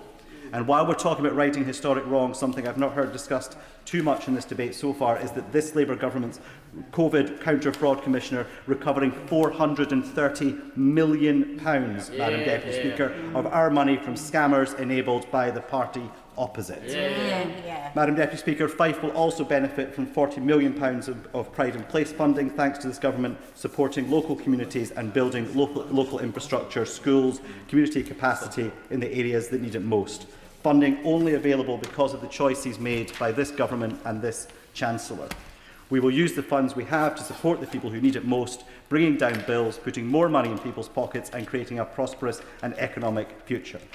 Madam Deputy Speaker, this budget is about fairness, stability and hope. It delivers for Dunfermline and Dollar, Scotland and the United Kingdom, promises made and promises kept, and a future we can believe in, and this budget will have my full support. Greg Smith. Thank you, Madam Deputy Speaker. As I reflected on the title the government has offered up for today's budget resolutions debate, Economic Sustainability and Fair Choices, I have found myself wondering on what planet anyone could possibly call yesterday's budget sustainable or fair when we see in the forecast GDP growth down every year from 2026 to 2029, CPI inflation up 3.5% this year, taxes increased by £26 billion, the unemployment rate will hit 4.9% in 2026, the size of the state itself increasing to 44.8% of GDP, borrowing up by £11 billion, and debt interest higher in every year of the forecast. That is not the makings of a sustainable economy. That is not the makings of growth, and that is certainly not fair on the taxpayers that are going to have to shoulder the burden to pay for it all. Madam Deputy Speaker, as I go around businesses in my constituency, from the retailers and the hospitality businesses on the high streets of Wendover, Princes Risborough, Great Missenden, the pubs in the villages, the furniture manufacturers in Princes Risborough and surrounds, the literal rocket scientists and big businesses at Westcott Venture Park, they all tell a picture of preparing for things to get worse, of saying that they are not planning to take on new employees or even apprenticeships. They are not planning. Thank the honourable member for giving way. Can I ask him if he had a similar conversation with his constituents after Liz Truss's disastrous budget, which he supported, and what did they say then? Madam Deputy Speaker, they're like a broken record. But what I would say to the honourable gentleman is that the last government certainly made a number of mistakes. We put our hands up to that, but we left employment high, unemployment at a record low. Jobs were being created every single day of the last Conservative government. Yet businesses now are either planning on not taking on more new starters, or like Rumsey's Chocolatier in Wendover High Street, have already, because of employers' NI, because of business rates, because of the looming employment rights bill, have already had to lay people off and cut the hours of other employees they have been able to keep. That is the real-world consequences of this Labour government's policies. And yesterday in the budget, the dividends tax struck right to the heart of the entrepreneurs, those small business owners who risk everything to create growth, to employ people, to create the jobs that we want to see in our economy. And it has given them a message: there's going to be less in it for you, if anything at all. So many of these businesses are working on such narrow margins, are working their absolute socks off, almost for nothing, and this government is making it even harder for them. That is no way to run an economy. And then we look at a number of businesses I'm lucky enough to have many of in my constituency. Around 90% of the land area of Mid-Buckinghamshire is agricultural land. I have many farmers. I talk to them as often as I can. My party held our emergency farm and food summit at Fleet Marston Farm in my constituency just a couple of weeks ago, where my right honourable friend, the Leader of the Opposition, and the Shadow DEFRA Secretary and Shadow Farming Minister joined me to hear again directly from farmers the impact the family farm tax will have. The impact that will see them either have to sell up to a third of their farm to meet that tax bill, or take on a level of debt that would take them over 40 years to pay back. From the NFU and many other organisations and Farmers Direct, they have tried to reach out, including yesterday on Whitehall, to get Labour MPs, to get government ministers to listen, to understand the real-world consequences of their decisions. And yet in the budget yesterday, it was entirely lacking of anything other than the transferable allowance to actually take away that stress, that anxiety, and that exponential threat to British agriculture that the family farm tax, as well as the changes to BPR, represent to family businesses and family farms up and down the country. Because I can assure anyone that challenges this that it won't be other farmers that buy that land when farms have to sell to meet the inheritance tax bill. It will be property developers, it will be all sorts of other concerns that will not keep that land in food production, and the nation's food security will suffer as a direct result of yesterday's failure to scrap the family farm tax.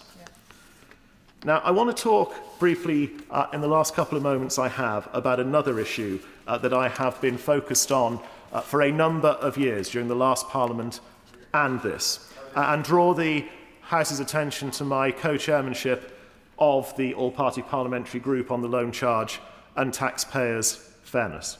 And I am grateful to the now Chief Secretary of the Treasury and the new Exchequer Secretary for the time that they have taken to reach out on this issue. And some of the announcements yesterday were welcome off the back of the McCann review. However, I'm sorry to say to the House that it has not met with total joy from the victims of the loan charge, because there will still be many people caught up in the loan charge being asked to pay amounts of money that they simply still cannot afford to pay. The Chancellor and the Chief Secretary to the Treasury and other ministers are on record when they were in opposition as referring to victims of the loan charge as being directly victims of mis-selling, and that the perpetrators, those that promoted these schemes, should have been brought to justice. Yeah. And what we got yesterday was nothing of the sort. We didn't get that fully independent review that the APPG and the Loan Charge Action Group had been calling for. And what we've got is a place where many simply won't be able to pay it. Many people, despite the concessions yesterday, are now over 55, 40% are over 60, a quarter already retired. Their ability to find the amounts of money being asked for is just not there. And likewise, the offer on the table is nothing like the offer that we find that some years ago that the big banks were offered in the region of 10 to 15% settlement. So I would urge the Exchequer Secretary to go back to look at this again and deliver a genuinely fair settlement to everyone caught up by the loan charge and pursue those that sold the schemes. Adam Jogee. I'm grateful for the opportunity to speak in this debate. Now, there are many measures announced yesterday that will make a real difference to the lives of the people I represent back home in Newcastle under Lyme. To whom much is given, much is expected, Madam Deputy Speaker, and this side of the House received a mandate and the trust of the people last year, and so we on this side must get on with the job of getting our country back on track, and this budget helps us do that. Communities like mine in the industrial heartlands believe that hard work should always pay off, that people should contribute their fair share, that nobody should walk by on the other side, as Holy Scripture tells us, and that everyone in our United Kingdom should be able to live with dignity, opportunity, and be able to get by and get on. Nobody in a country like ours, rich in people, in ambition and in potential, should ever be forced to choose between heating and eating. Nobody should be left living on social security when they can and should, if able, be at work and benefiting from the dignity and power that work provides. Now, I'm grateful for the announcement on the BC SSS.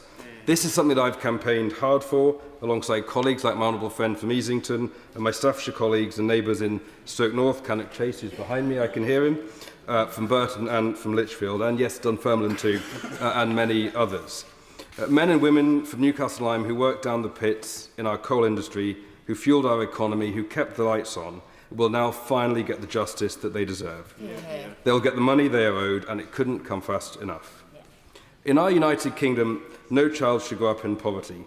That's why I welcome the decision to tackle real injustice and real inequality and lift 1,770 children out of poverty in Newcastle under Lyme. I'm glad 2 local schools back home, the Meadows and Langdale, have already received funding for breakfast clubs, and I'm looking forward to more of my local schools benefiting so no child goes to school hungry. Yeah.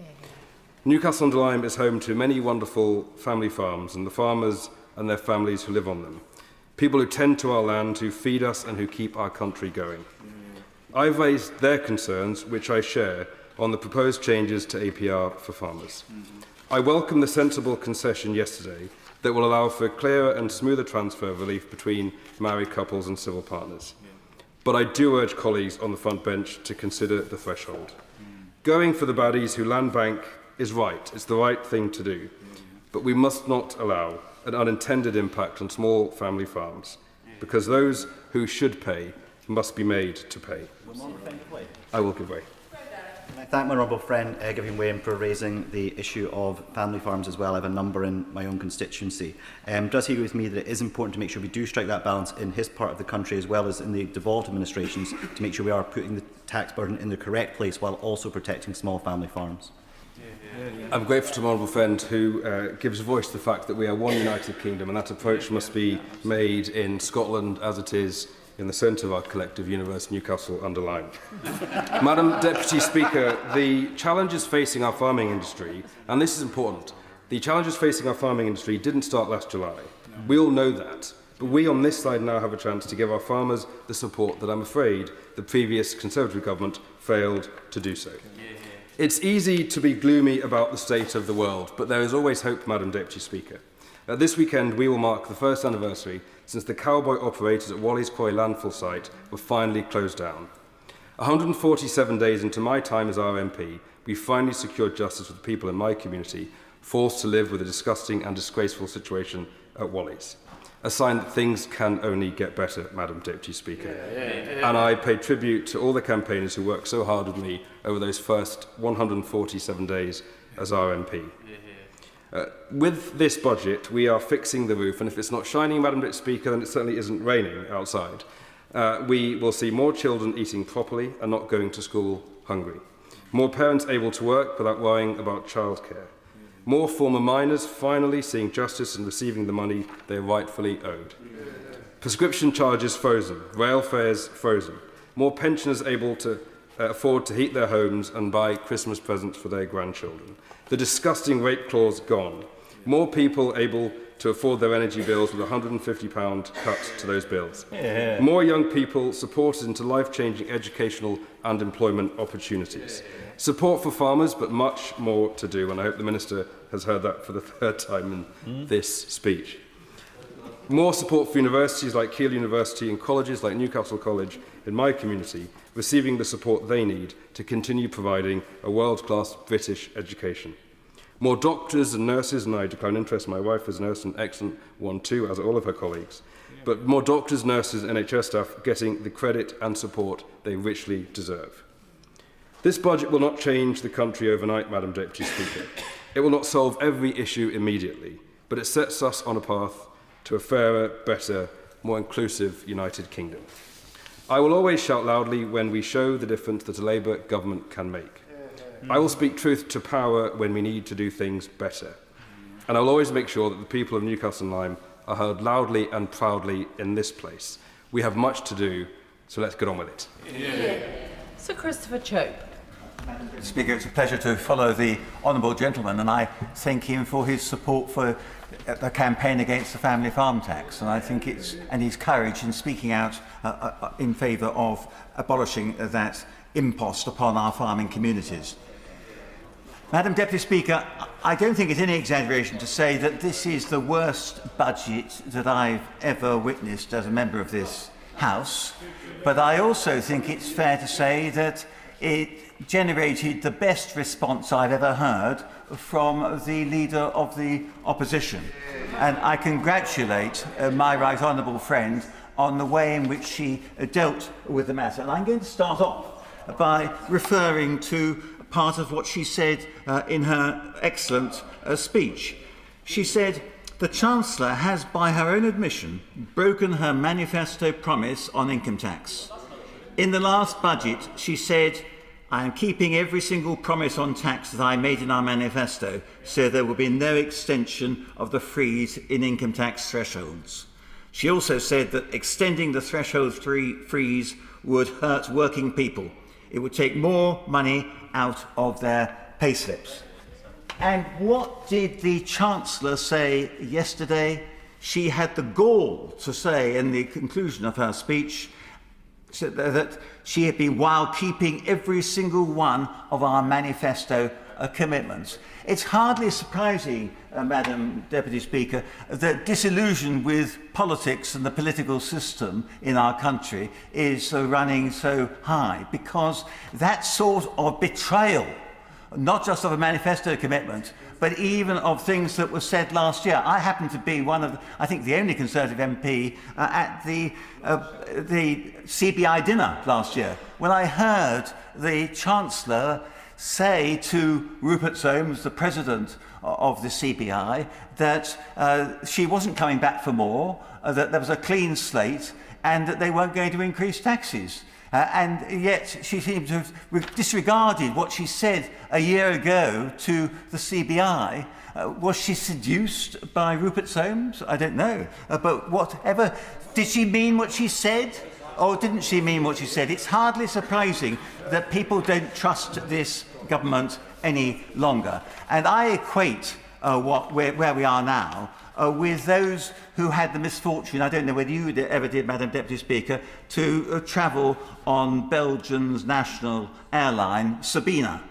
Because the people who travelled on that airline developed the acronym, "Such a bad experience, never again." And that is exactly what the view is of those who voted Labour for the first time at the last general election. They're saying never again. They witnessed the arrogance, the incompetence and the downright deceit of this Labour government. Madam Deputy Speaker, I think it's worth putting on record the extent to which taxes are now increasing. Table A5 of the Blue Book sets those out. And I put this in the context of what the Chancellor of the Exchequer said on the Today programme this morning. When asked whether she would rule out further tax increases in this Parliament, she said she declined to answer. She said she wouldn't, in essence. But so let's remind ourselves of what the tax increases already are set out in this budget. Income tax in 24-25 was 305.9 billion. It's going up to 410.9 billion by 29-30. That's an increase of 105 billion, or over 1/3. National insurance going up from 171.4 billion to 239.2 billion, an increase of 40% over 5 years. Business rates rising from 32.1 billion to 41.9 billion, an increase of 30% over 5 years. Council tax rising from 47.4 billion to 63.3 billion over 5 years, an increase of at least 1/3. And inheritance tax rising from 8.3 billion to 13.5 billion, an increase of 60% over 5 years. It's hardly surprising, is it, Madam Deputy Speaker, that people are feeling poorer and betrayed. Very few people will be able to experience increases in their own household income of anything like those proportions in the next 5 years. And that's why this budget is such a disaster and such a betrayal of the national interest. And coupled with it is a very unhealthy development, in my view. And I hope you, Madam Deputy Speaker, will be able to discuss this with the Speaker. And that surrounds the way in which so many people were identified in their constituencies as having contributed to the Chancellor's decisions. And it struck me that we are in a series now where people are being bought off by the Chancellor in order to support her. And I think that's an extremely unhealthy development. It's basically what we had to deal with in the United States, and we don't like it at all. Anna Geldert. Thank you, Madam Deputy Speaker. This budget sets out fair decisions to benefit communities across the country that have felt the strain of the last decade. And they expect to see the change they voted for delivered and the cost of living brought under control. So I'm delighted that Cornwall's potential has been recognised with a new £30 million Cornwall Industrial Growth Fund. This new fund demonstrates that Cornwall has a leading role to play in once again powering the UK economy. Mining is at the heart of our story in Cornwall, and with this new support, we can begin the next chapter, one where the role of critical minerals and other core industries helps unlock the next great industrial revolution, including greener, cheaper energy. The fund will support local businesses and workers. It combines investment with stability through extended business rate retention and sits alongside wider opportunities through the National Wealth Fund, the British Business Bank and GB Energy. These choices support secure year-round jobs. And this combination of investment, stability and real change for the majority of working people is reflected throughout the budget. South East Cornwall will feel that in terms of both local growth and family finances. Families gain real support. Wages have risen faster in the first year of this government than they did over the last decade, reducing energy bills, freezing prescription charges, as well as fuel duty and rail fares will be very welcomed by my residents in South East Cornwall. The changes to universal credit will also bring thousands back into work, which strengthens local labour markets in places like Liskeard, Torpoint and Callington. One of the most significant steps is the decision to scrap the two-child limit. Shockingly, child poverty rose by 900,000 between 2010 and 2024. And I say shockingly, but I'm not sure if this truly shocks those opposite who presided over this decline. And I know what child poverty looks like. I know how it locks people out of opportunities through no fault of their own. And I know how hard schools, campaigners, charities and other support systems work to try to bridge that gap. But some gaps require systemic change.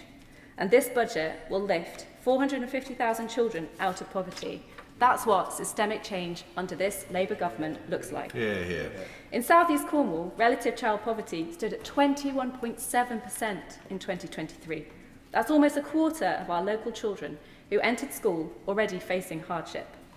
Growing up in poverty makes you less likely to be in work and earn 25% less aged 30. So that's not good for kids, it's not good for the adults they become, and it's not good for our economy. This budget reduces that pressure and gives families a more secure start. And for too long, local healthcare has been a challenge for residents in South East Cornwall. So I'm pleased to see that Labour is backing our NHS with extra support, investment in healthcare technology and the creation of 250 neighbourhood health centres will cut waiting lists and improve access. The NHS neighbourhood rebuild opens up more than 120 new centres by 2030, including improvements at Truro Health Park. Backed by real investment, they are not fantasy priorities. Local residents in South East Cornwall rely on services in both Cornwall and in Plymouth, and these upgrades will bring benefits right across my region. Young people get new opportunities as well. Investment in school libraries, new playgrounds, improves learning and well-being. An £820 million investment to support young people by guarantee a place in college, an apprenticeship or personalised job support. This free apprenticeship training for under 25s in small businesses will help local employers across South East Cornwall. That's 1,854 SMEs in my region who will be able to train and retain young people.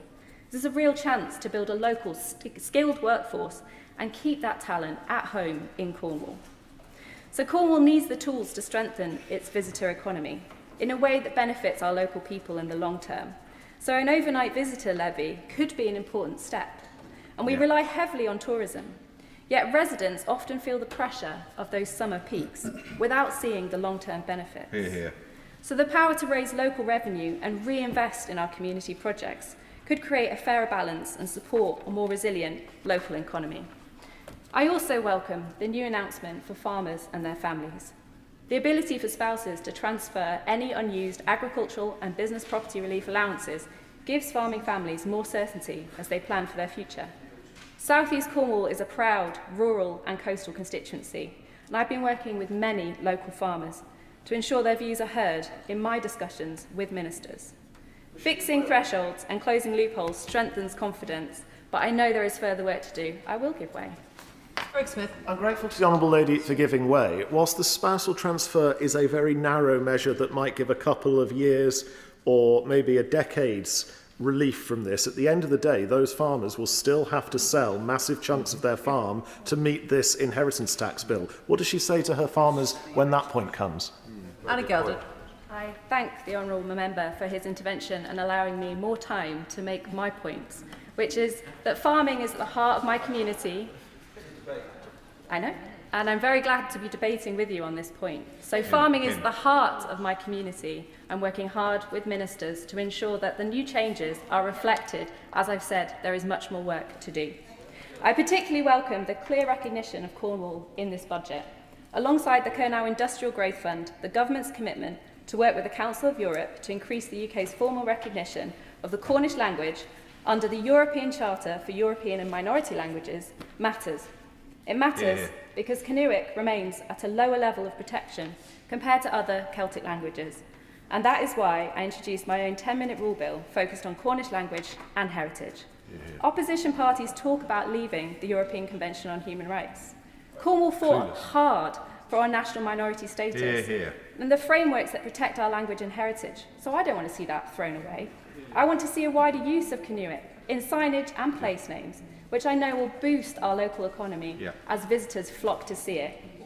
This budget moves us in the right direction. It doesn't complete the work, but it delivers a fair step towards repairing Britain and rebuilding the opportunities in places like South East Cornwall.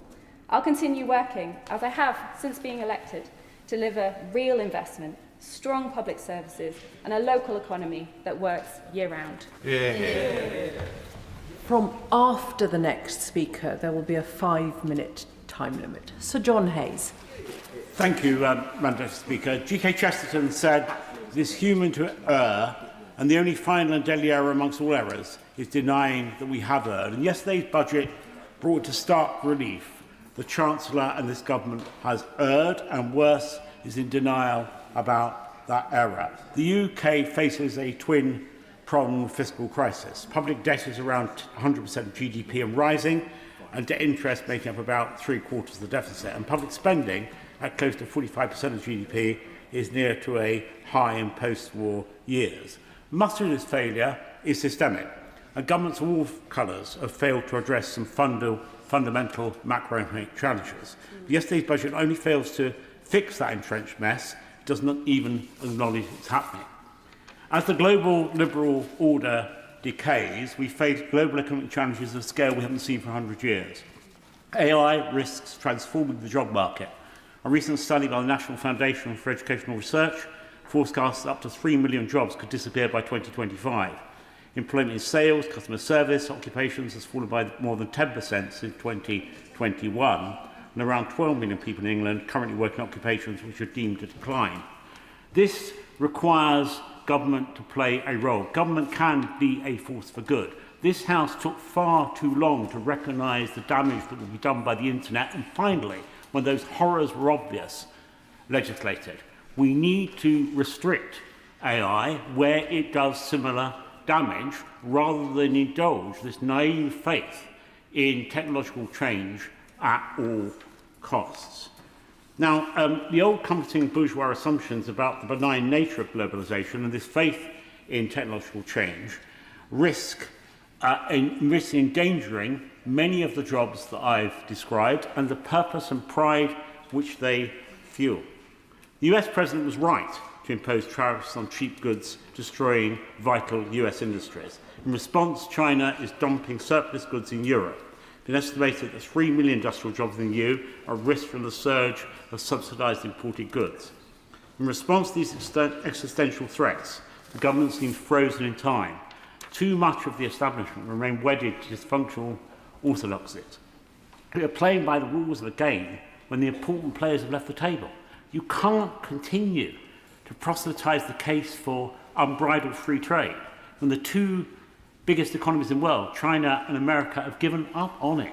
We have to protect those industries critical to our national economic interests. We have to build greater economic resilience by reindustrialising, by manufacturing again, by ensuring that more of what we consume is made here in Britain with the jobs and skills and reassurance that provides.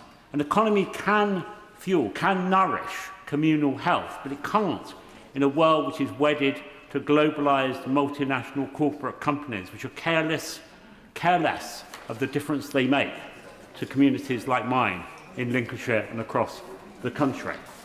So, where here in Britain and the Western world, living standards are stagnating, productivity growth has all but disappeared, and the state grows ever bigger in the face of rising poverty and worklessness. Why then does the political class continue to profess a blind faith in an economic model that has delivered record levels of state dependency? Their assumption that little can be done to reverse the inexorable process of industrial decline is simply wrong, and the experience in the United States suggests otherwise. Once you tune out the noise surrounding President Trump's on and off tariffs, you can hear the faint stirring of industrial revival. A detailed study of the impact of tariffs in the President's first term found that once the pre-existing declining manufacturing employment was accounted for, tariffs contributed to rising employment in areas with a large presence of protected industries. Neither did the consumer prices surge there, despite the predictions of liberal economists. Imagine the benefits of a consistent and coherent trade policy that puts the needs of British industry first. I happily give way to my honourable friend. I thank my right honourable friend for giving way. Does he agree with me that in a world where capital and labour is highly mobile, and in a world which is increasingly pressured as a result of energy costs, the very best thing the government could do is pare back the regulation that inhibits the ability of manufacturers to compete competitively, and pare back the regulation that prevents the UK from being a very attractive destination for such capital and labour? Yes, my honourable friend makes a valuable point. Both governments and these big corporates welcome a regulatory system that disadvantages small and innovative companies. Big organisations quite like regulation because they can cope with it because of their scale. Small organisations struggle with it because they simply don't have the resources to deal with it. So just imagine the potential benefits. Consistent, coherent trade policy that puts the needs of British industry first. In 1979, manufacturing accounted for 30% of GDP in Britain. Today, it's just 8.5%. Manufacturing employed 21% of the workforce in 1982. By 2023, it employed just 8%. By some measures, this is the greatest deindustrialisation of any major nation in time. We can and should build a different economic model, a new order. We need a fundamental rethink of our economic model, breaking from the failed orthodoxy that currently prevail, to what Hilaire Belloc and G.K. Chesterton called distributism, where local economies, introspective, feeding communal health, shorter supply chains, mean that we can make more of what we need here in the UK, fueled in schools, skills, nourishing communities. What Chesterton and Belloc intuitively understood was the excessive concentration of economic power harms society and fuels the discontent that many people in Britain feel today. Real wages stagnated, whilst at the top, particularly large corporations, often based overseas, accumulate huge wealth and huge power. We can build that new order. Small family businesses enrich the places in which we live. Mutuals and cooperatives sustain communal and economic health in localities. We can do this, but it requires a radical rethink of the economic orthodoxy. The budget doesn't suggest that rethink, and all parties must step up to the mark and understand we now live in a post-liberal age where a new order is possible. Let's together build that new order to deliver the common good and to sustain our national interest. Thompson. Thank you, Madam Deputy Speaker. I think undoubtedly my constituents will be watching this budget debate closely, asking what does it mean for them? Will it sort out the cost of living, fix the NHS, help pay down the national debt? What they will have seen then from my right honourable friend the Chancellor and her ministerial team is a budget with those issues at its heart. Over 14 years, this country experienced the steepest fall in living standards in living memory. The planned rise in the Minimum Wage Act next April is just one step towards alleviating those problems for the lowest paid in society, however. The youngest full-time workers will see a nearly £5,000 pay increase.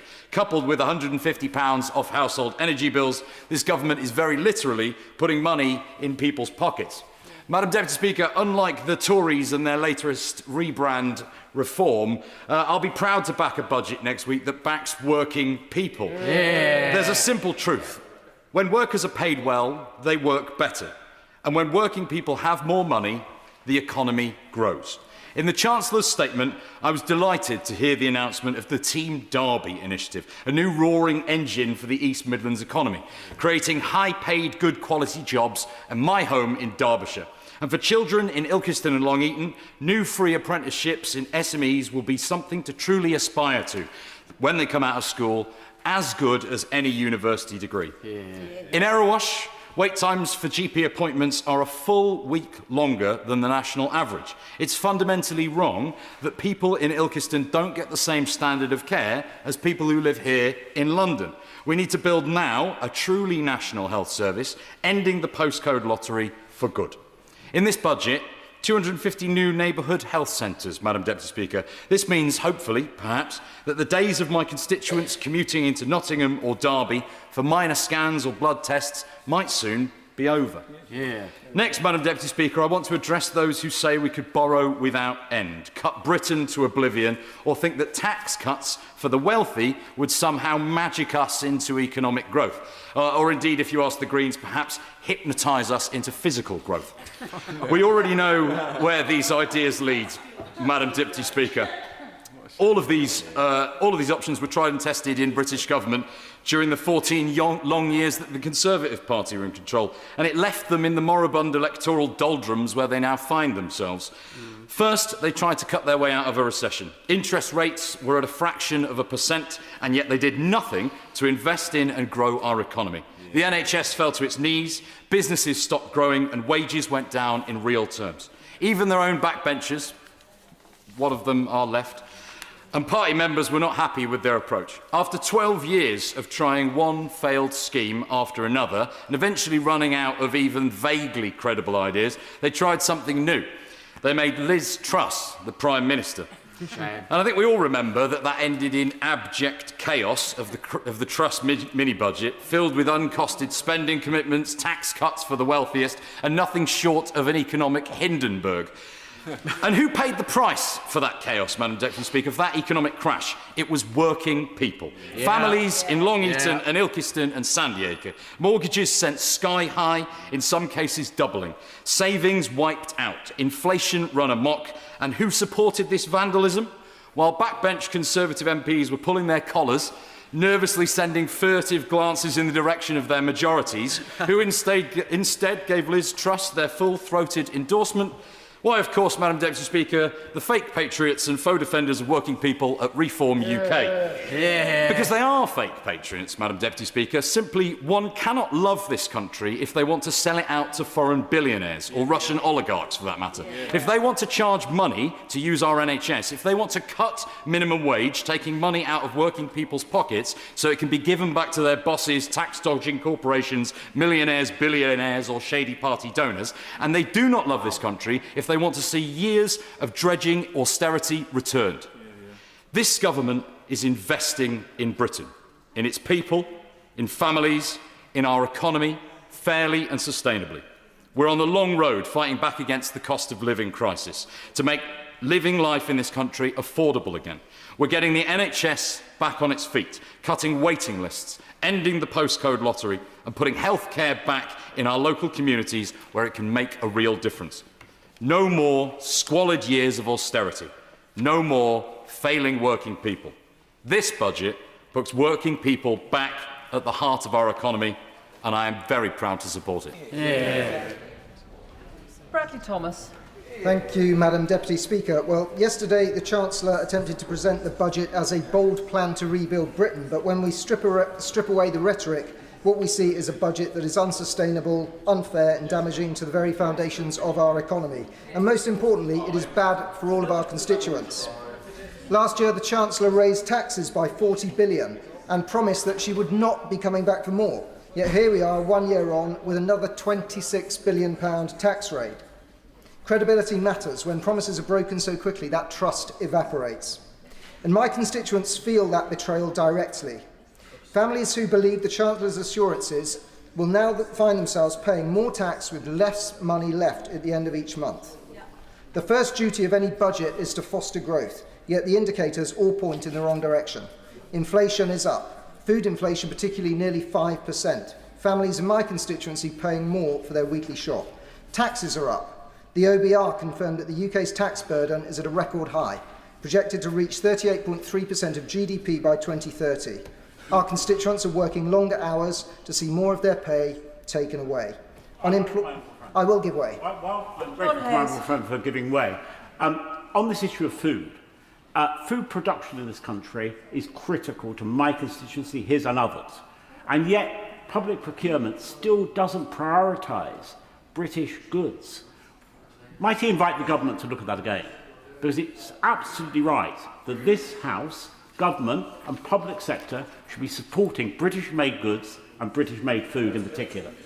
I thank my right honourable friend. He's absolutely correct. The government has a duty in every single thing that it does, and its entire approach to ensure that it promotes the interests of the UK and businesses and farms that strive to keep us fed and prosperous. Unemployment is up, redundancies are rising. In my constituency, local employers are cutting jobs. They're leaving families feeling anxious about their future. Spending is up, borrowing overshot forecast by £9.9 billion this year. My constituents know that every pound borrowed today is a pound that they will repay tomorrow. Confidence is down. Business surveys show stagnation. Local shopkeepers tell me, Madam Deputy Speaker, they're holding back investment because they see no stability, and growth is down. GDP grew just 0.1% in Q3 of this year. My constituency, stagnation in wages, stagnation in opportunity, stagnation in hope. This is Labour's economic scoreboard. Inflation is up, taxes are up, unemployment is up, spending is up, borrowing is up, confidence is down, and growth is down too. That's not rebuilding Britain, this is dismantling Britain's prosperity, and all of our constituents are paying the price. 2/3 of the British public now say that they want to see spending cuts. My constituents are tightening their belts, cutting back on holidays, meals out, some of them even cutting back on heating. They expect the government to do the same, to live within its means. Yet Labour's budget expands spending recklessly. Businesses in my constituency are being hit hard. NIC was up last year for employers. Rate relief was cut last year. Businesses are struggling to survive. For savers, ISA allowances have been reduced. That undermines savings. And retail has lost over 100,000 jobs in the last year. And with our high streets feeling the pain, shops are closing, livelihoods are being destroyed. The budget offers no relief for small businesses in my constituency. It only offers more burdens. Labour claims that fairness is at the heart of the budget, but fairness is not what families in my constituency are feeling. Thresholds being frozen drag more workers into higher tax bands. Savers seeing their allowances cut. Even electric car owners, encouraged to go green, encouraged to do the right thing, are now being penalised. This punishes aspiration. Farmers in my constituency are amongst the hardest hit. The family farm tax remains largely intact. Inheritance tax changes threaten the survival of the family farm. And rising input costs and inflation are compounding the pressure. Farming is not just an industry, it's the backbone of our food security, as my right honourable friend has pointed out, and the backbone of rural life, yet Labour continues to undermine it. We're seeing an exodus of capital and labour in a world that is highly mobile. Over the last year, we've seen an exodus of high net worth individuals, and whilst the members opposite may scowl at this, and dismiss this casually, the reality is the displacement of those would require another 500,000 average earners paying tax to plug the gap of tax revenue lost. That's the scale of the hole that the government has created. And who fills that? Well, it's all of our constituents, Madam Deputy Speaker, ordinary families, ordinary workers, and ordinary savers. Ambition without discipline is not a plan, it is a gamble. Labour's budget is a gamble with Britain's future. Every pound spent servicing debt is a pound not spent on public services. Every broken promise erodes trust. Every squeeze on families and businesses undermines the engine of our economy. And let's be clear, Labour spends until they run out of other people's money. And when the money runs out, it's all of our constituents who pay the price. All of our constituents deserve better than what we've seen in this budget, Madam Deputy Speaker. They deserve a government that will restore financial discipline, that will encourage enterprise and will deliver fairness for everyone. The budget yesterday, it isn't a plan for the future. It's a blueprint for decline. It ignores the public's demand for spending cuts and for government to live within its means. It presides over the loss of further jobs. It drives away wealth creation, leaving ordinary taxpayers to pick up the bill. It squeezes families, it undermines businesses, and it will devastate farmers. This isn't about rebuilding Britain. This is dismantling Britain's prosperity. Labour spends until they run out of other people's money, and my constituents cannot afford that any longer. Karen Moon. Madam Deputy Speaker, and I begin with some Kernowick, as I have done pretty much every question in this chamber, to reinforce the point about Part 3 Cornish language status made by my honourable friend from South East Cornwall. Yesterday, the Chancellor announced a budget of intent on stability, investment and economic sustainability. It focused on driving growth in areas of socio-economic deprivation, such as Cornwall and my constituency of Campbell, Redruth and Hale. The Kerno Industrial Growth Fund will boost our local economy in a sustainable way, alongside the Fairer Funding Review and the extension of the Cornish business rates retention. This Labour government is backing Cornwall's economic growth and its public services. The Kernow Industrial Growth Fund will enable investment in growth-driving interventions to support the Duchy's high-potential sectors. It will also help to build clusters around key industries to attract private investment and create high-value supply chains. Cornwall is at the centre of the government's economic ambitions, with its critical minerals, renewable energy and marine innovation sectors driving the transition to a greener economy. The £50 million fund announced in this week's critical minerals strategy is set to further sharpen the teeth of the Cornish Celtic tiger. Since we arrived in Parliament, Cornwall's 4 Labour MPs have made it our business to highlight our economic potential across departments to ensure that we get a fairer deal for Cornwall. The Treasury has recognised the vast economic potential in Cornwall to create stable, secure jobs, driving growth across the Duchy, and as a result has set up this Kernow Industrial Growth Fund. We're grateful for the time that the Chancellor has granted us to listen to our case, and we're looking forward to continuing our discussions with other departments who must now support delivering on this vast economic potential to ensure that the essential housing, infrastructure and public transport is in place. And of course, those businesses need the new workforce of young Cornish men and women. Which brings me on to fairer chances.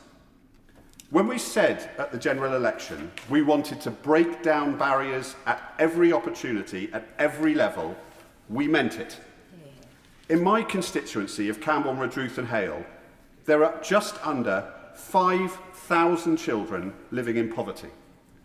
2,210 of these children will be directly impacted by the scrapping of the 2-child limit. A policy change that has already been clearly identified and mentioned many times in this chamber today as the single most effective measure to reduce child poverty. The economic and social damage of retaining this failed Conservative austerity policy has been well documented. Removing it gives these children a real chance from the very start to enjoy better chances in life. But this is not happening in isolation, Madam Deputy Speaker. When you combine the scrapping of the 2-child limit with increased free childcare, expanded breakfast clubs, free school meals, investment in our Ofsted-rated outstanding Cornwall College, the youth guarantee, and now the Chancellor's announcement of free apprenticeships for under 25s, you can see a golden thread running from cradle to career for children from the poorest backgrounds. This is what breaking down barriers looks like. This is what social mobility delivery looks like. It is a Labour budget from a Labour Chancellor steeped in Labour values, delivering that golden thread for the children of my constituency and across the land. And on behalf of the poorest children of Campbell, Redruth and Hale, I want to take this moment to thank our Labour Chancellor. Sarah Olney. Thank you very much, Madam Deputy Speaker. Families and businesses across the country will have heard yesterday's budget and been disappointed that the government missed their second opportunity to seriously address some of the key issues that we're facing. Energy bills remain sky high, the cost of employment continues to rise, and with no substantial reference to Brexit, the Chancellor is ignoring the single biggest measure which could boost economic growth. Increasing the minimum wage is, of course, welcome news for millions of low-paid workers, but unless businesses are able to grow, there is a danger that this will result in fewer jobs being available overall. And businesses from all sectors across the UK continue to struggle with high energy bills, compounded with the burden of last year's NICS rise and concerns about the impact of the Employment Rights Bill on their monthly employment cost. The cost of employment has risen significantly over the last year, nearly 70,000 job losses in hospitality alone since just last October. And this has obvious challenges for business, many of whom find it difficult to absorb further costs. However, these businesses provide vital social value and essential entry-level jobs, offering many young people their first job. Adding national insurance to salary sacrifice pension contributions also pushes up the cost of employment. And last week, I asked the Chancellor what information her department holds on the number of people who use salary sacrifice schemes. And to my astonishment, the Treasury responded to say that HMRC doesn't hold that data on the number of employers offering and employees using salary sacrifice schemes. I'm also concerned about the impact on investment if pension contributions are squeezed, because we know that pension funds have a significant role to play in ensuring that UK companies get the scale-up investment that they need, and we know that parties across this House are committed to boosting UK investment. The Chancellor has reinforced her commitment to fund the Lower Thames Crossing project, of which £900 million will be publicly financed. But in the spring spending review, the government announced a £1 billion structure fund as part of their 10-year infrastructure strategy. So does that mean that the government has now only budgeted £100 million to be spent on critical transport improvements over the next 9.5 years? And does that mean that I should give up all hope of ever getting funding for Hammersmith Bridge to be reopened in my constituency? And the reason I'm asking that question here in the Chamber, because on 5 occasions this year, I've asked for a meeting with the DfT to discuss their plans and whether the structure fund will be allocated for the bridge's repairs, and every single time that request has been denied. And if the Chancellor is asking London residents to pay ever-increasing bills, local residents in my constituency will expect to see a fair proportion reinvested into their community. London is the financial hub of the UK. The failure to even talk to me about fixing Hammersmith Bridge is indicative of this government's attitude towards London residents.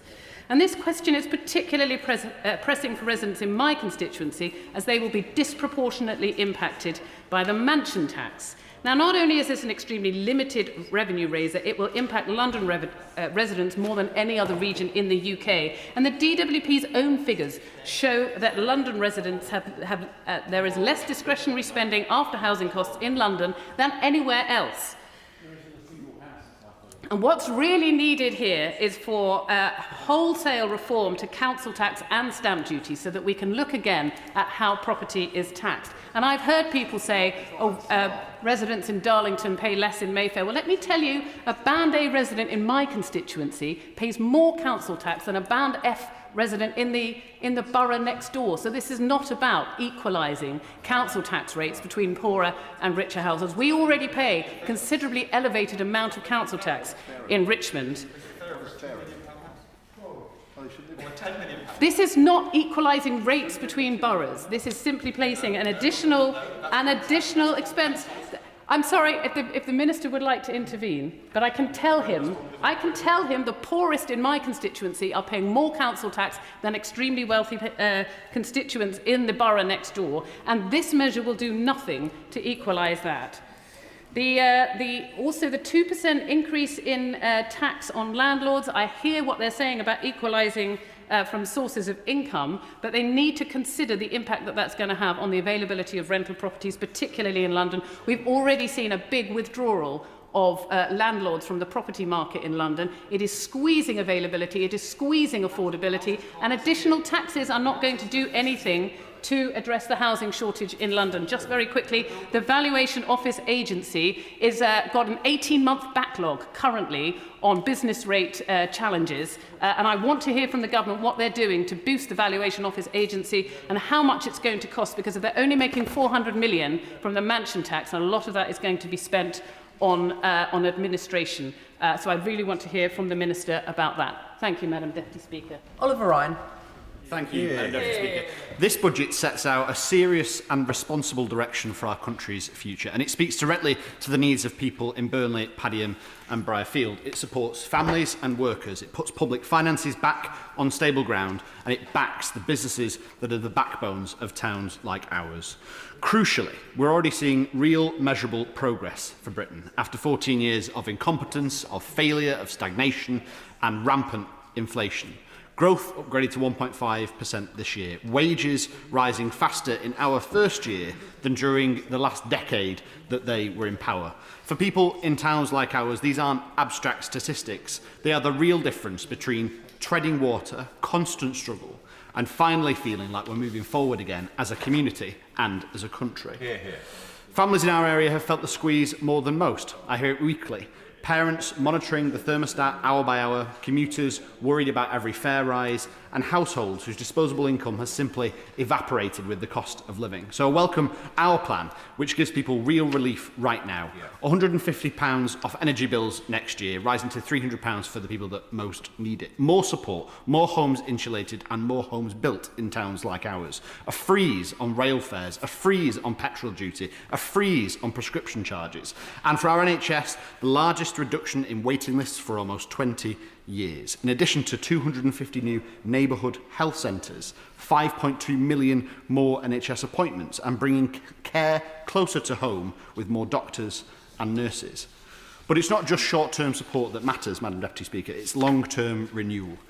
We are maintaining the highest levels of public investment in 40 years, because places like ours cannot rebuild on the foundations left behind after austerity and the chaos of 14 years of Tory Britain. Better transport connections, stronger and better funded local services, investment in skills, young people, higher paid quality jobs. These remain some of the building blocks of renewal in Burnley, Padiham and Briarfield, and all done, I won't just for time, and all done whilst paying down the national debt, taking us into surplus, something promised several times by the Tories and, as far as I'm aware, never done. No. Doubling the fiscal headroom, which is a momentous achievement, something we're probably not shouting about enough. Responsibility for the public finances after the rank mismanagement of the previous government.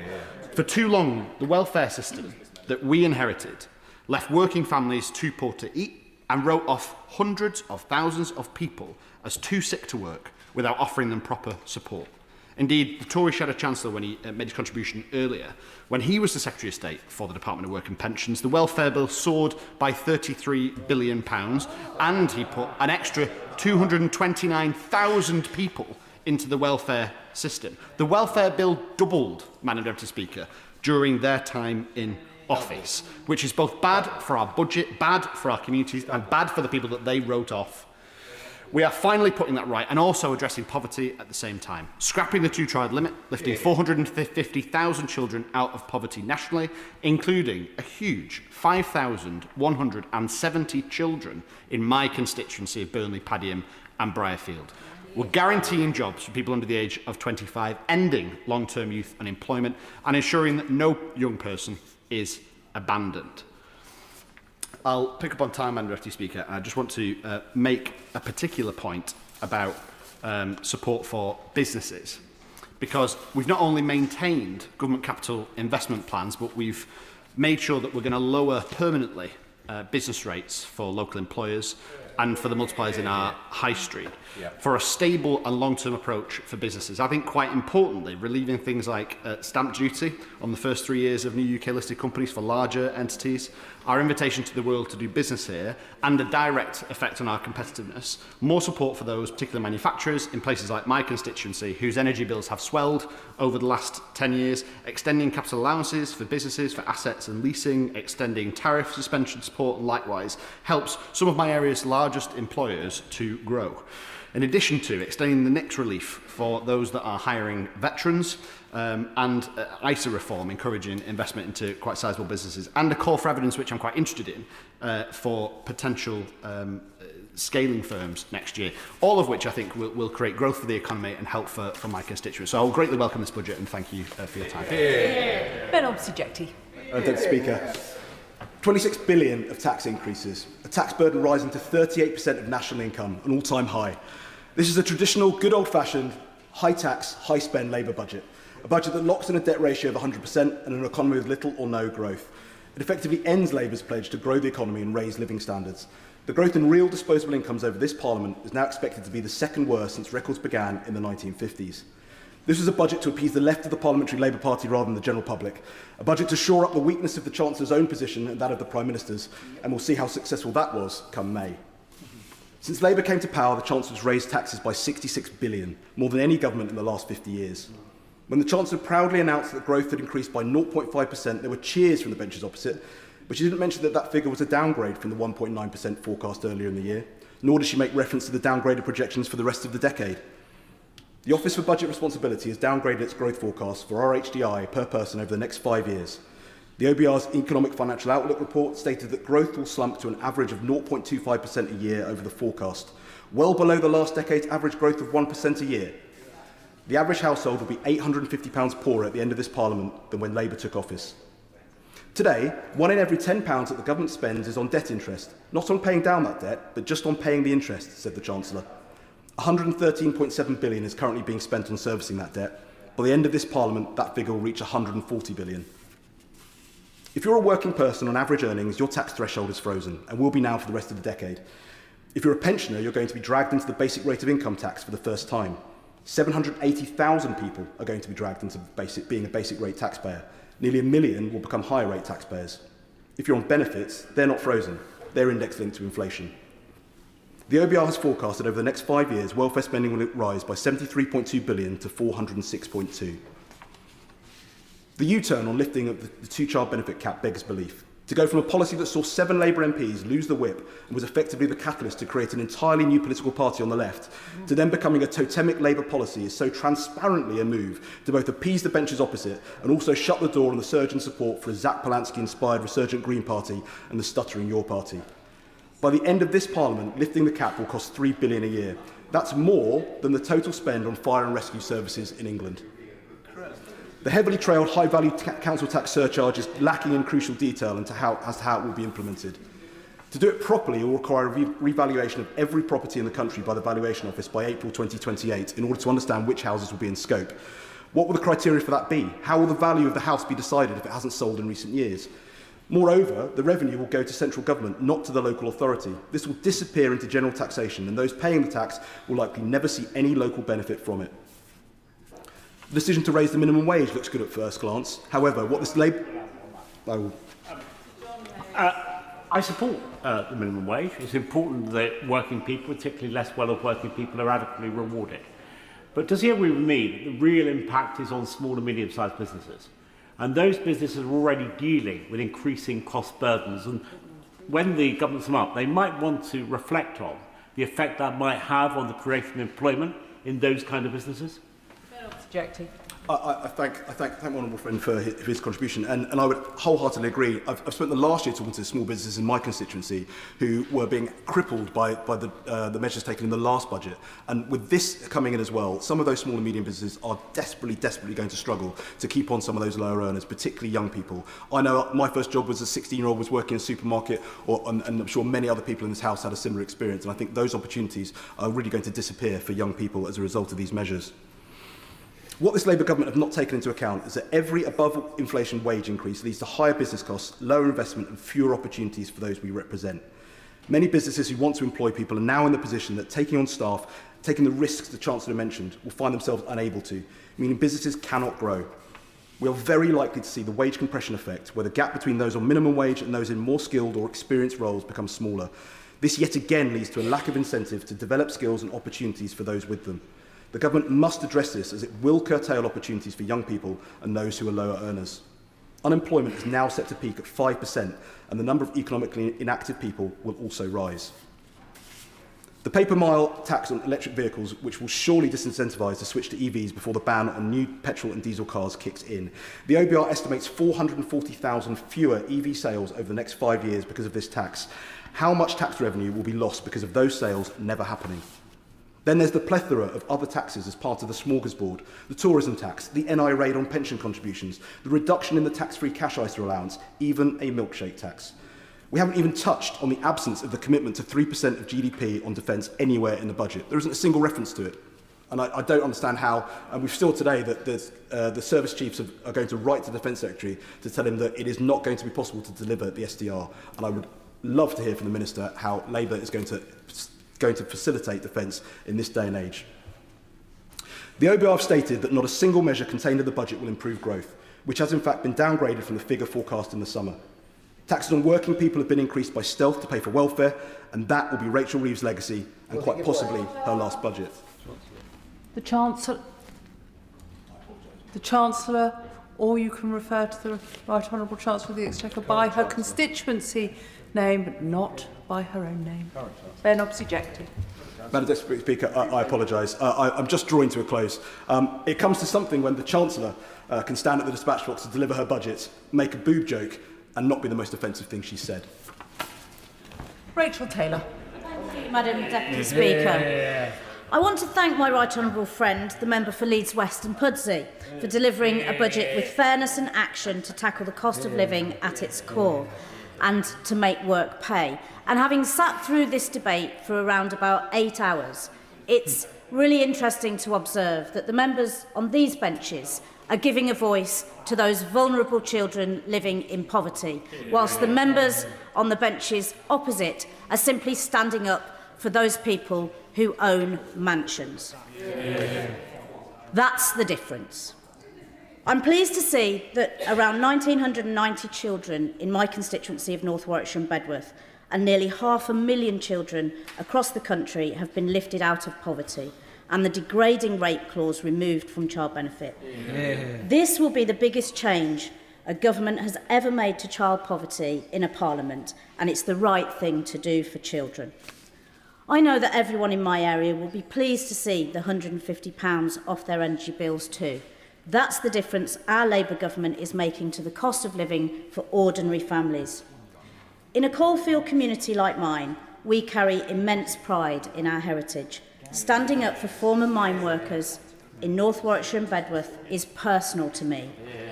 My granddad Bill was a miner at Birch Coppice, and I grew up understanding the dignity, sacrifice and solidarity that defined that way of life. That's why I'm delighted that the government has taken the long-awaited decision to return the BCSSS surplus to its members. The last government allowed this injustice to continue for far too long. I've campaigned tirelessly for this measure alongside my colleagues representing coalfield communities. I've lobbied hard for the government to do right by BCSSS members.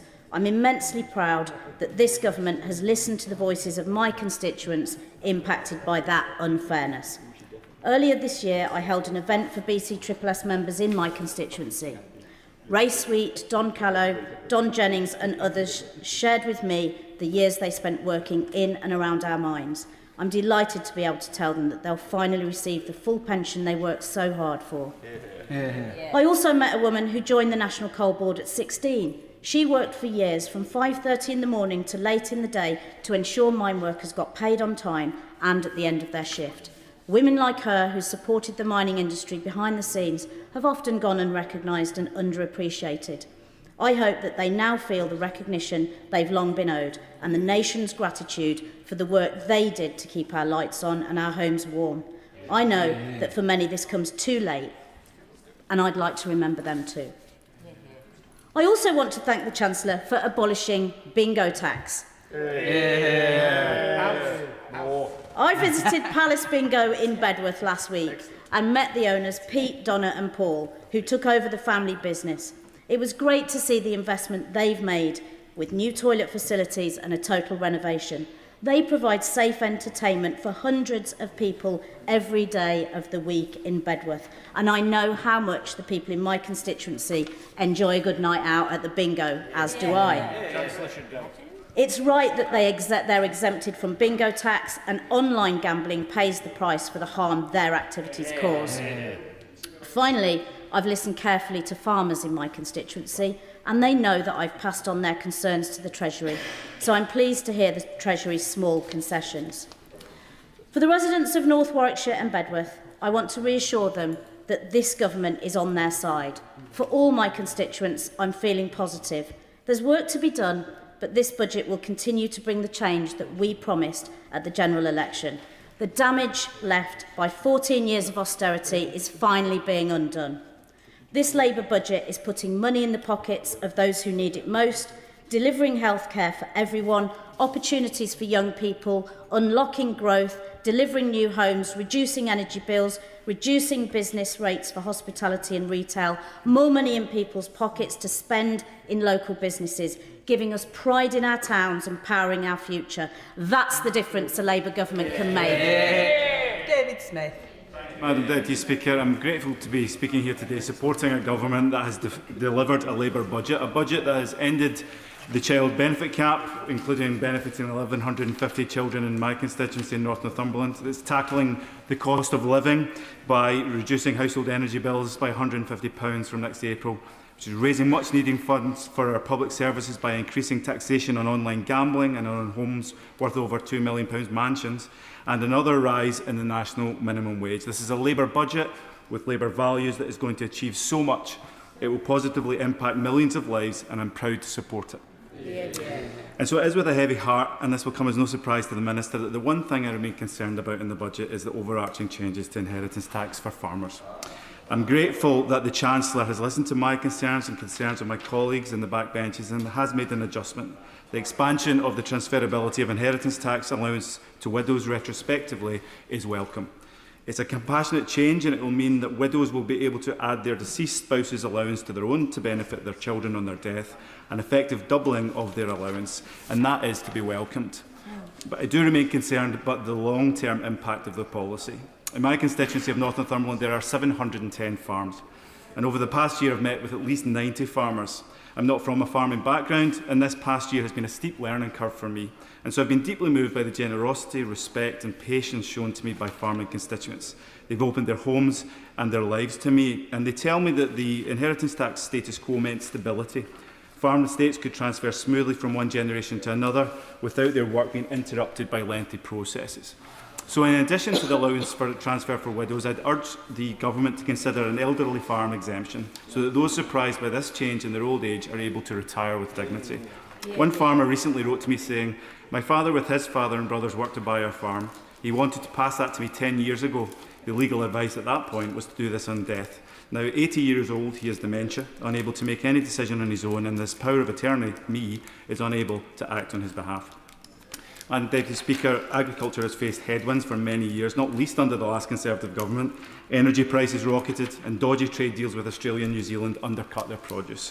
Farmers have also had to contend with unusually difficult weather patterns, too hot, too dry or too wet. Now, by 2029-2030, the changes that we're talking about will only have raised £520 million. That sounds like a lot, but it's less than 2 days' debt interest.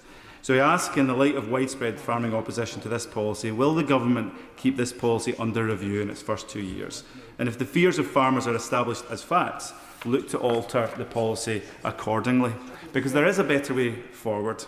If we raise the threshold at which IHT kicks in, if we cut the relief for those above it, and de-link APR and BPR, if we can protect those who need protecting and invite those who can pay more to pay more. The Minister knows that the minimum share rule is just one example of that. And the Minister may observe that this change would draw more estates into the policy. But although the number of estates brought into the policy under the minimum share rule may grow, these estates would by definition have larger assets which are less likely to be involved in a working farm and therefore more disposable. Madam Deputy Speaker, it is exceptionally hard out there for farmers, and yet from the wee small hours to late at night and without family holidays or long weekends, they put in the work to make sure that we all have food on the table. As one farmer said to me, "My childhood included no Christmas, homemade clothes, food grown from the veg plot. It was a frugal upbringing. Even now there are no lavish holidays. Holidays are scarce, the house roof leaks, windows aren't fit for purpose and damp and mould prevails in the house. A private landlord can't allow his tenants to live like this, but we accept these conditions, that's okay. But the proposal will bring a tax bill of £400,000. We're a modest hill farm and we can't make that kind of profit in 20 years, never mind 10. Most farmers don't farm to become wealthy, they farm because it's a way of life. In 1947, the Labour Party brought in the Agriculture Act, which was the first great sustained support for British farming, and we have the opportunity to do it again. Farmers need us, they need stability, and they want a fairer system. There's still time to achieve this. £520 million in a £1.3 trillion budget will not be the difference to our fiscal stability, but it will make all the difference in the world to the flourishing of British farming, including those in North Northumberland. Martin Rhodes. Thank you, Madam Deputy Speaker. I welcome the budget set out yesterday by the Chancellor. The Labour Party was founded on the principles of social justice, redistribution and universal rights. The progressive nature of the budget helps to deliver on those principles. It ensures the very wealthiest households play a fair share to support public services. This budget and last year's budget policy decisions mean on average households on the lowest incomes will benefit the most, while the increases in tax are concentrated on the highest earners. In practical terms, 90% of households will see an average net income benefit, while the richest 10% will contribute more.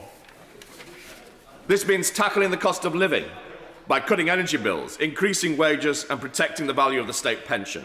This Labour budget delivers an average £150 off energy bills.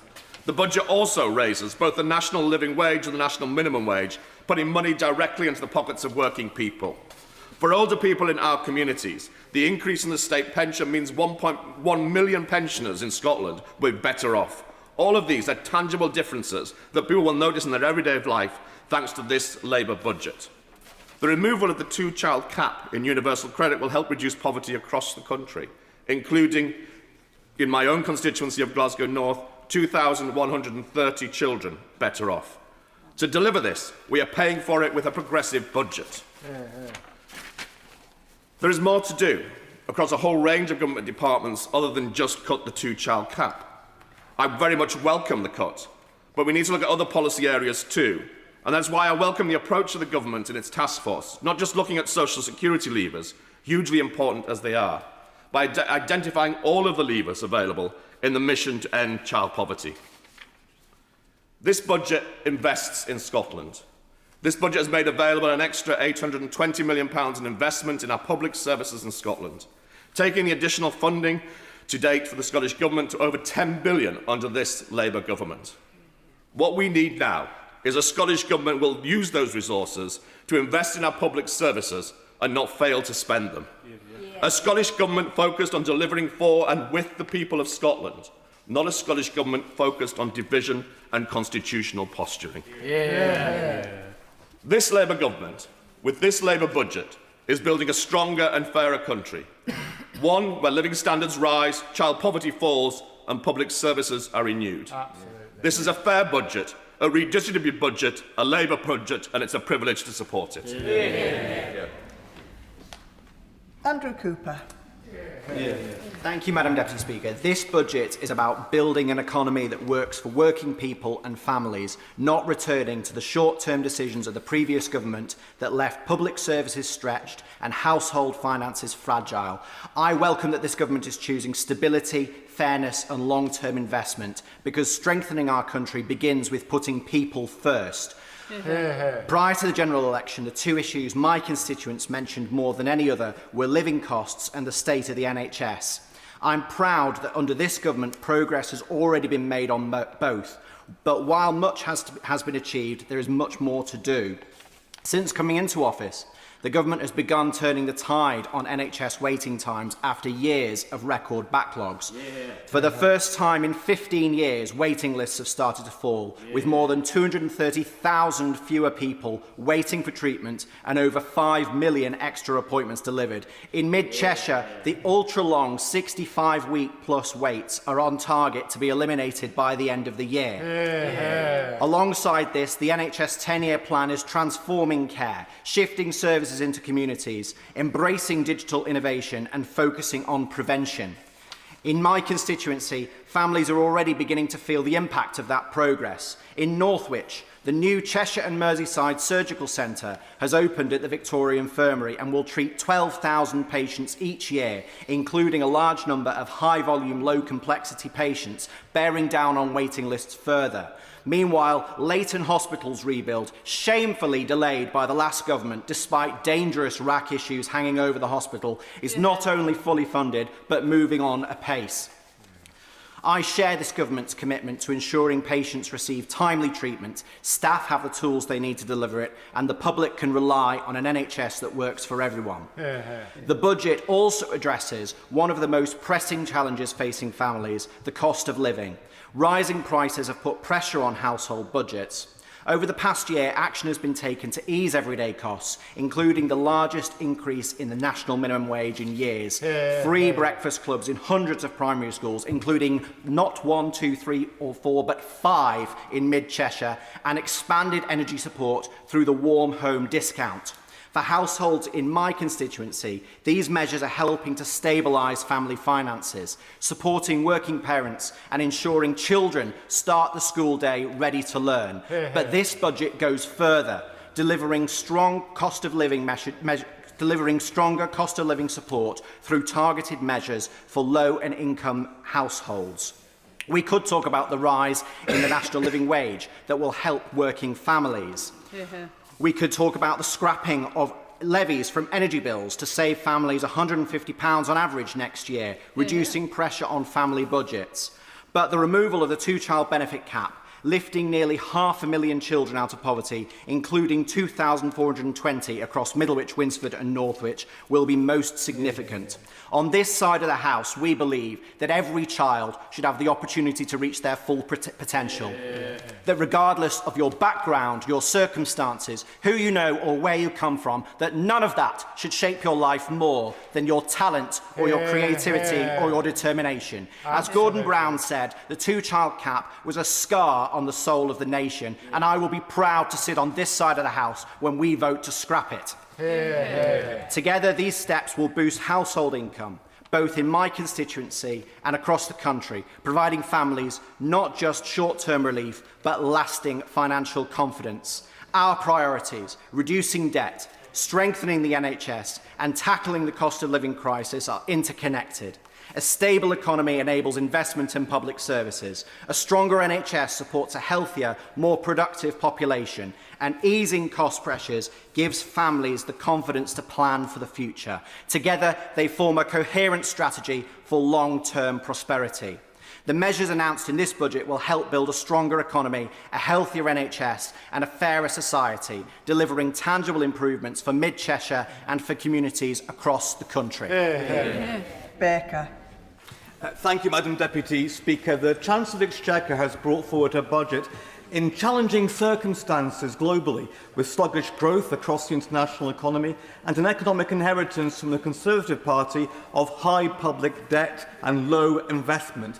But despite this, the Chancellor has delivered a budget which will tackle poverty, invest in growth and provide fairer chances for all. And for Scotland, the budget delivers an additional £820 million for public services. And since this government came into power, over £10 billion pledged for public services in Scotland. And the Chancellor herself talked of the importance of Scottish Labour leader Anas Sarwar making the case for this investment in Scotland.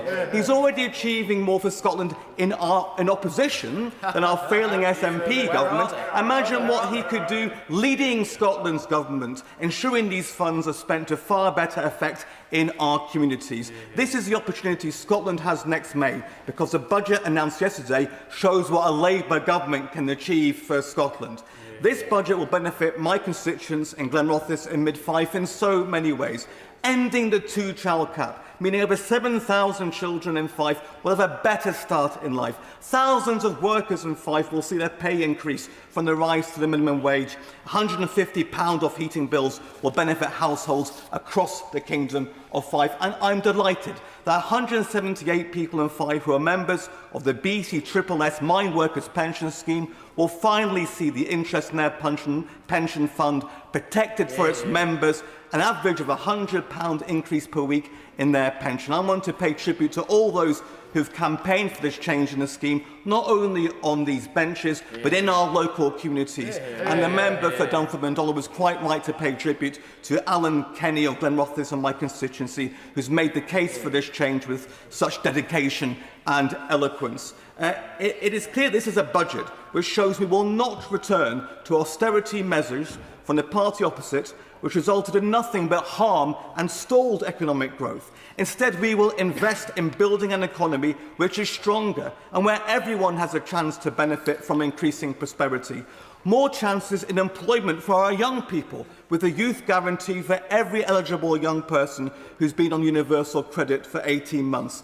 The biggest ever investment in employability support for disabled people and those with health conditions in more than a generation, increasing funding of up to £1 billion a year across the UK. This is particularly important for Scotland, where the disability employment gap is higher than the UK average. It's vital these funds are used to the greatest effect in creating jobs for disabled people, too often excluded from the workplace. And we should look to replicate the success of schemes like the All-In Employability Programme, delivered by the charity Enable I had the privilege of working for before my election, and to support the ambition of Outlier, an entertainment company co-founded by Emmanuel Kelly and Chris Martin of Coldplay, with a mission to employ at least 1,000 disabled people over 8 years in the growing entertainment sector in jobs that offer genuine career paths with transferable skills to disabled people. That's the kind of ambition we should all have for economic growth in our country to benefit everyone in our society.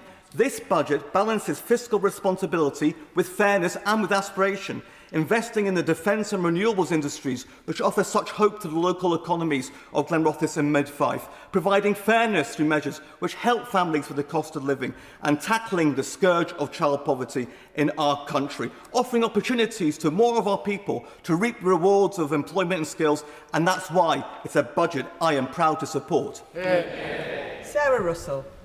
Madam Deputy Speaker, my constituents may recall that I once started a speech in this place with potholes, potholes, potholes. So, thank you for that glance of recognition there. So no one will be more delighted than the people of Congleton constituency with the figures in the budget that the Chancellor announced that we will be doubling the road maintenance budget over the course of this Parliament. Now, I see the Road Safety Minister is in her seat. So if I may take this opportunity, Minister, to make sure that my constituents get their fair share of this money, because as she's heard me say before, my roads are dark, fast, dangerous and poorly maintained. So I very much look forward to us bringing that money through progressively over time. In terms of the cost of living crisis, that is another major issue for my constituents. The £150 off energy bills will be extremely welcome for families in my constituency, as will be the freeze on prescription charges and the freeze on rail fares, something that hasn't happened for 30 years. I'm proud that we've put up the minimum wage because work should pay and families working very hard every day should be able to afford the things that they need. In terms of pensioners, of course, we have maintained the triple lock, and the average pensioner on the full state pension will get another £575 next year, and nationally, 3/4 of pensioners will remain eligible for the warm home discount. Thank you. Of course, that's very important. Coming to the two-child benefit cap, I understand that this will be contentious with some people, but removing the two-child benefit cap will instantly take 1,310 children out of poverty in our local area. The addition of free school meals eligibility to a wider range of children has also given 2,000 extra children a warm meal every day. Of course, we all want to see children growing up and thriving in our community. The reality is that we are exceptionally affluent in our constituency. I know for many people it doesn't feel like it, but we are one of the top 20 most affluent places in the country. But nationally, we are spending £2.2 billion on temporary accommodation. There are 174,000 children in temporary accommodation, and 80 children died in that temporary accommodation last year. We have to spend money on relieving poverty for our poorest children and our poorest households, because that is the only way that these shameful figures will change. Our children are becoming shorter compared to their international European counterparts because of malnourishment in our communities. We have a moral case to do this, and that in all likelihood there will be savings from this investment as well. Thank you. In terms of local infrastructure, I know this concerns many of my constituents, and some of these figures have been provided before, but I think they bear repeating. We are spending over £1 billion on rebuilding Leighton Hospital. We are spending £60 million on rebuilding Sandbach School. We are spending £740,000 on improvements to Ashfield's Medical Centre.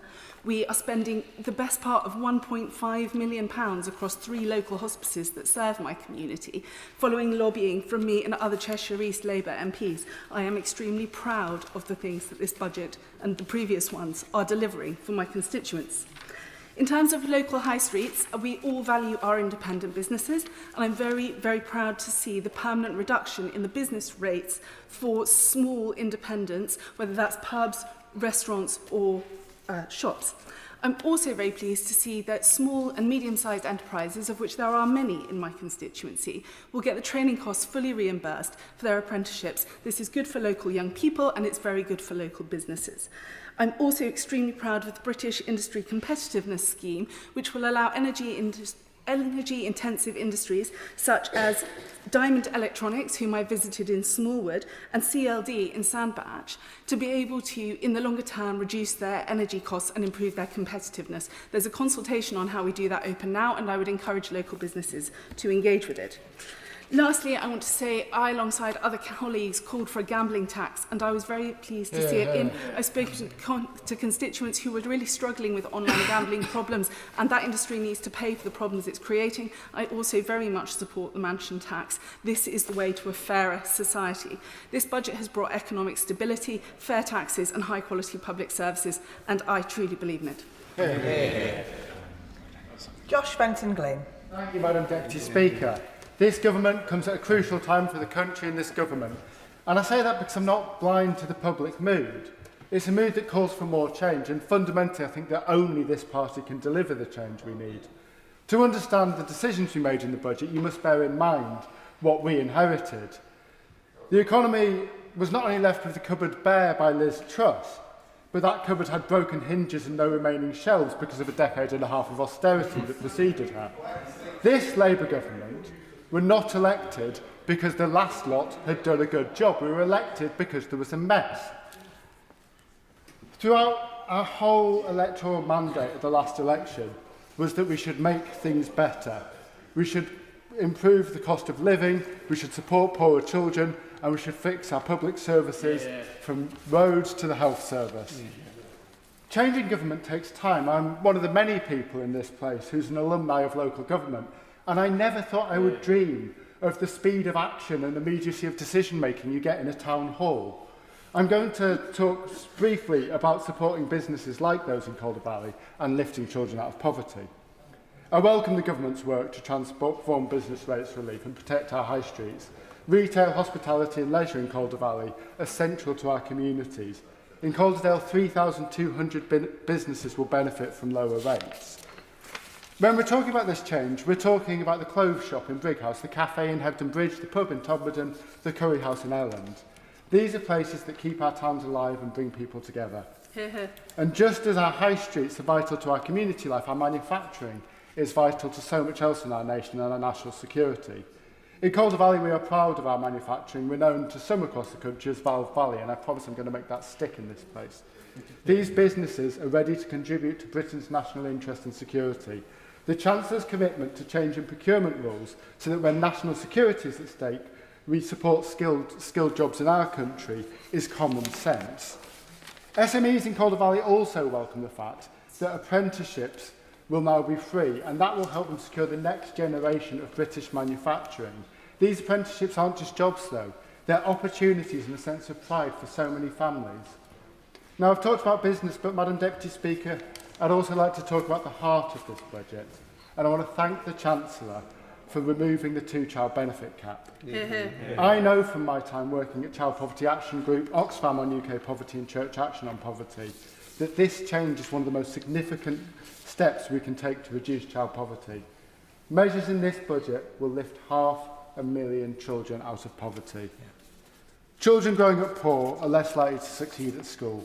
They're twice as likely to be obese, and they're more likely to suffer from poor health throughout their life. As adults, they earn less.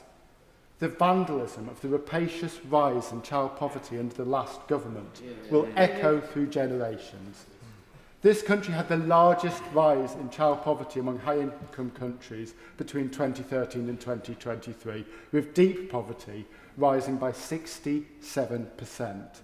That's the legacy of members opposite. Absolutely. The need could not be more clear. In Calder Valley, 5,624 children were living in poverty in 23-24. Compare that to 4,317 in 14-15. That's a rise of more than 1,000 under the Tories' watch. But behind every one of those numbers is a kid who deserves a fair chance and a parent fighting to get it for them. Nearly 2,000 children in Calder Valley will have their lives made better because of this budget. But it's not just one measure, it's a strategy. Free breakfast clubs in schools, the expansion of subsidised childcare and a higher minimum wage. This will make our country stronger into the future, but there's more work ahead. Families need certainty that support will continue. Businesses need confidence that investment in British industry will be matched by action and skills and infrastructure.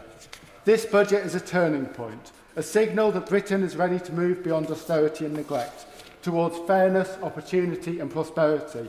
And above all, this budget is about trust. Trust in government that they will stand for families when times are hard. Trust that we will invest in Britain and it will mean real opportunities for towns like mine.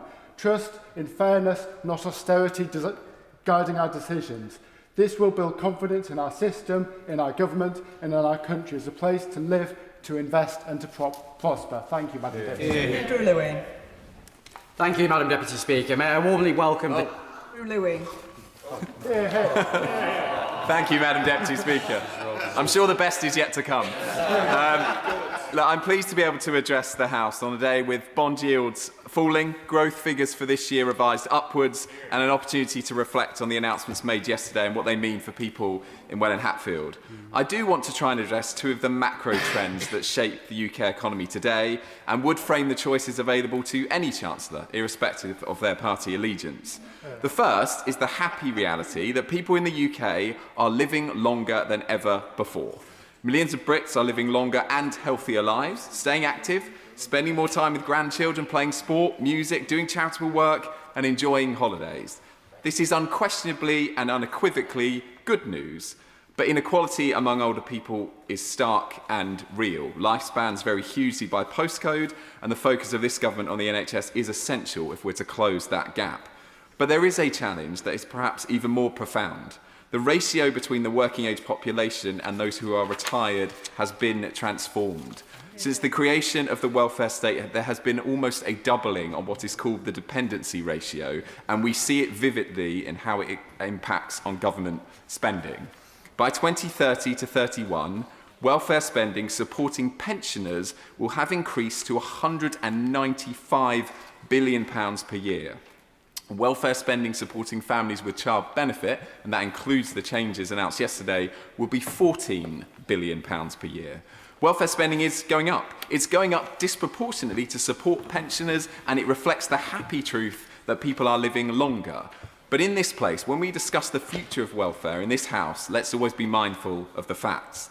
I'm afraid the second theme relates to the biggest act of economic self-harm in a generation. The Brexit deal put up trade barriers with our closest and largest trading partners. We have 16,000 fewer businesses in the UK exporting to the EU, a surge in food prices, bureaucracy at the border, and a hit to our economy of at least £100 billion. We have to repair the damage. It's critical that this government continues to drive forward the UK-EU reset and does it at pace. An SPS deal that could reduce food prices, a youth mobility deal that will be good for growth and cultural connections. UK-EU relations were on the floor thanks to the last government. We are rebuilding the relationship, and I will continue to advocate that my colleagues in government do this at pace, with urgency and with increasing ambition, because it is so fundamental to all of our growth prospects for the future.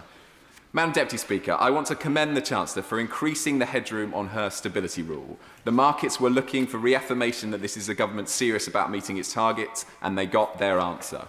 Bond yields fell yesterday, meaning the cost of borrowing fell too. Coupled with the inflation figures last week, the case for another cut in interest rates looks stronger than ever.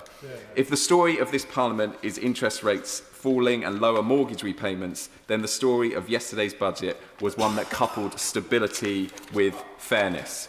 Removing the two-child limit was morally and economically the right choice. I've spoken about how relatively small this cost is to the Exchequer in the context of welfare spending a moment ago. But we're talking practically here about £17.25 a week. A very modest amount of money to many people, but a sum that will be transformative to the families currently living below the poverty line.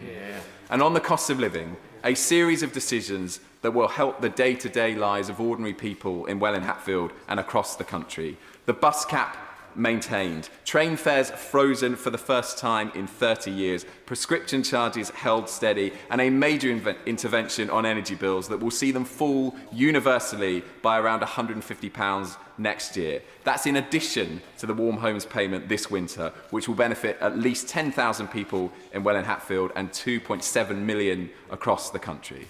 Madam Deputy Speaker, the economic fundamentals are challenging.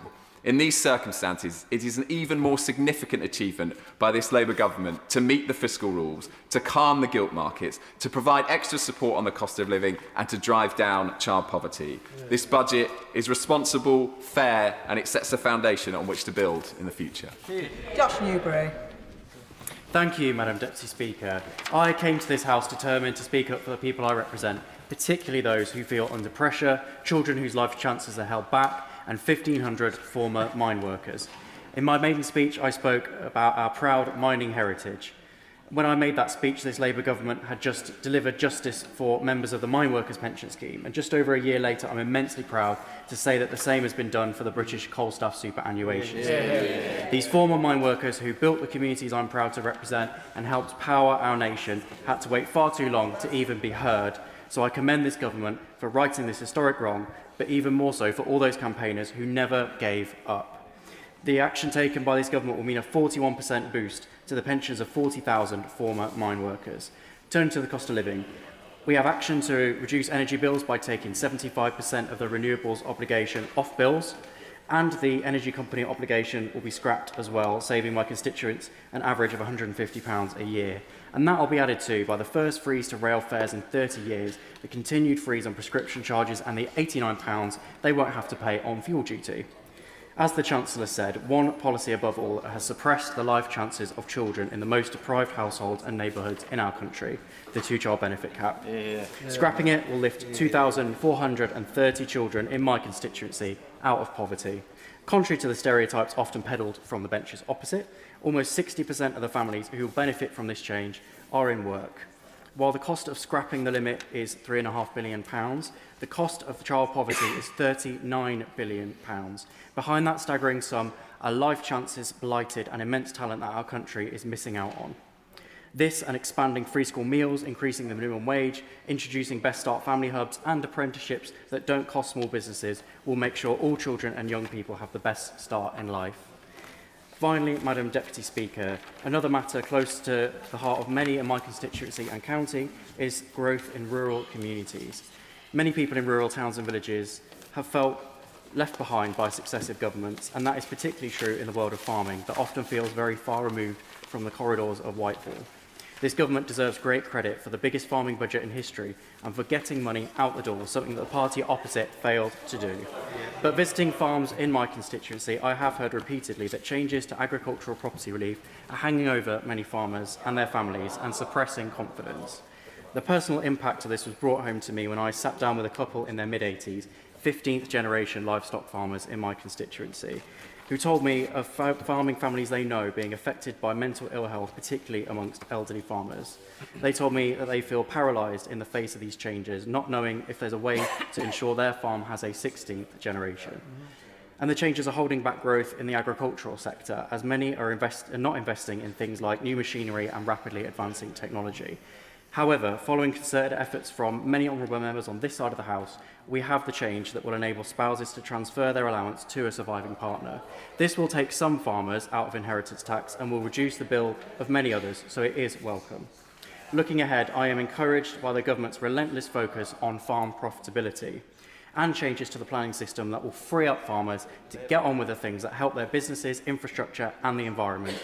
Baroness Batter's review, due to be published next month, will be critical to charting a path to a more profitable farming, something that I and many members on this side of the House will engage with keenly. Rural Britain is ready and willing to make a greater contribution to the vital mission of growing the economy and making sure the benefits are felt in every corner of our country. Madam Deputy Speaker, yesterday's budget made it clear that there will be no return to austerity or to short-termism. It rectifies the injustices of the past for members of the BCSSS. It acts right now in the present to cut the cost of living, and it safeguards Britain's future. This is a budget that keeps us on the path to renew Britain and improve life for people in the towns and villages I represent in Cannock Chase, so I very much welcome it. Thank you.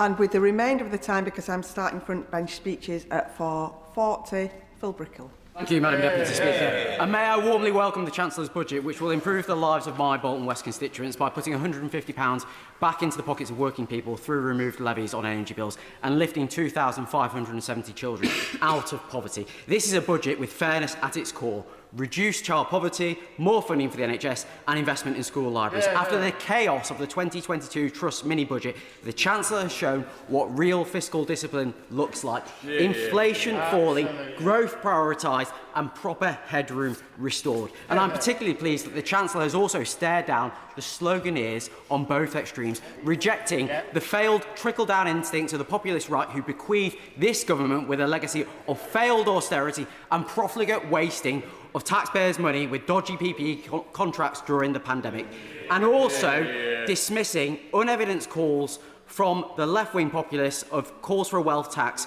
when they have no answers to the hard questions about capital flight, assets offshore or our overburdened enforcement agencies. All the while, the Chancellor has increased the burden on those with the broadest shoulders, including via the new high-value council tax surcharge on homes valued at more than £2 million, ensuring that homeowners in mansions aren't paying less in council tax than someone living in a mid-terrace in Blackrod. Now, I'd like to thank the Chancellor for heeding my calls by introducing new measures to tackle high street tax dodging and organised crime. The National Crime Agency estimates some £12 billion in criminal cash is generated in the UK every year, including in the suspicious vape shops we've all clocked walking around our constituencies. Not only do these suspect enterprises erode the civic pride we have in our high streets, they also undercut genuine businesses looking to provide a service and make ends meet. So I welcome the Chancellor's commitment to a cross-government task force to tackle tax abuse and money laundering on our high streets, backed by £50 million every year over the next 3 years, funded by an increase in the economic crime levy, paid for by the banks and other professional services firms, despite the platitudes from the Lib Dem members opposite that banks aren't being asked to pay more when they actually are. Madam Deputy Speaker, I'd like to bring the issue of tax dodging on our high streets to life with an example of just how egregious some of these wheezes truly are. So let me talk a little bit in the brief time I have about the world of snails. Snail fornication, snail gestation, snail feed, and yes, snail cannibalism.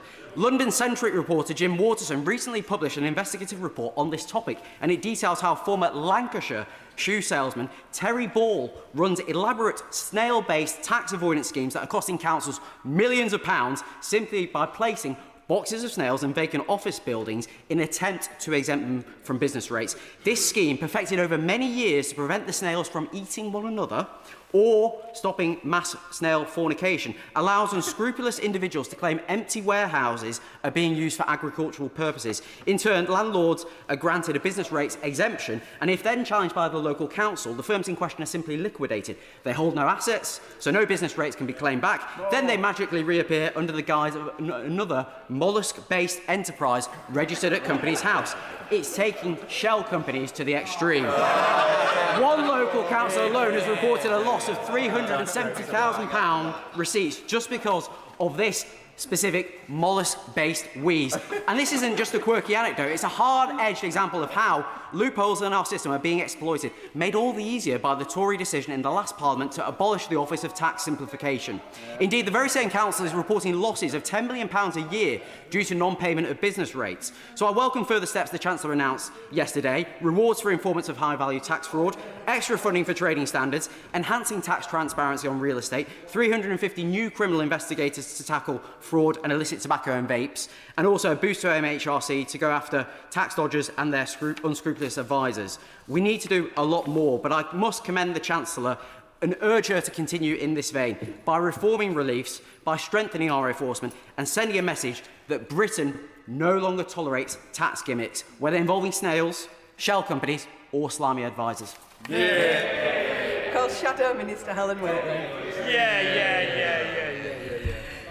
Thank you, Madam Deputy Speaker. To govern is to choose, and the Chancellor has chosen. She's chosen spending over saving, higher taxes over welfare reform. She's chosen benefits Britain over working Britain. She'd rather raise taxes by £26 billion than shave a single penny off the welfare bill. She'll make people who work and save pay more for the benefits of millions who don't. I say she chose, but are they her choices, Madam Deputy Speaker, or their choices? Because just a few months ago, debating their PIP reform bill, they were the ones who stood up and said things like, "I didn't come here to cut benefits." They were the ones in and out of meetings with Number 10 while the welfare debate was going on here in this chamber. And they were the ones who forced their Disabilities Minister to stand up during the debate and announce there would in fact be no savings. And then their welfare bill became a spending bill, which then, of course, they all voted for. The Chancellor could have used the budget to right that wrong, or could she? Because the wolves have been circling ever since. This wasn't a budget for Britain. This was a budget for Labour backbenchers. This was a save our skin budget. But in saving her own skin, the Chancellor is selling the country down the river at a cost of £26 billion to taxpayers, at a cost of 200,000 jobs on top of the 150,000 already gone since they have been in power, and thousands more that the Unemployment Rights Bill will destroy. I'll give way to the Honourable Lady. I thank her very much for giving way. 3/4 of the tax raised in this budget goes towards building the fiscal headroom, doubling it, something that previous chancellors never did under the Conservatives. Does she welcome the investment in the gilt markets that international investors have now shown in terms of their confidence in the UK economy? The fact is, it's simple in this budget. Taxes are going up on working people to pay for more benefits. That is the story of this budget. The Chancellor told the country she was spending to bring down the cost of living. Really? For whom? Inflation is up, tax is up, and wage growth is down. So who is going to be better off? Only one group of people, people on benefits. 10 million people of working age whose benefits will be uplifted by inflation. Thousands more who will go onto sickness benefits in the year ahead, and 500,000 households who will get money from the lifting of the two-child cap. £5,000 more on average by the end of this decade, at a cost of £3 billion for the taxpayer. Some will get much more. A family with 5 children could get an extra £10,500. A family with 8 children will be able to get an extra £21,000, nearly as much as the annual pay before tax for a full-time worker on the minimum wage. Members opposite have told us again and again today how Labour is fixing child poverty by giving out this extra money.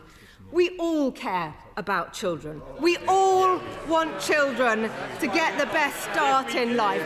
Come on, they chunder at me. Come on, you can't doubt the fact that everyone here wants children to get the best start in life.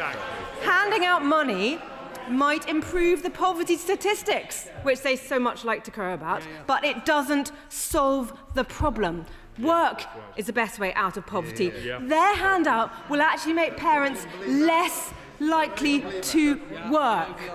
There are couples across the country wondering if they can afford another child, couples in work. Thanks to this budget, their taxes are going up and their incomes may well go down. Thanks to this budget, some will decide to have no more children or no children at all. That is truly sad, and it is unfair for those parents. They've been crowing about this, but as my right honourable friend for West Worcestershire said when she spoke earlier, the threshold rises under their budget could even drag some working families below the relative poverty line that they like to talk about so much. I'm happy to give way to the honourable gentleman. She refers to the threshold freeze. Why did she vote for 7 years' worth of a threshold freeze?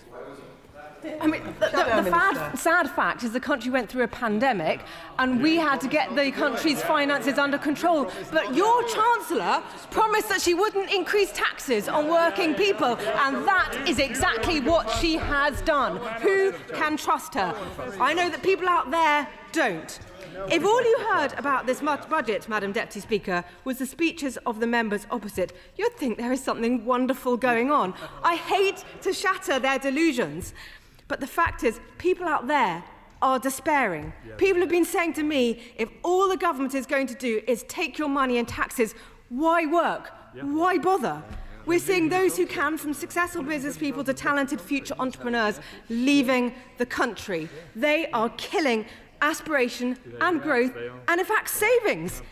The OBR says that household savings will fall as a result of this budget from 6% to 2% by 2030. The budget is an attack on people who are simply doing the right thing, working, saving, trying to pay their way in life and build a better future. Madam Deputy Speaker, they could make different choices. If they were willing to get a grip of the welfare bill and actually bring it down, then they could cut taxes on working people. We've heard from several ministers, from the Secretary of State himself, that the system needs reform, but their actions say otherwise. Working age welfare spending is up 40 billion in this budget. The Timms Review Terms of Reference tells us no savings to see here. The Secretary of State won't even say the word savings. They say one thing, but they do another. It sums them up. All those promises not to put taxes up on working people, and then here we are, 2 budgets in a row, hiking taxes on working people. But, Madam Deputy Speaker, it doesn't have to be this way. We have identified £47 billion of savings from public spending. Of that, 23 billion is welfare. Savings from doing the right thing, like stopping giving sickness benefits to people with anxiety and ADHD and stopping handing out benefits to foreign nationals. It's not kind or compassionate to trap people on benefits. It's not fair on people who are working to pay the bills, and it's simply not affordable for our country to go on like this. The honourable member for Swansea West, who likes to chat a lot during debates, has said he stood for office to stop drawing charts. He said he stood for office. That's what he said. He might like to listen to what he actually said. He doesn't like to listen to other people, but what he said was he stood for office to stop drawing charts and start changing them. Well, he certainly achieved that. Inflation is up. Unemployment is up. Borrowing is up. Public spend is up. Maybe he can tell us which of those he is most proud of. The Minister, the Chancellor, the Prime Minister and the entire government will all leave their mark on our country with this budget. At their last budget, they dug a hole. With this budget, they've dug it deeper. Instead of cutting the welfare bill, they are adding to it. Instead of getting people into work, they are putting them on benefits. Instead of backing workers, they are funding stay-at-homers using the hard-earned money of Britain's taxpayers. This is a choice they have made, and we reject it. Sir Tarston Bell. Thank you, Madam Deputy Speaker. It's a pleasure to close today's debate, and I want to thank all the honourable members for their contributions. My honourable friends from North Warwickshire and Bedford, Exeter, South East Cornwall, Connethley, North Norwich, Newcastle upon Tyne East, Newcastle upon Lyme, Newcastle Central and West, Dunfermline, Dollar, North Northumberland, Glasgow North, Mid Cheshire, Glen Rothes and Mid Fife, Airlie and Woodley, Congleton, Calder, all made strong cases for this budget. And I listened carefully as opposition MP after opposition MP then talked down the British economy, as the honourable member for Huntingdon did, talking down British workers, talking down British entrepreneurs. And I've been trying to remember what it reminded me of. What did it remind me of? And I've been racking my brains, but then it came to me. They're just reading out exactly the same script they had a year ago today. Exactly this time last year. The shadow business secretary, frothing with his usual excitement, claimed that Britain would spend 2025 in recession. He said, could we be in recession? Yes, we could. That was his forecast. Now the actual figures are in, and the truth, Britain in 2025 didn't just avoid recession, it beat the forecast. The OBR has revised up growth this year from 1 to 1.5%. And then let's look at wages. As my honourable friend from Erewash said, wages are up in the forecasts, but far more importantly in people's pay packets. They are up more in the first year of this government than the entire first decade of the last Conservative government. And there is much more to do. Changing Britain was always going to be hard. In 1 second, I'll give way to the honourable gentleman. And we now know that the damage from the last decade of austerity and Brexit was worse than previously thought. That lies behind the productivity downgrade that the honourable lady from West Worcestershire rightly raised. But the question is how we respond to that news. I'll give way to the honourable member. I noticed it's William Morris tie, or it's William Morris-esque tie, and what Morris understood was the importance of craft and skills. Now, the government addressed apprenticeships in the budget in a minor kind of way, but does he know that simultaneously the skills white paper envisages downgrading apprenticeships by diluting the competencies they confer and thereby undermining the reputation with learners and employers? Well, I'm afraid what I know very clearly is that youth apprenticeships fell by 40% under the party opposite. That's what failure looks like. Now, I'm coming on to some of those matters. We do not want to grow this economy by simply borrowing more, as the member for Bolton West rightly pointed out before he turned at some length to snails. But there is nothing There is nothing progressive about arguing that we should spend more than £1 in every £10 of taxpayers' money on debt interest, money that should be better spent on schools and hospitals. So Liz Truss and the leader of the Greens should stay exactly where they belong, and where they both started out, in the youth wing of the Liberal Democrats, far away from government. Now, we in this party will cut borrowing in every single year, more than any other G7 country, more than doubling the headroom against our fiscal rules, cutting borrowing and giving businesses the confidence to invest, and cutting inflation too. £150 off energy bills, freezing rail fares for the first time in 30 years, as the honourable friend from Burnley set out, extending the fuel duty freeze. All this knocks 0.4% off inflation next year, helping interest rates, already cut 5 times since the election, keep on falling, helping businesses expand and getting mortgages down. But what won't be coming down is public investment that the OBR says boosts our economy, because the pro-growth choice is not to return to the austerity of the past, as the honourable member for Cannock Chase set out. The austerity that saw Tory chancellors slash public investment, repeatedly scrapping and delaying projects. The worst kind of short-term political fixes with the worst kinds of long-term economic consequences. This budget presses ahead with the £120 billion extra capital investment.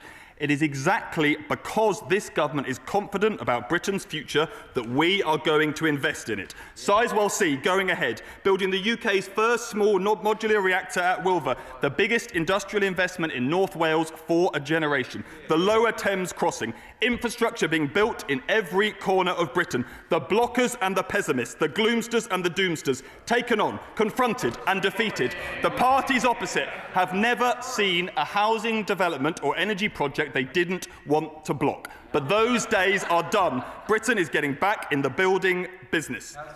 Now, Madam Deputy Speaker, the budget also does contain necessary and fair tax choices on tax that honourable members have raised repeatedly. We have not hidden from that fact, nor am I hiding from it today and the fact that we are asking everybody to contribute, further freezing tax thresholds towards the end of this Parliament. Now, I hear the chuntering and the howls from the party opposite, but where did the frozen thresholds this year come from? Them. Who put in place next year's freeze? Them. They announced threshold freezes, they defended threshold freezes, they voted for threshold freezes, and they cannot howl with outrage about them now. In case all of that is not clear enough for them, let me spell this out to the benches opposite. Of the revenue raised from frozen thresholds, over 3/4 comes from the choices made on their watch. The difference between us and them is that we are not ducking the long-needed reforms our tax system needs. The reforms that mean we can keep the contribution from workers as low as possible. We have already abolished the non-dom status, raised capital gains tax and ended tax breaks for private schools. Now the budget brings an end to the disgrace of someone in a terraced house in Blackpool paying more in tax than someone in a 10 million mansion in Westminster, or what the Chancellor, the Shadow Chancellor, earlier called an ordinary family home. If he'd had more time, I'm sure he'd have gone on to worry about people with the ordinary family deer park or duck pond and stables too. Now, Madam Deputy Speaker, I'm coming to exactly the member for Richmond Park in a second, because the honourable members for St Albans and Richmond Park told us that Liberal Democrats wanted wealth taxes, while continuing their record run of opposing every single wealth tax put in front of them, and conveniently forgetting that the Liberal Democrats tried and failed to introduce just such a wealth tax in government. A level of convenient amnesia, Madam Deputy Speaker, only matched by the honourable member for Clacton when reminiscing about his school days. I'll give way to the honourable member. I'm grateful to the Minister for giving way, because he probably missed me saying, because he was maintaining his own running commentary throughout my speech, he probably missed me making the point that, in fact, he keeps saying that this is equalising council tax between poorer areas and richer areas. He must admit that it does nothing of the sort. Now, when the people owning £2 million houses in Putney pay their £2,500 levy on the top of their council tax, they will still only be paying the same amount of council tax as people living in the lowest banded properties in my constituency. So there's arguments to be had about mansion tax, but can he stop saying that it equalises council tax rates in different parts of the country, because it does nothing of the sort. And I didn't say anything of the sort. saw. I said we're not going to have a situation where a 10 million mansion in Westminster is paying less tax than a terraced house in Blackpool, and that has been brought to an end by this budget. And I've heard also the worries from some honourable members opposite about the surcharge, and I want to assure the House that less than 1% of properties will be affected. And even for that 10 million mansion that I mentioned, it will not exceed £7,500 a year. To put that in perspective, that's not even enough to bribe a Russian-sympathising, Putin-praising reform politician, or a traitor, as we should always call them. Now, other reforms in this budget will assure that everyone who drives on our roads helps to maintain them, and it will address the fact that tenants pay higher taxes than their landlords and tackle some of the tax breaks that have exploded in recent years, disproportionately benefiting the wealthy. That is the fair thing to do, and this is the responsible thing to do. Now, I know some others want to take a different approach, and I heard representations from some to raise income tax. Who was particularly keen? The Shadow Chancellor. He told eager listeners, I think you should listen, he told eager listeners at the Conservative Party conference, I would go for income tax. In fact, he was more enthusiastic than that, going on to label it the best, quote, thing to do. Well, we have not taken his advice, delivering major reform ducked by Tory Chancellor after Tory Chancellor instead. Now, we've heard a lot about welfare today, and I recognise why, because our welfare system is failing, and we are changing it, undoing the huge incentive to be labelled too sick to work that the party opposite built into universal credit, that the OBR confirms will move tens of thousands more people into work. The Shadow Chancellor claimed he had a plan to reform welfare. He didn't mention that it was quashed by the courts. What he actually did as the Secretary of State was oversee the subsidised leasing of luxury cars, the ordinary taxpayer bearing the cost of tax breaks for Mercedes and BMWs on the Motability scheme. Well, those days are done. The scheme have themselves removed luxury cars and committed to half of their cars being built in Britain. And we are reforming their tax breaks to save over £1 billion in the coming year. The last government cancelled face-to-face assessments. I won't have time, I'm afraid. The last government cancelled face-to-face assessments for health benefits. This government is bringing them back. The last government also oversaw a scandal that has received far too little attention, allowing people who came to Britain for just a few years, people who left and never had any intention of returning, to not only buy a state pension, but to buy it on the cheap. The Conservative government didn't just waste money here at home, they wasted it across Canada, Australia and New Zealand too, and we are bringing this overseas pension scandal to a close. But what this government will never do is pretend that the Tory policy of making children poor does anything other than cost us all in the long run. Child poverty costs this country £40 billion a year. A child growing up in poverty is less likely to be in work as an adult. They earn 25% less age 30. We tackle child poverty not only because it is a moral imperative laid out by my friends from Rochdale and Camborne and Redruth, because it is an economic one too. So this government will scrap the two-child limit. We will lift over 500,000 children out of poverty, and we will deliver the biggest fall in child poverty of any parliament on record. Mr. Speaker, Madam Deputy Speaker, everyone can see what the party opposite is trying to do today. They can't defend their record, and we all know why. They've got nothing to say about Britain's future, as the Leader of the Opposition made patently clear yesterday. And now they're salivating at the prospect of trying to hide their total lack of a policy behind cheap, divisive, lazy politics of talking about Benefit Street. Well, bring it on, because this budget is for every street. Potholes being filled, neighbourhood police back on the streets, an NHS that is actually there when we need it. A budget for every street. Cutting borrowing, because that helps not just mortgage payers, but employers. A budget for every street. Cutting energy bills, because the cost of living crisis has seeped into everyone's homes, rich and poor, north and south. And a budget for every street, because child poverty exists in every part of Britain, limiting life chances, wasting talents, undermining not just some childhoods, but all of them. Madam Deputy Speaker, borrowing down, energy bills cut, public services rebuilt, a budget for every street in Britain. The question is that the debate be now adjourned. As many as are of that opinion say aye. Aye. Of the contrary, no. I think the ayes have it. The ayes have it. Date to be resumed what day? Monday, the 1st of December. Monday, the 1st of December. I'll give the House a few moments for the front benches to swap over. Have a nice weekend.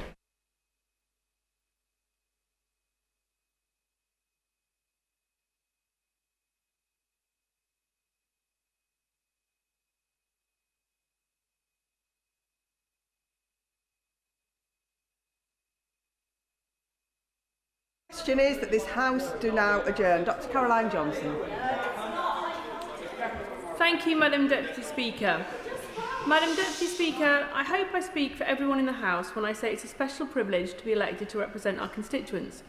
The British people put their trust in each and every one of us to be their voice in this place. Our nation prides itself on a strong democracy, and the role of His Majesty's loyal opposition is critical to this. I will remind honourable members opposite that the relationship between opposition and government is symbiotic. The opposition is not merely meant to be a critic, but subject to government to scrutiny, a vital safeguard of public trust, amplifying the voices of the British people, asking the questions that they want to see answered, and offering an alternative vision for the United Kingdom are essential roles of an opposition in democracy. Government opaqueness is not conducive to such accountability. The Prime Minister seemed to agree. He said he would deliver a different way of working, one of openness, of collaboration, and of transparency in everything we do, he said. However, ministers have shown a complete disregard for Parliament, the ministerial code, and the Nolan principles of public life by refusing to submit themselves to scrutiny and withholding information from Parliament without a good reason to do so. There are a number of levers put in our hand to help with scrutiny. These include written questions, oral questions, urgent questions, debates on the floor of the House, and adjournment debates, such as this one. One further lever members can use to hold the government to account and ensure transparency is writing direct letters to ministers. Now, Madam Deputy Speaker, I know the Chancellor has had a busy week, but when I and my right honourable friends wrote to her together to express our concerns about the rise in national insurance and how it would affect Lincolnshire and Nottinghamshire Ambulance over 12 months ago after the last year's budget, we did so out of the deep concern for what this policy would mean for these charities who deliver crucial life-saving care and support our NHS every day. But despite my office chasing this correspondence, our raising it in the House repeatedly, raising it with the members of the Procedure Committee, we had no reply in over 12 months. I raised it as a point of order earlier this week, and having now acknowledged the letter and made some excuses for lack of response, we still have not received a reply. But after the budget yesterday, I guess the answer to whether they will help our ambulances is no. Now, you might be misthinking that this is one isolated error, but unfortunately, Madam Deputy Speaker, that's not the case. A constituent of mine who has 15 years' experience as a church warden in a village contacted me to outline the huge difference the scheme would have on their efforts to fund urgent repairs and how removing it would harm this vital community asset. I sent my constituent's correspondence to the Chancellor and asked for her comments on the concerns expressed. On the 21st of January, I was informed that my correspondence had been transferred to the Department for DCMS. Yet despite chasing, I've received no response to this whatsoever. Either 323 days since I wrote to the Chancellor, 310 days since it was passed to the Secretary of State for Culture, no response. On the 23rd of September 2024, I wrote to the then Secretary of State for Science, Innovation and Technology regarding my constituents' concerns about broadband speed in his village. On the 4th of December, relatively quickly for this government, I received a response. But my constituents saw potential errors in this response, so I wrote back to the Minister on the 23rd of April to request he look into these important matters. But again, despite chasing, I received no response up until the 20th of November 2025, 211 days after that April letter, to confirm to the Department, and I quote, "aim to respond within 20 working days. You could not make this up." It doesn't stop there, Mr. Speaker, Madam Deputy Speaker. I wrote for the Department of Business and Trade on the 6th of June about the UK bioethanol industry. No response. I sent letters to the Department for Work and Pensions in July and August about my constituents' dissatisfactory experience with concerns about the Child Maintenance Service. No response.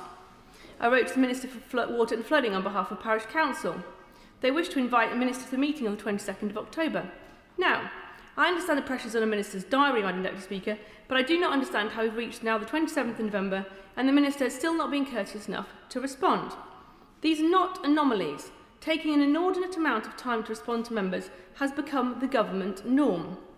Most disappointing, though, is that despite taking so long to reply, the responses received are often completely unrelated to the matters raised and the questions asked. For example, on the 11th of June, I wrote to the Secretary of State for Health and Social Care about the statutory scheme for rebate pricing for drug manufacturers to highlight serious concerns raised with me about the impact that would have on a local business. I asked for clarity on 3 matters in 3 perfectly clear questions. 156 days later, the Parliamentary Under-Secretary sent me a response, though none of the questions were answered or any proper way addressed. So not only have I waited 156 days for a response, but 156 days to receive a response that doesn't answer the question. Madam Deputy Speaker, these examples clearly demonstrate that the service this government and its ministers are providing to MPs, and thereby our constituents, is simply not good enough. Correspondence is not just being lost in the system, it's being willfully neglected. When responses do arrive, they should be accurate. At oral health questions, I asked the Secretary of State for Health and Social Care why he had not delivered on his commitment to deliver the RSV vaccine to over 80-year-olds this winter. The Secretary of State told me we have, when in fact they had not, with the actual expansion not happening for winter 2025. I then raised a point of order, followed by a name-day written question, to which a government minister answered by stretching credulity, referring to delivered to mean accepting the JC advised advice, while admitting, and I quote, the RSV programme could not be expanded ahead of this winter. Madam Deputy Speaker, this linguistic gymnastics is Kafkaesque. So what other options are available to us? I understand the pressures departments face, but there are many ministers to answer these questions, not to mention an army of civil servants. I again refer to the Ministerial Code. It clearly states, ministers should, where possible, provide full and timely responses to written parliamentary questions, ministerial correspondence and select committee reports. With that in mind, earlier this month, I ended up submitting 16 written parliamentary questions to the Secretary of State for Health and Social Care just to ask him when he intends to respond to 16 of my name-day written questions, which should have been answered in 3 sitting days, but in some cases were more than 2 weeks, and all of them were overdue. In what can only be described as farcical, I submitted a written question asking when the Secretary of State for Health and Social Care planned to respond to a written question, which itself asked when the Secretary of State planned to respond to another written question, which was then finally responded to. It is with regret that I inform honourable members that I have 11 further written parliamentary questions remaining unanswered and overdue. The oldest was due for an answer by the 14th of October, and I've still not received an answer. I lament that the lowland principles of openness and accountability have sunk to such depths under this government that I'm required to submit so many follow-up questions. Yet it wasn't always like this. 92% of ordinary written questions and 88% of name-day questions were replied to on time in the 23 to 24 session under the Conservatives. Another lever open to us, Madam Deputy Speaker, is the urgent question. Yet they too are another which the government does not respond to with answers. The most recent and most glaring example of the government failing to uphold its obligations to be transparent and accountable to Parliament and the public is the appointment of David Cogan as chair of the Independent Football Regulator. As the Ministerial Code makes clear, ministers are responsible for ensuring that no conflict arises between their public duties and their private interests. As the Commissioner for Public Appointments has made clear, the Culture Secretary breached the Appointments Code by not declaring her conflict of interest before signing off Cogan as the government's preferred candidate, having received undeclared donations from Cogan for her leadership campaign in 2020. However, the Prime Minister still felt it was appropriate to sign off on Cogan's appointment as well and clear the Cultural Secretary of any wrongdoing. Yet it's clear the Prime Minister was in no such position to do so, having the very same conflict of interest as the Culture Secretary by receiving donations from Cogan for his leadership campaign and supposedly having recused him from any involvement in the appointments process. Madam Deputy Speaker, when somebody has been given a part-time job for $130,000 a year and that person has been given money by the person appointing them has been given money by that person, it is clearly in the public interest to know how much money that person has given the Prime Minister or other ministers. And despite an urgent question in this House, the Prime Minister has still not declared how much money Mr Cogan or his businesses gave. The Prime Minister says rule makers can't be rule breakers.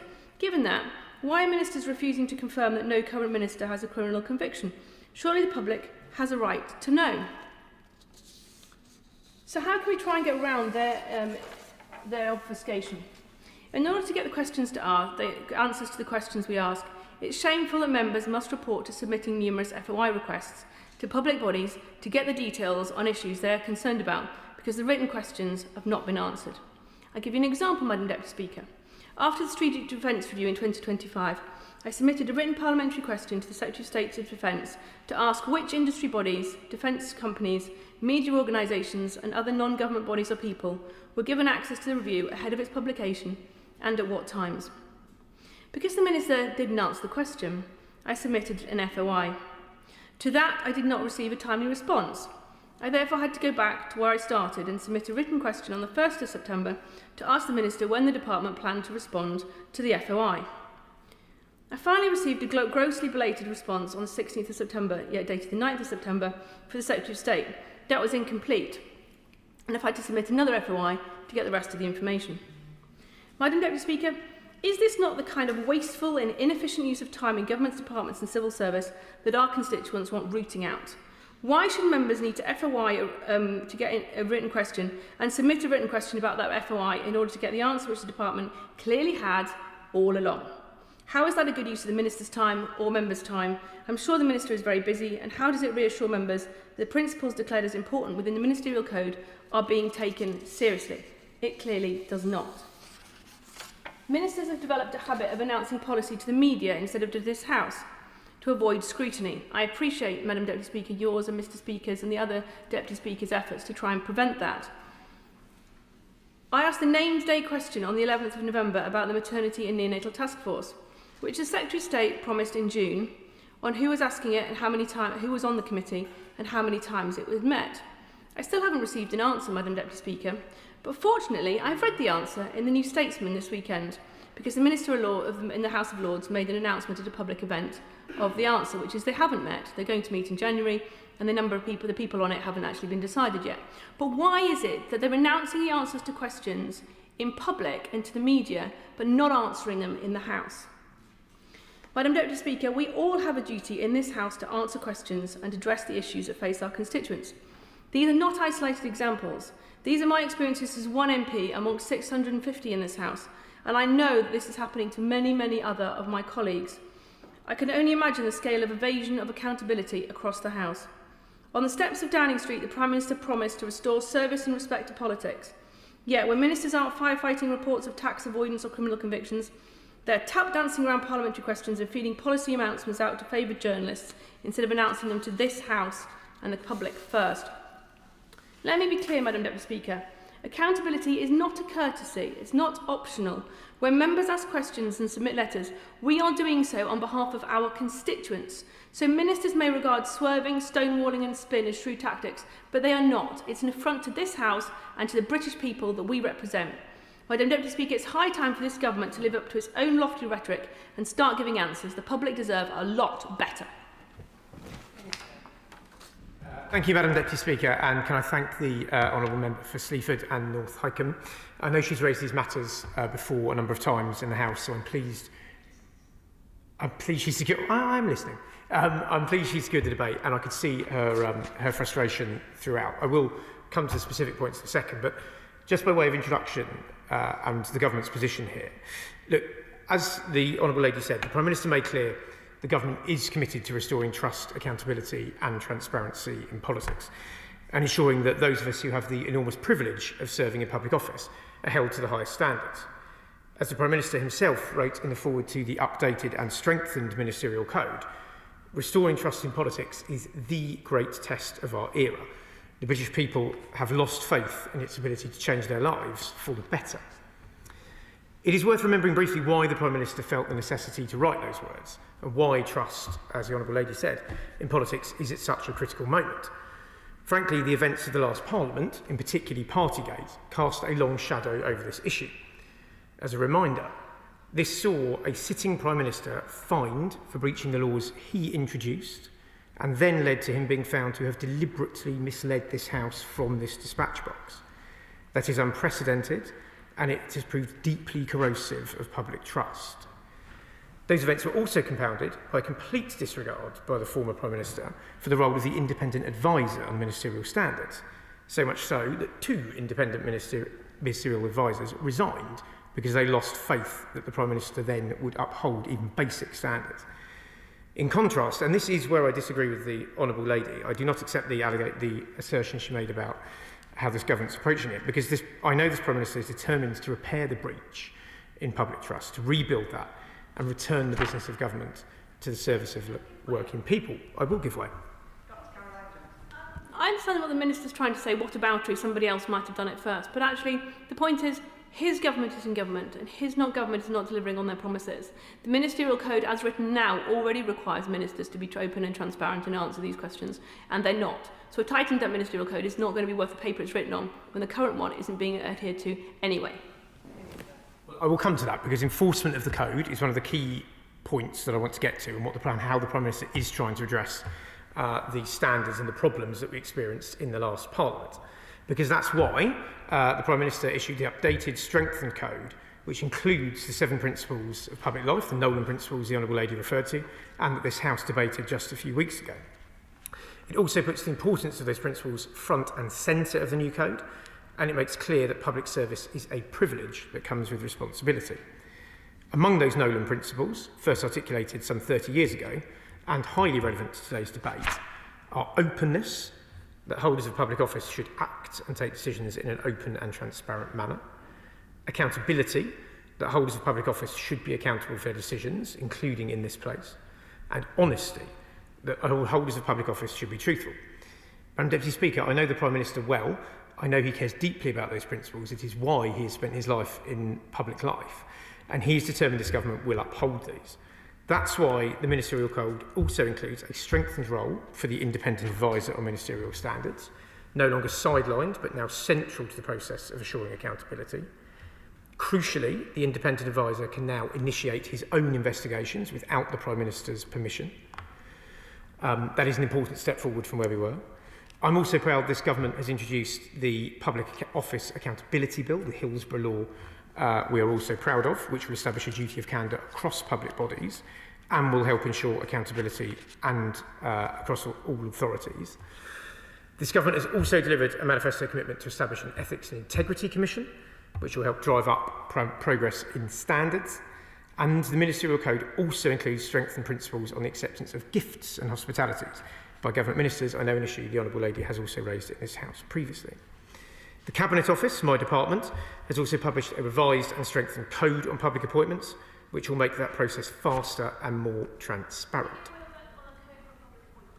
Second. Does he understand that £130,000 for a part-time job is a damn sight more than most of my constituents, in fact almost all of my constituents, are getting? And that if the Prime Minister has appointed somebody or signed off on someone's appointment, having received money from the person he's appointing, that it is going to be, the public are going to want to know how much that person and how much that person's businesses may have given the Prime Minister. I was going to come to that. And look, the Honourable Lady has raised this point before, I think including on Monday. I beg your pardon? Well, I'm going to, if you let me. Of course, this is a matter for the Department of Culture, Media and Sport predominantly. The Culture Secretary did come to this House and make a statement on that matter. All donations by Mr Cogan were made in line with the rules and are perfectly transparent on that. The Prime Minister asked the independent advisor to look at this matter and his role in it. Again, I would contrast that with the behaviour of the last government. The advisor was satisfied with the Prime Minister's response and said, and I quote, "The disclosures made by the Prime Minister are an important demonstration of the Prime Minister's commitment to transparency and ensuring necessary steps are taken to improve the process underlying standards in public life." Again, that is a contrast. I would also point out the Prime Minister stands at this dispatch box every week at Prime Minister's questions. Honourable members have had ample opportunity to ask this question. They have chosen not to do so. There's not a judgment moving away from it. This is a transparent process. Everything was published in line with the rules, and there is ample opportunity to question both the Prime Minister and the Culture Secretary about it. I hope that answers the Honourable Lady's point on that. But sorry, just returning to other actions, I will just make a little progress if you don't mind.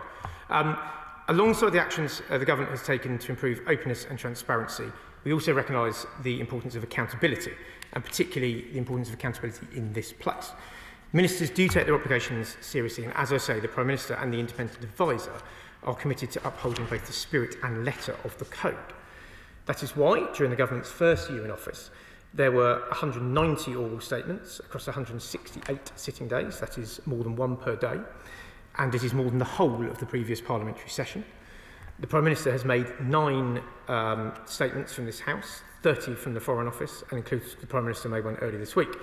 And as of this Monday, I'm told oral statements in this session have risen to 228. You may have been through many of them, Madam Deputy Speaker, and over 1,000 written statements. I merely point that out to say the government is making statements to this House and it is coming to it.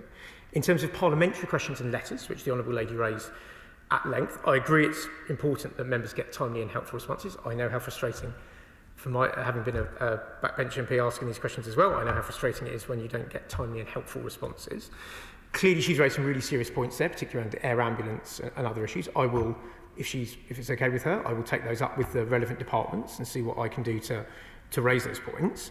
I would just gently point out on parliamentary questions, the number being submitted is at a record high. This summer saw roughly 3 times as many parliamentary questions submitted as usual, and one member, who I won't name, has submitted over 1,000 just by themselves. Now, I'm not saying that's a reason not. I've just finished the point, and I will. I'm not saying that's a reason for ministers not to reply. They are. I'm saying civil servants work hard, ministers work hard, but there is a lot to get through, and we are working hard to do so. I will give way, of course. The department that has received the most questions over this parliamentary session, which is the Department of Health, has received 15,000 questions, which is 29 questions per day since the 4th of July 2024. And they've got 5 ministers and a whole army of civil servants to help them answer those questions. That is true. Department of Health is the largest department in terms of PQs submitted. It is taking action to improve its PQ performance within the department, but it does receive a huge amount and it is at record levels. So I am just saying it's not willful avoidance. I'm saying a lot of this is that it's volume, and trying to get through those points. Just trying to make some progress, Madam Deputy Speaker. The Government is also engaging in the ongoing parliamentary inquiry requested by Mr Speaker into ministerial statements and the ministerial code. And the Government is also determined to ensure that where we have public inquiries, they lead to meaningful change, accountability and justice. For example, we are carefully considering the latest report from the COVID-19 inquiry, and we will respond fully in due course. To further drive accountability and implementation, the Government has also launched a publicly accessible list on gov.uk of all recommendations made by inquiries and the progress the Government is making in response. So in conclusion, Madam Deputy Speaker, as I said, this Government does take transparency and accountability extremely seriously. We are, frankly, as with so many other things, from the economy to prisons to the immigration system, having to rebuild faith and trust in our politics from the very low base we've inherited. But we are making progress. The Honourable Lady made some very good points, I thought, around responses on PQs and letters, which I will follow up. But this Government is making progress. We are committed to going further, and I welcome the debate and the opportunity to discuss it tonight. The question is that this House to now adjourn. As many as are of that opinion say aye. Aye. The ayes have it. Order, order.